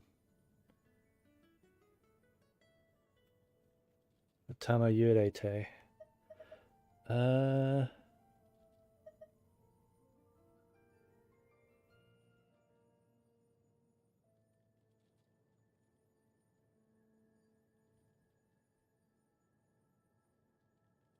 Could also be decent, but yeah, I only get the benefit of the crit rate on it, which is only 8%. And it does have better stats on it though. Like, just outright better stats. I can run that. I can't craft those. Or those. What the heck? I don't want to farm for those.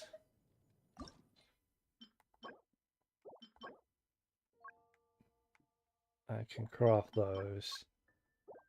I can run that today. So yeah, maybe I'll stick with this for now.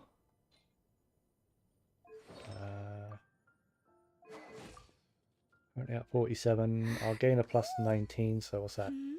60, well, 19.2, so what's that? 66.2% crit rate. Not terrible. I'm using a crit damage circlet, aren't I? Yeah.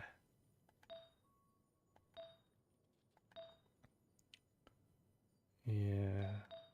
Substats aren't terrible, but I've got hardly any ER. Oh wait, I didn't swap. There. 186 ER. I might not need the ER weapon then. Maybe I can go with a crit weapon instead.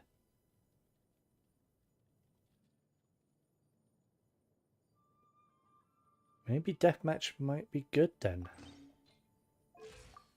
Because that's a near 100% crit rate. Actually, I don't need that because there's the double cryo crit increase, right? Maybe a crit damage weapon? Do I have any crit damage weapons other than the Staff of Homer? No.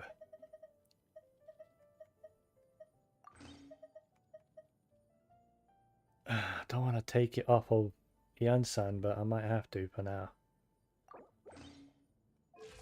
Then that gives me 47 body, 36.2 plus an additional 15% crit rate on frozen enemies. I think. Yeah, increases crit rate against opponents that are frozen or affected by cryo by 15%. So yeah, what's that? 81% crit rate. That's pretty good. I think I'll stick with that then. Yeah. I haven't got any other crit damage weapons. I don't think there exists a 4-star crit damage polearm. And the crit rate ones are the battle pass.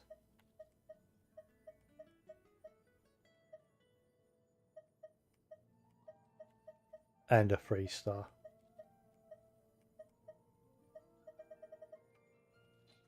So yeah, I guess I'll just stick with that then. Who does she have voice lines about? Obviously I can't see them now, but Farina, Nabia, Charlotte, Sea Dream, Risley, Lynette, the Knave, Emily, Varessa, Shangling. I want to hear that voice line about Shangling. Because they're both chefs. Shangling's a more orthodox chef though. She's kind of out there. While oh, she has a line about Escopier as well. What's new down here about Varessa? Yeah, I'm not sure exactly how well she's gonna do. She sounds like she's gonna be a really good support sub DPS and healer. So we shall see. I have no idea what her talent materials are. I mean, I know what she levels up with because... Wait, what is her enemy? I'm going to need to farm barrel conches. I haven't got any. Ah, shit. That's not good. I've got plenty of meshing gears. I hate farming these so much. They're so spread out. Alright, let's do her story quest now then. Shaped by Fame. Go to the entrance of Hotel de Board.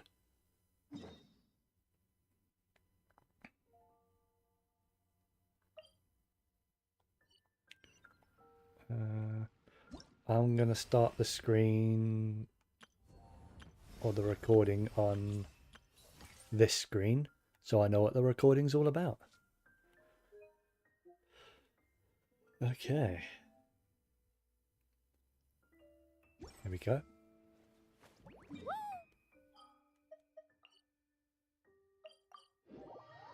Alright, so let's... Is that Navia over there?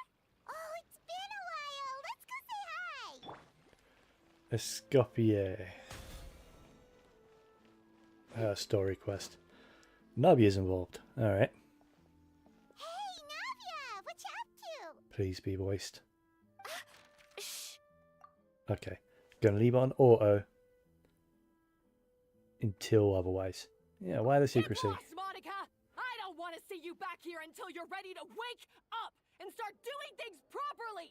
Right now, you're a disgrace to my kitchen and to the Hotel de Boer name! It was an accident. I'm sorry, did you hear me asking for excuses? No, I'll do better, I promise.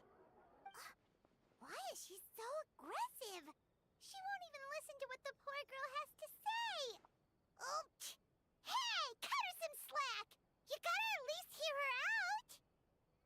Wait! Huh? Who do you think think you are telling me... wait a sec. Navia? Huh. So, you're bringing backup now. Suit yourself! You're still wasting your time!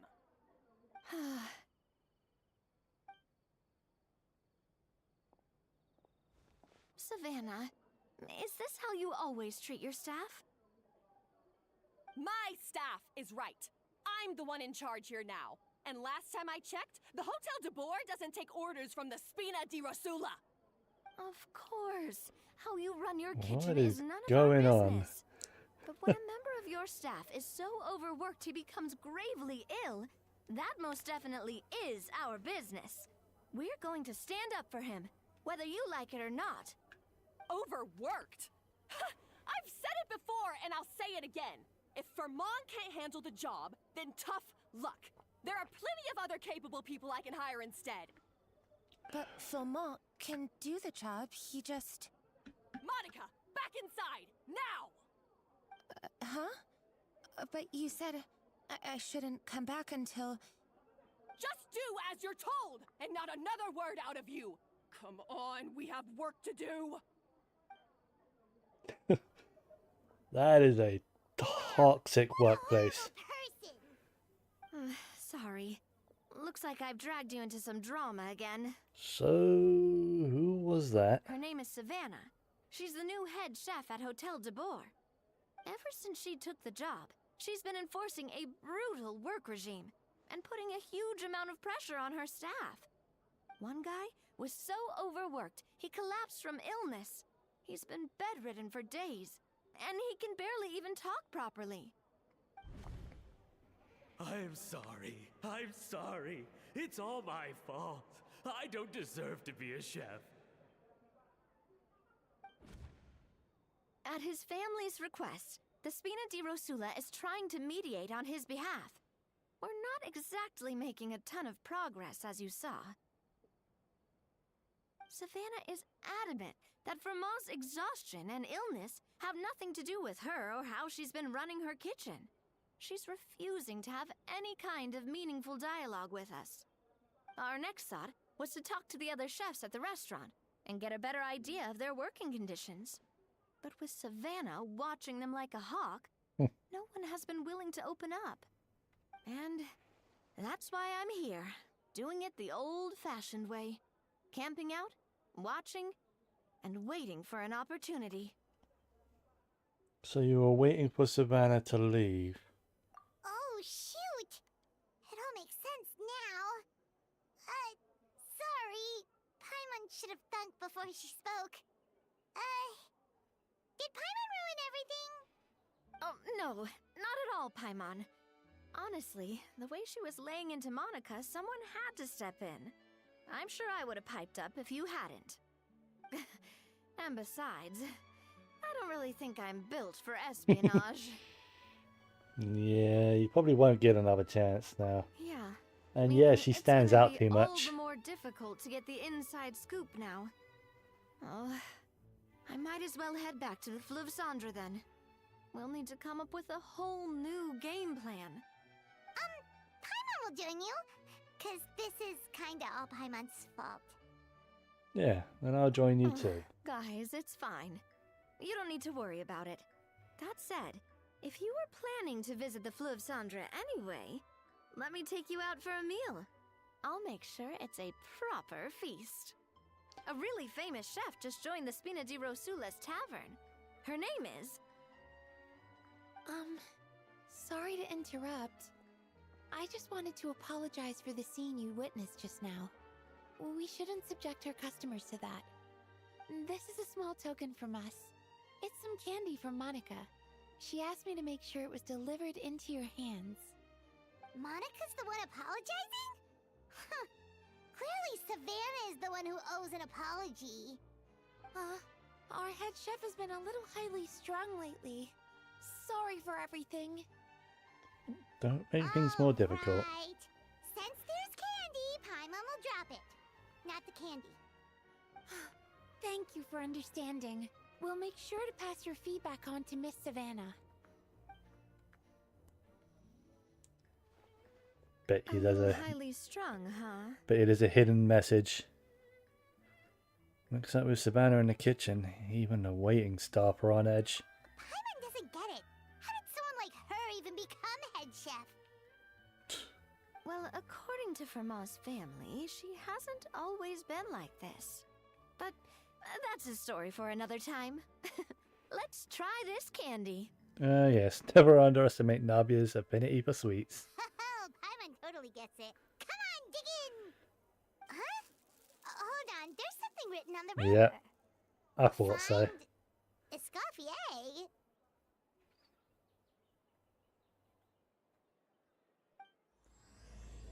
Treasured above all. Okay. Escoffier? Could this mean... Huh? You know that name, Navia? Yeah. Let's stick to the plan and go back to the Fleuve Cendre for now. That's where we'll find Escoffier anyway.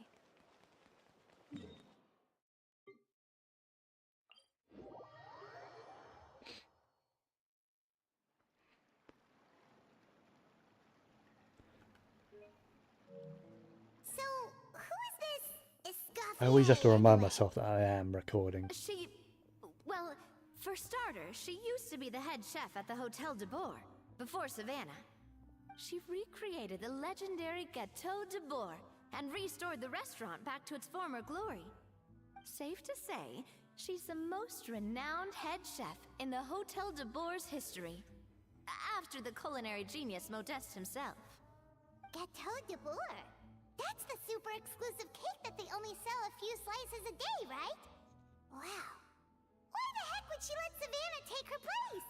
Yeah. Well, apparently, the Hotel de Bourg was reported for a safety incident. Someone claims that the kitchen was adding an illegal substance to their menu. But none of the chefs had any idea how it could have gotten into the food. In the end, Escoffier decided that as head chef, she should take responsibility. And she was sent to the fortress of Meripede. Damn. The fortress of Meripede? She was arrested because someone was poisoning the food. Yeah. Well, you're right. The quantity of the substance they found was fairly minimal. Even the guards believed the whole thing was probably just an accident. Escoffier didn't have to stay in the fortress for long, but still, by the time she returned, the role of head chef had already passed to Savannah.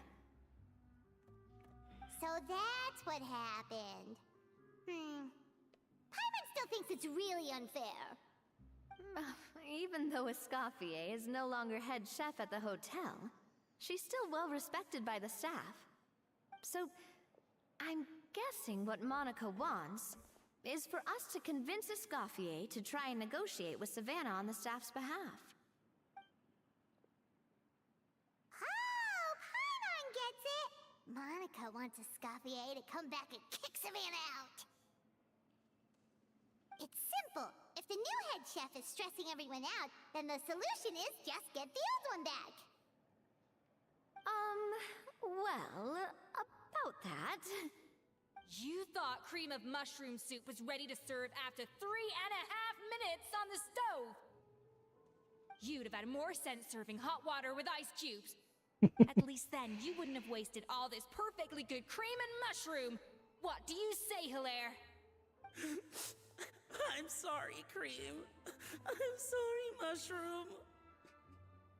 As you can see, Escoffier is that kind of chef as well. How is it they made it this far Leave it on then? the heat for long enough to allow those flavors the chance to come out. Don't be fooled by the aroma when the water first starts to boil. Got it? Yes, Chef. Then go back and do it again. The customers are still waiting. Remember where you went wrong and don't repeat the same mistake twice. Yes, Chef.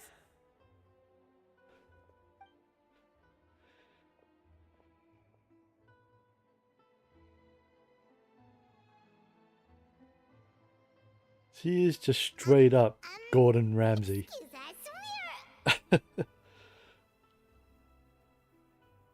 Waiting to be served? Sorry, we're pretty busy. I'm afraid you have to join the line. Oh, no, we're not here to eat. So you're not paying customers? Then I'm afraid the wait will be even longer. It's hard to talk to Escoffier when she's in the zone. Let's take a seat. We can catch up while we wait.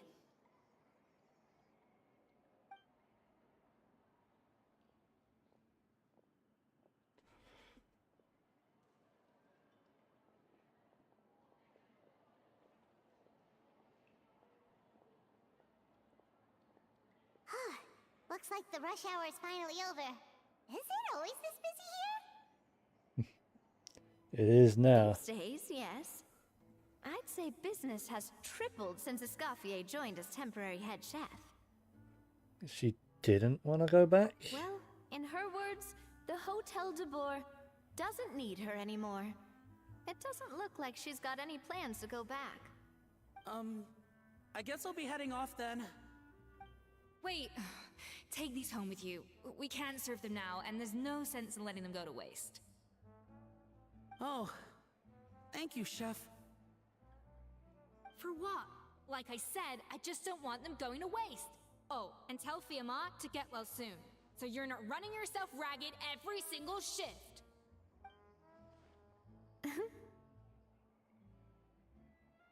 Fiamma. That's the second time we've heard that name. Who is that again? He's the chef that fell ill from stress. Hilaire is his son. And with Mom stuck at home taking care of Dad, he decided to pick up some work to help pay the bills. Escoffier knows their situation, so she's been making some extra food every day for him to take home. Hey, No. I heard that, Navia. So she's a bit of a sweetie. No one's making extra food. Hilaire is making blunders in the kitchen, and I can't serve his failed dishes, so he might as well take them home. Yeah, failed dishes that just so happen to be nutritionally complete every single time. So, you two must be the world-famous traveler and her companion, Paimon, yes? Is there something I can help you with? Oh, so you know us already. We'll skip the introduction then.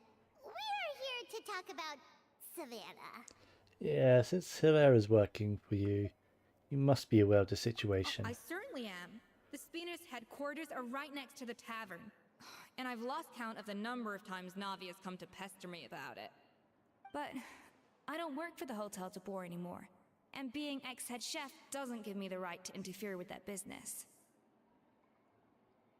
Besides, I'm the one who persuaded Savannah to take the job in the first place. Huh? What? Why? Well, she was a much gentler person back then. A little timid. Okay. She wasn't at all confident that she was the right fit for the role. That's hard to believe. And she's not the right fit for the role. Honestly, I do wonder if she's just Like, obviously the stress I'm not the has most pleasant head chef to gotten be to around her. either. At least she's self-aware. Anyway, suffice to say that given the history between us, it'll be tricky for me to tell her she's doing her job wrong without coming across like a huge hypocrite. Fiamma and the others probably think that Savannah gets it all from me. I wouldn't be so sure about that, Escoffier. Look at this note we got from Monica. She mentioned me. Whatever shortcomings you feel you have, it looks like Monica still trusts you. As for the others, well, how can you know what they think unless you ask them? Monica. Plus, it's not like we're asking you to storm in there and raise hell. We're only in the initial phase of our investigation. All we're trying to do is get the other chefs to open up to us. Oh, Monica. Oh, Monica. Escoffier? I can't believe her! Powdered sugar is supposed to be applied sparingly. Look at all that on the wrapper. It's thicker than the sole of my shoe. Unbelievable! I won't stand for this. She has to learn. Come on. The way we're she going. struts off. Wait. Oh, she's adorable. Oh, whatever the reason. Let's go catch up to her. We don't want to keep her waiting.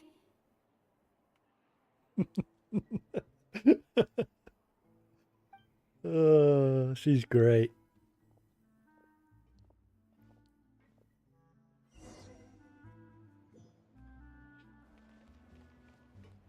Wait, is that a... Wait. Is that world quest? Is that the one I've been waiting to get?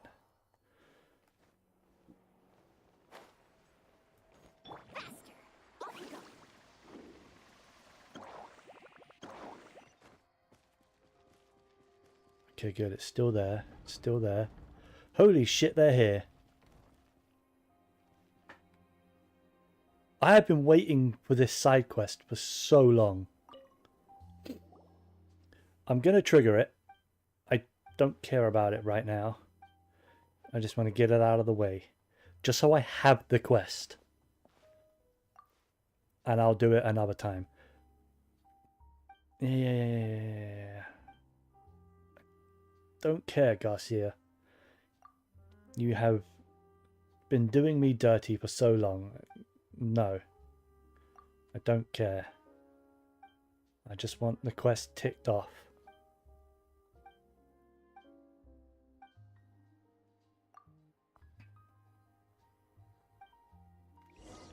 Yeah, I'm not doing that.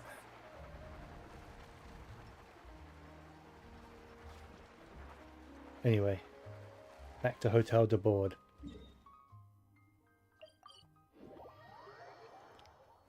Finally got that quest though. It's the Where His Life Lies quest, which leads into another quest, which are the quests needed to Wait, she looks like... I'm sorry. I'm so sorry. to tick off on my thingy board. I'm sorry. I'm so sorry. I messed up your order. Oh, I wouldn't go that far. Maybe the taste is a little off, but if you hadn't brought it up, I don't think I would have noticed. But, please, you have to forgive me or Chef is gonna... Okay, I know. I'll kneel before you. What the heck? Get up, Monica! Can't you see that you're just making your customer feel more awkward? Escoffier? If you want forgiveness, then do what any self-respecting chef would do. Make the dish again. And this time, get it right. You cannot go begging your customers to feel sorry for you. Savannah said that I'm not allowed back in the kitchen until I've corrected my mistake. But if I can't go back into the kitchen, I can't do the dish over. That's some backwards logic. How can you fix your mistake without being allowed to cook? If this is what Fermat had to put up with, then no wonder he had a breakdown. She sounds like she's about to have one. Interrupting your meal, sir. It's fine. With my layman's palate, it's not like I can tell the difference anyway. I was actually quite enjoying my meal until she appeared out of nowhere and started apologizing. Gave me a bit of a fright, to be honest. Oh, well, it's because Chef Savannah tasted a bit of the leftover soup from my pot and then threw me out of the kitchen. Gosh, that's pretty strict. Has she always been that way? I don't recall things being like this when Escoffier was head chef here. I gotta say, you're all looking a little worse for wear these days. I mean, Escoffier was strict too, but I think the difference is that her criticism was more constructive, so you knew what you did wrong and how to improve, and we all knew that it came from a good place. Chef Escoffier was hard on us because she truly wanted us to reach her level. But these days, whenever we make a mistake, we just get told to wake up, get your head in the game, or just do it again. And it's only gotten worse since word got out that Chef Escoffier had started working again in the Fleuve Cendre. Monica, you don't need to call me chef. I'm not the boss here anymore. Yeah, but through no fault of your own, what happened back then that wasn't on you, and all of us know that. That banquet was a huge event, and so many staff were involved every step of the way. With so many moving parts, there's no way of knowing how that Lumiline ended up in the food we served. Lumiline. Lumiline? What's that? A new drug from the Fontaine Research Institute, produced from an extract of the Lumitwell. Apparently it sharpens the senses, so they used it to treat people with impaired responses to stimuli. Oh, yeah, I've heard about that. They found out you can use it as a flavor enhancer since it stimulates the taste buds. Makes things pretty addictive. They also found that overuse can have mood-altering effects, and even lead to nerve damage. So it quickly ended up on the guard's list of controlled substances. Understandable. Unfortunately, however, some food products containing the additive had already made it to the market by the time the guards banned it from the restaurant industry. Everyone knows that in all likelihood, someone probably just purchased a batch of contaminated ingredients by mistake. But you took all the blame. We all know why. You just didn't want to see this turn into a place where tensions are constantly running high. Because everyone's suspicious of each other all the time. And now look at you. A fry chef in the Fleuve Cendre. What are you trying to say? Sure, the Spina's Tavern is no Hotel de Boer, but come on. It's not that bad, is it? Oh, the Fleuve Cendre, you say? Great. That's where I'm dining from now on. Monica, I'm very happy with my current job. And there's no changing the past. We just have to let bygones be bygones. Besides, at the end of the day, I was the head chef, regardless of whose mistake it was. Ultimately, the responsibility lay with me. If only Savannah was You half can the boss. hear the British every now and then. The VA for Escoffier Conduct as head chef? is very British. No, chef. Like, incredibly Do British. remember who's boss? Escoffier? I thought you'd left this place for good. What are you doing back here? What happened to you, Savannah? Why are you acting like this? When I turned this place over to you, You made me the head chef and gave up your right to tell me how to do my job. You're not the boss here anymore, so stop acting like you own the place. Whoa. Sounds like someone has a chip on her shoulder. More like a weight. Oh, Savannah!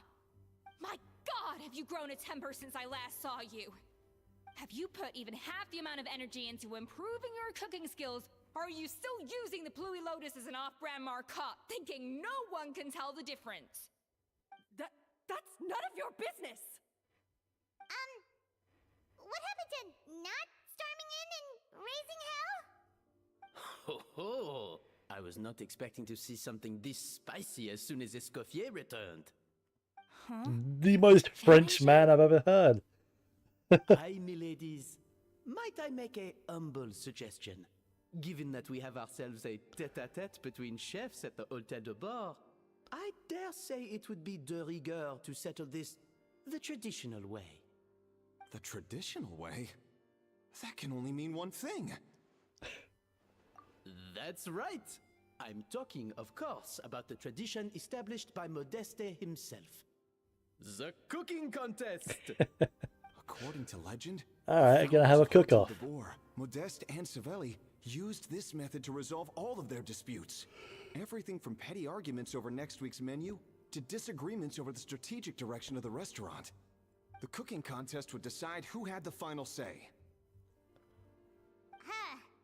It sounds like they had a lot of free time on their hands. Ah, well, it might sound that way to us. But in fact, the cooking contest played an enormous role in motivating chefs to hone their skills, reaching new heights of excellence in the culinary arts.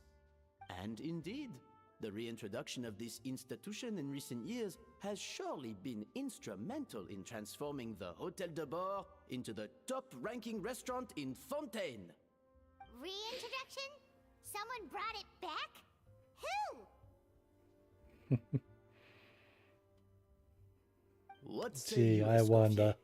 Surely you of all people won't back down from this challenge. It was you who put the rule in place, after all. Thought so.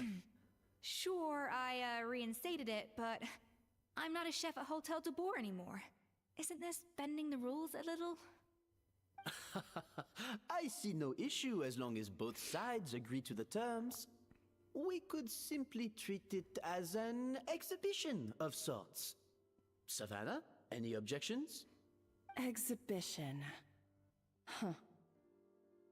No. If we're going to battle it out, let's put it all on the line. If I lose, it's up to you what happens to me. I don't want anything to happen to you. But if you lose, Does a Scofier have hearts in her eyes? Like, not the pupil, but like the white reflective part? The what? Only the legendary handbook written by the original head chef Modeste. It contains all his secret recipes, including Gâteau de Boer. It's the greatest treasure in Fontaine's culinary world. And only the present and former head chefs of the Hotel de Boer have the right to read it. Present and former? Wait, but that already includes Savannah, though. What do you want that old thing for? You have your own copy, don't you? Don't take me for a fool. You know perfectly well what I mean. I want your copy, the original version, the one you took with you when you left us. I'm sorry, I must be missing something. You know, there's no difference between the original and the copy, right? They contain the exact same recipes. Stop trying to change the topic. What's wrong, Escoffier? Scared you're gonna lose to me? Or are you scared of me getting my hands on the original codex? Savannah, you may remember that we gave her the original as a parting gift, to thank Escoffier for her years of service. Asking for it back feels a little, Oh, I'm sure it won't be an issue, as long as both sides agree to the terms. Those were your words, weren't they? And as for the contest itself, let's make it a bake-off.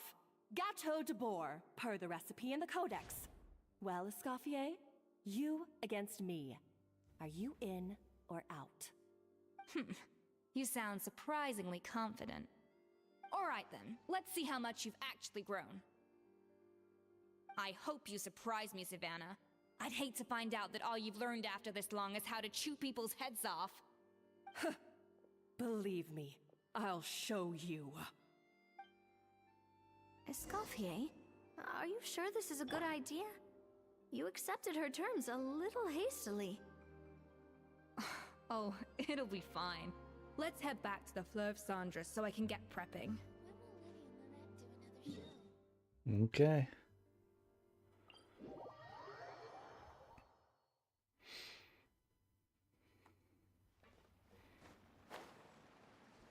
Oh, okay. Wings. Every time I get a new character. Every time, without fail.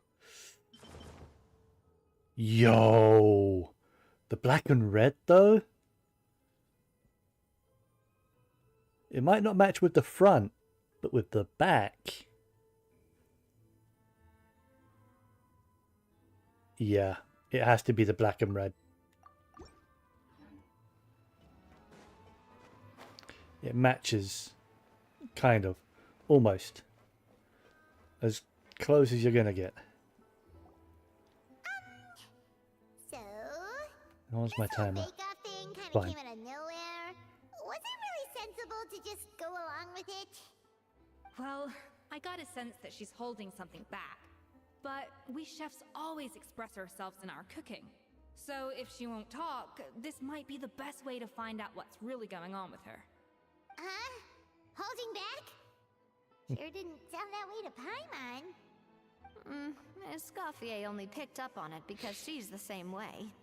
Always closed off, never letting you know what she really thinks. That's patently false, at least where your macarons are concerned.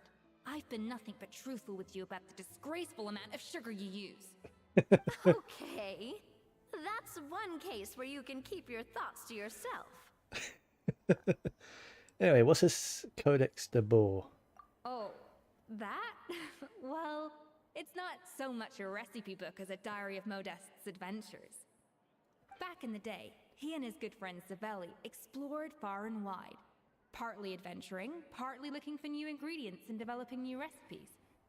Their creations had an enormous influence on the course of Fontaine cuisine, turning it into a much more vibrant and diverse scene. For instance, legend has it that the original Gâteau de Bourg was made using a special secret ingredient that Modeste discovered on one of his adventures. So rare was the ingredient that they could never make more than 16 slices of the cake per day. But everyone who tried it claimed that it was one of the most blissful and invigorating things they had ever tasted. Modeste and Savelli went on to found the original Hôtel de Bourg, which catapulted them to stardom in Fontaine's culinary world. Especially Modeste. He was hailed as a once-in-a-generation genius, and over time, the recipes from his adventure log became known as the Codex de Bourg. Paimon's heard this kind of story before. Armed with the Codex, the Hôtel de Bourg took its rightful place as the finest restaurant in the land, serving those recipes for centuries to come. Something like that? What? No, of course not. Cooking is a constantly evolving art form. How could any restaurant survive if they only served food that was popular last century? Anyway, never mind centuries. Savelli and Modeste parted ways not even 10 years after their rise to fame. Then, Modeste passed away while he was still in his prime. And that was it. The end of the Hôtel de Bourg's heyday. It fell into decline, and for most of its history, it was just a nondescript place with a couple of cheap tables. It's only in recent decades that it started recovering. Even then, it still took numerous relocations and changes of management before we finally ended up with Vanigem and the restaurant we have today. Oh! So the Codex really isn't all that, then. Paimon figured it was like one of those mystical books they have in Liwei's martial arts novels, where the main character learns all their secret powers from. Yes, well, that's fiction, and this is reality. You can't meet the tastes of modern diners by following some ancient recipes from a dusty old book. Case in point. Even the Gâteau de Bourg they sell now is actually Escoffier's reimagination. Wait, really? Why though? Didn't that recipe make it into the Codex?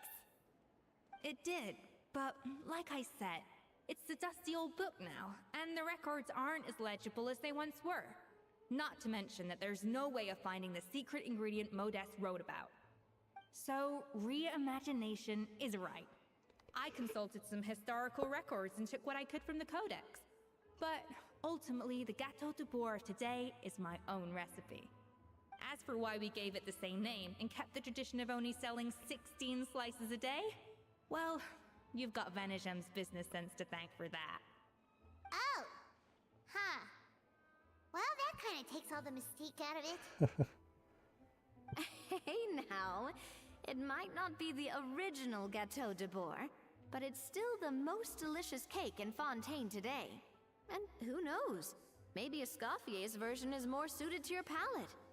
Just think, if the original truly was the perfect cake you're imagining it to be, there's no way the recipe would have been lost to history, right? Not to mention that the Hôtel de Bourg never would have fallen into a slump. What about that super rare ingredient, though? Before I left my role as head chef, I made a copy of all the recipes from the Codex, including my own improved versions, and turned them over to Savannah. So why is she so interested in the original copy? Could it be a symbolic thing? Like, whoever holds the original Codex de Bourg is the true head chef? Well, She's probably just suspicious. precious enough to give to Escoffier as a parting gift. Meanwhile, Savannah only got a copy. Maybe from her point of view, it's like management doesn't truly see her as being worthy of the role. Obviously. You think so? The only thing is, it was her suggestion to gift me the original in the first place. Well, a joint decision by her and Vanigem. But still.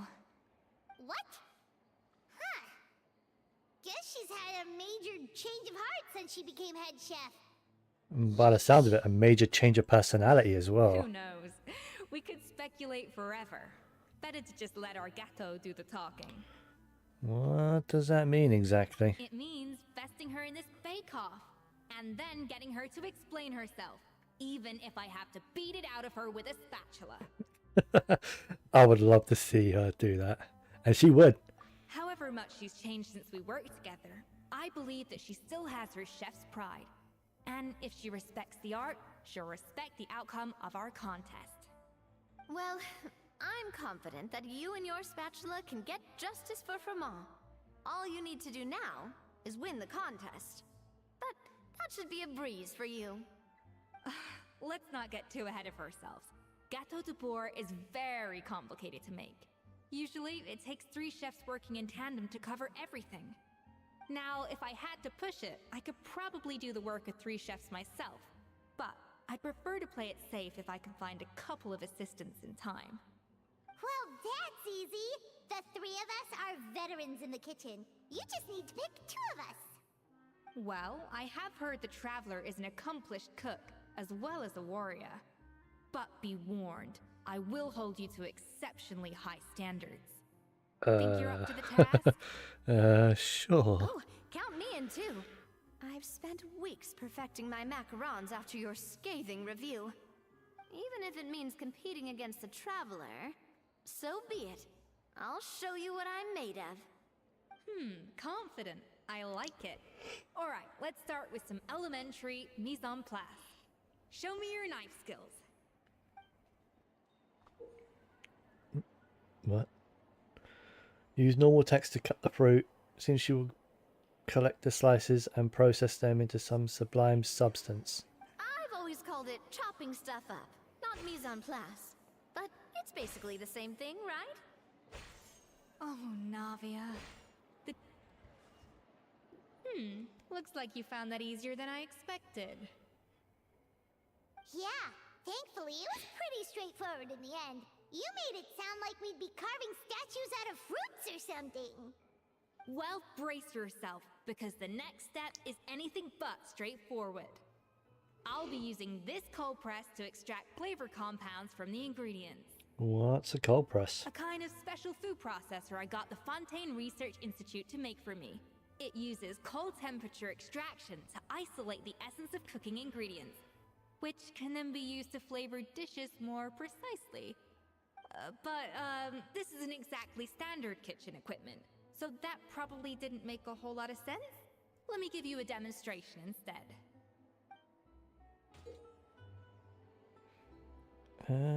Tap the skill. Use normal attacks. Okay. Custom-made equipment from the Fontaine Research Institute, huh? That's some pretty high-tech food prep. Hyman's never used anything this weird. And done. These are the flavor compounds extracted from our ingredients. I processed all the fruit you chopped up earlier. Wow! Even the smell is so much more concentrated. What next? Do we add all this stuff in? Absolutely not! Throwing everything in at once will ruin the balance of flavors. We have to go slowly and carefully to calibrate the exact flavor we want. I'll demonstrate again. Now, watch closely.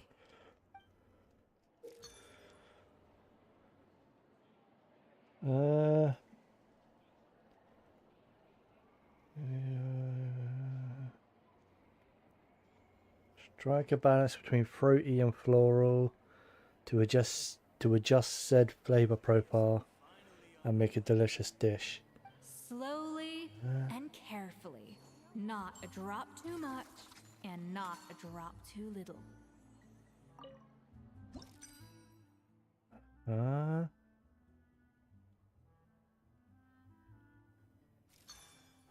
Oh. Okay.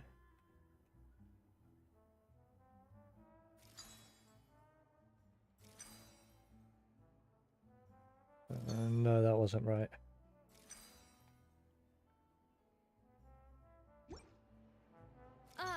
That didn't count.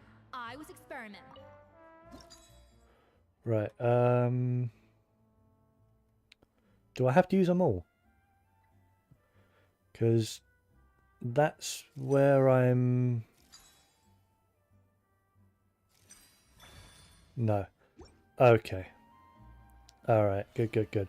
I was trying to figure out a way to how to use them all, but the math wasn't mathing. And voila! Now it's your turn.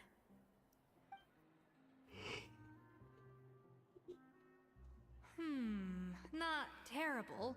Considering this was everyone's first time blending flavor extracts, it could have been worse. But the Traveler's work was surprisingly good. Are you sure you've never done this before? You got almost perfect results on your first try. Treat it like an adventurer's puzzle. Oh, well, they do say adventurers are multi-talented folks. Now I've seen it firsthand. Alright, now for the part I've been looking forward to. I want each of you to cook something from the Hotel du Bois' current menu. I'll judge your submissions and give you a final score. A final score? That's right. The true test of your cooking skills is the finished product. It'll be good practice for the contest itself. Now get to it. Chop chop! Okay. What am I... How's it going? Have you picked a dish yet? Choose wisely. I expect you to present the most delicious thing on the menu. What's the menu? Is it...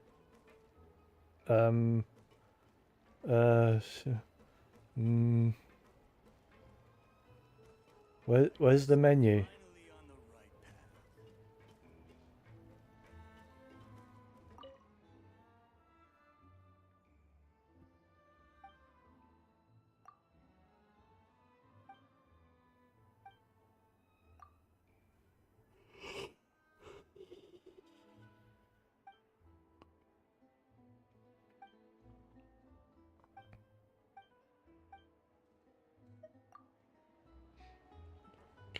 Can I get a hint?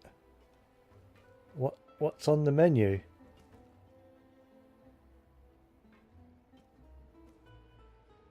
From Hotel du Bois? How am I supposed to know? Do you want me to read them all? Because I'm not doing that.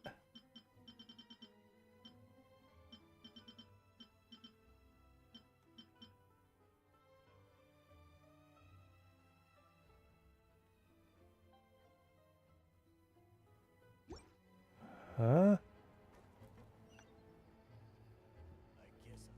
Do I have to go and check out Hotel du Bois? Ah, maybe. Maybe I come here, look at what you can buy, and make a delicious version of Need a surfboard? whatever they have here.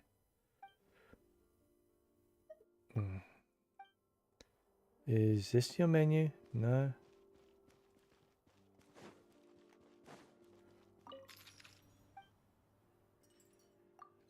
I'd like to see the menu. I have those three things. There's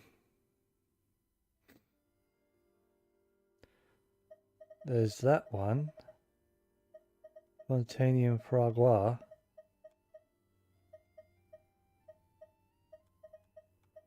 Maybe I can mix that.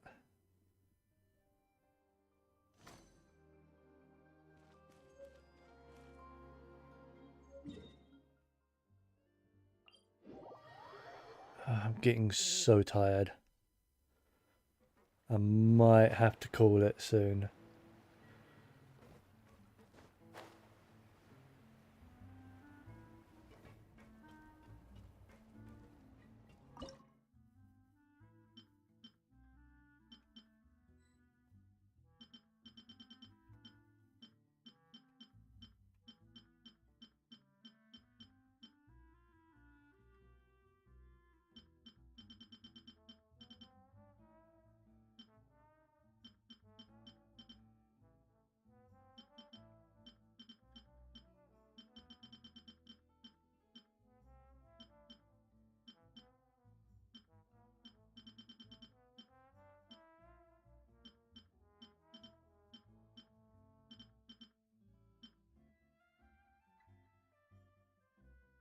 Where is it?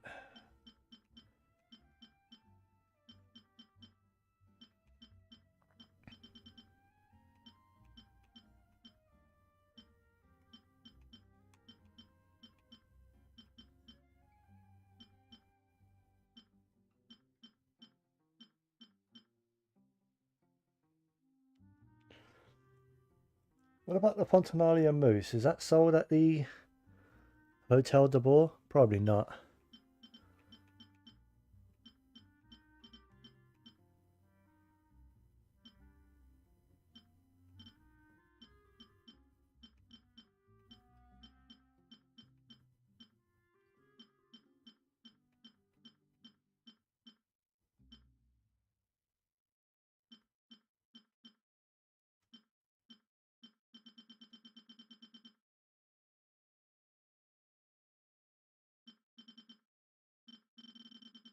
I can't find it.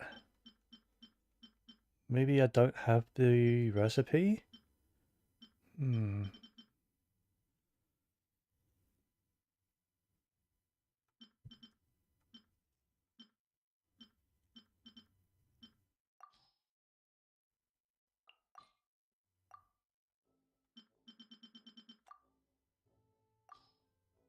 Um...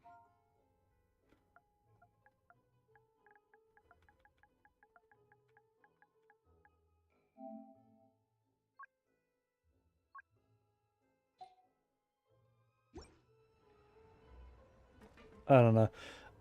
I'm actually super tired. So I'm just going to call it here. I really need to get some kind of sleep. Alright. So, yeah, I'm going to wrap up here. I might continue later. I don't know yet. I'll see. But anyway, thank you all for joining me. It's been good. The Archon quest was amazing. I'm cutting this one short for now. I'll continue it some other time. So, till next time, everyone. I'm not sure when I'll be live. It could be later today to continue this. It might also be on Friday with the HSR live stream as well. So, till next time, everyone. Take care.